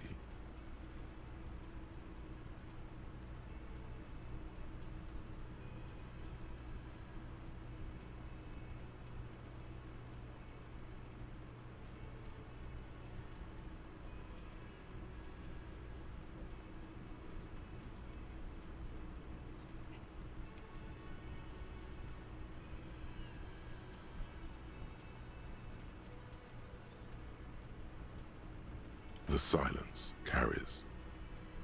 Yes, it's a wholly pointless matter. Forget I ever mentioned it. Look at you. It's because you're a failure. They sent you to Slight, Precinct 57. Just think about it for a second. You're a raging alcoholic who showed up 3 days late wearing piss-stained disco garb. You weren't sent here to win. I've considered it. It would be immensely ugly of them, not to mention unprofessional, but I also think it's somewhat unlikely. I checked the records. This jurisdiction dispute, who polices Martinez, reaches back to the 30s. It's as old as my station. And all this time we can't decide who gets Martinez? I think, yes, both stations would prefer a win. I am the finest of nothing. Safe? No. But you're old. You've made it this far. Something has brought you through. We've only just started working together, so I don't know what it is yet. But it's there. So no, I don't think they sent you as a joke. And even if they did, they are in for a surprise. Oh, Kim! Oh. Oh. This dumbass fucking guy. Wait. Yes? Why are you following me? Excuse me? You have a distinctive way of walking. If I were to walk in front of you, we would surely collide. I hope you don't take this the wrong way. It's just a collegial observation. In the 57th, we call it the Jamrock Shuffle. Officers from Jamrock's 41st Precinct tend to move a bit erratically. They say it's a scene-clearing technique developed by one of your lieutenants for gathering evidence. It's erratic, yet thorough. Prioritizes containers. Hey, so if someone hurts him, I'm allowed to, like, tear them to shreds, right? Yes, but containers contain things. Shiny things. They're interesting.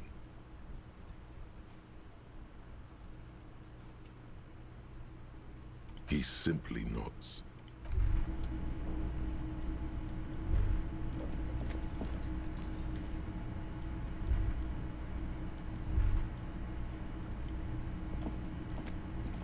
Can I help you? Got the 20 real?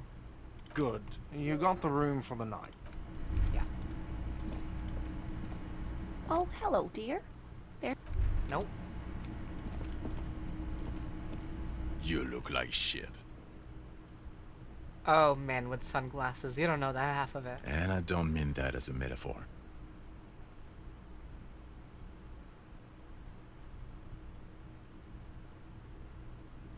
Oh, don't be so modest. We're looking at several months worth of damage here. Kind of a miracle you're still up and at it, to be honest. Oh, come on, Jean. It looks like it's been a rough week on him. Horse-faced woman? What kind of description is that? It's not just this week. What you want? There's something about this guy that matches with a face in your head. A similar, but different face. He might be wearing a disguise.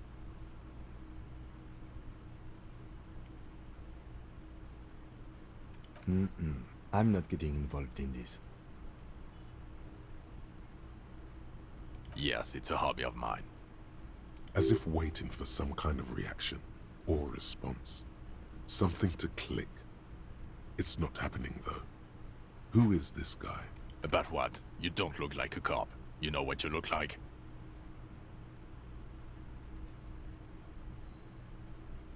Oh, well, go solve your case then. That would count as trying hard. No. 'Cause it's not my job. Why don't you go and fucking do yours and solve this damn hanging? Actually, I don't want to hear you say things. Come on, Jean. Okay, say things. I want to hear you say things. Suddenly, out of nowhere, case-related things start popping up in your head.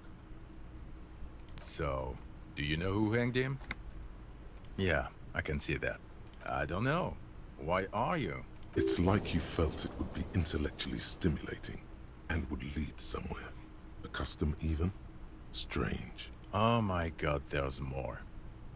You want something more? What is it? Okay, why not? You think he was hanged as a cover-up? To hide the shooting? Okay, well... I don't know. Oh my god, there's more. You want something more? What is it? You know Oh. what it is. It's like the two of you know each other. Just ask him.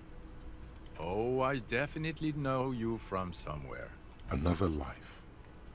Yes, from another life. A different life. Maybe the life of a police officer belonging to the ranks of the... To what station do you think you would belong in this alternate and totally fictional reality? Okay, that's plausible. That's entirely plausible. Now we're really getting somewhere. Somewhere good. Okay.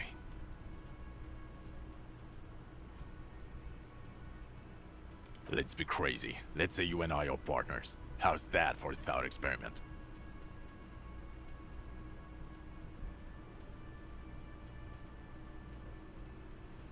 I'm sure he's fucking flattered, but Kim is not part of this thought experiment.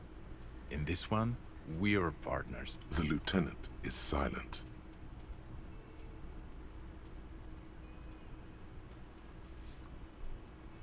No, because in this thought experiment, we are police officers in a police station. We don't do crimes. We're not crime bros. Come on. Stop it. Oh no. You see, I enjoy watching other better cops solve crimes. And let me tell you, it's been quite a privilege seeing you work. This isn't helping. You're not going to believe this, but... Police officers, yes sir, solving crimes, locking up bad guys, and get this, and not getting that drink on at 2 o'clock. Just some regular boring motherfuckers in suits and uniforms. Nothing spectacularly extravagant like you, the far-out son of Lang. Oh, it's you, you eccentric genius. I mean, with your unorthodox approach to police work, it has to be you. Not even a little bit. It's an urban myth about an officer who is so far undercover he can't remember who he is. As I said, just an urban myth. You are not the son of Lang. Okay, yes, you get the joke. Leave it at that. Neither can I, partner. Neither can I. Watch out for yourself, loser. That voice, so very familiar. Did you hear it when calling to your station and reporting your badge missing? Oh, really? I wonder where. That's the where you remember me from?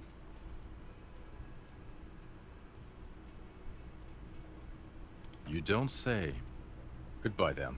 The voice thing was a coincidence. Run along, asshole.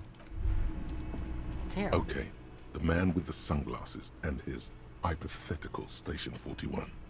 Weird, right? There's something missing here. Something you can't put our finger on. You know what? Just ask him. I know it sounds crazy, and you'll probably get laughed at, but still. Yes, just cross it off the list. It's probably not true, though. Again? I can't believe this shit. I'm going to say no, just to see what you'll say to that. What'd you say? Okay? Jean, he said okay. Give it a rest. Okay, I was clearly wrong. He is a firefighter, male nurse, animal control agent, something of that kind. Not a cop. Go on with your cop work. Don't let me stop you again. Okay.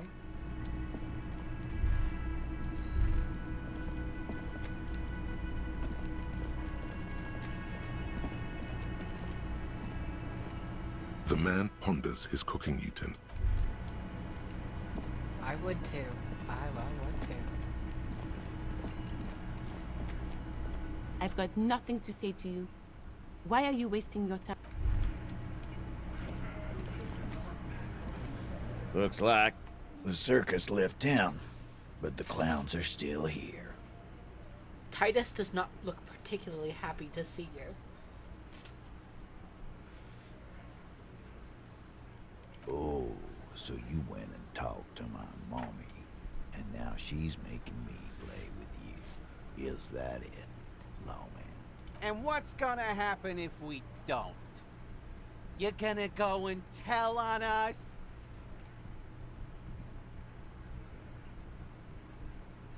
Yeah, I heard him. Now fuck do you think I'm doing here?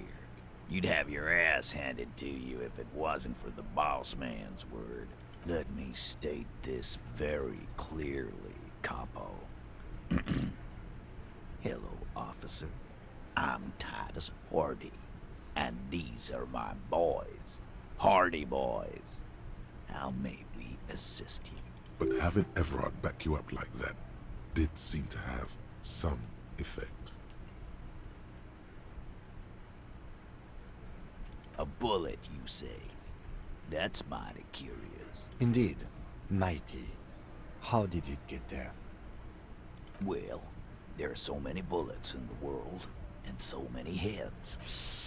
I guess it's only logical.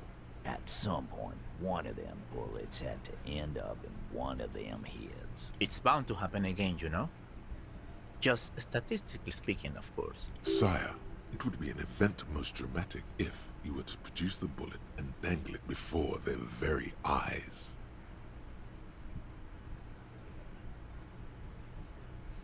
Wow! He's got it in a real evidence bag and all! Why don't you go home and log it into evidence? These men have told you what happened. You know what I think? I think he was shot in the head as a kid, and his brain grew around the bullet. Around the bullet, man. That's a good one. All the goofing around is to avoid lying. It's a technique. Shit! I probably did shoot him. I was drunk last night. You guys know me when I'm drunk. Yeah, Glenn likes to shoot his guns when he's drunk. Better hope he stays sober. No, he meant before he was hanged. Did you shoot him before you hanged him? Before? After? During? This is getting ridiculous. They told you what happened. Stop wasting your time. Never been worried in my life, lawman. It's not like you blew it wide open, but there's a little crack in there, somewhere. Like hell you have. There is no local drug trade. This place is as clean as a rifle. Go back to Jamrock and ask the local junkies how clean your streets are in Precinct 41 Kilos. We'll do that. In the meantime, did you know that there's an abandoned lorry at the intersection that was used to move raw ingredients for drugs from Terminal B to Jamrock? The person driving it was present at the hanging. It was one of you. We've connected the footprint. Detective, do you want to deliver the coup de grâce? The thought forms in your head, like a lightning strike branching in the sky.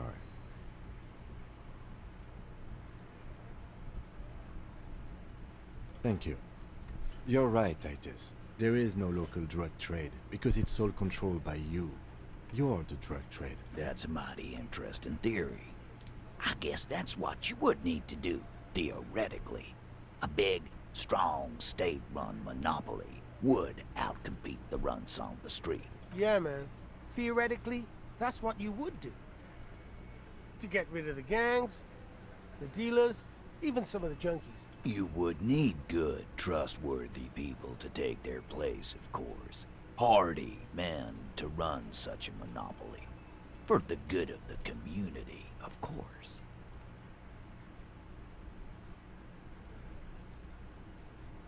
Thank you. Theoretically, of course. Thank you. Theoretically. Titus, I'm amazed. Where is the same professionalism when it comes to other topics? You're doing great. I hardly have to interfere at all. I don't know, Lizzie. I guess theoretical things don't make me emotional. Now, was there anything else? I was sorta gonna get my brewski on. Not quite yet, Mr. Hardy. There were 8 sets of prints on the crime scene. There are only 7 Hardy boys here. My answer is... fuck off. Mind your own business. There is no 8th Hardy. I run this goddamn scene. And here we go. Back to the usual. I know! Fatty walked on all 4s. He's so fucking fat he left 2 sets of footprints. Despite everything, the little man is quick on his feet. Go fuck your mom, Dennis. That's more like it, boys. You heard him. It was Angus on all 4s. Anything else you need to know? Establish authority. Yes. Authority. Feverish thoughts race through your mind. Stomp your feet. Did you already try the gun thing? I hear the gun thing is excellent. You're probably right. The others are only there for filler. To make the gun thing pop.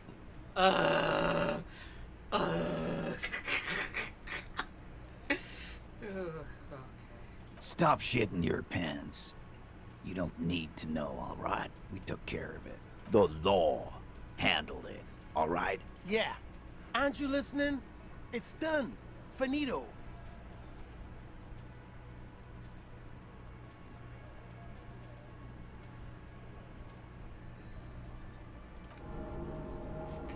No, asshole. You're nobody. I'm the law. Stop yelling about the goddamn law in my establishment! We get it. You're all the law. Let's just all cool off. We had some questions, that's all. Christ. For once, Gart is understandable. What do you gotta say, most interesting character in the game? Yep. Yep. Yep.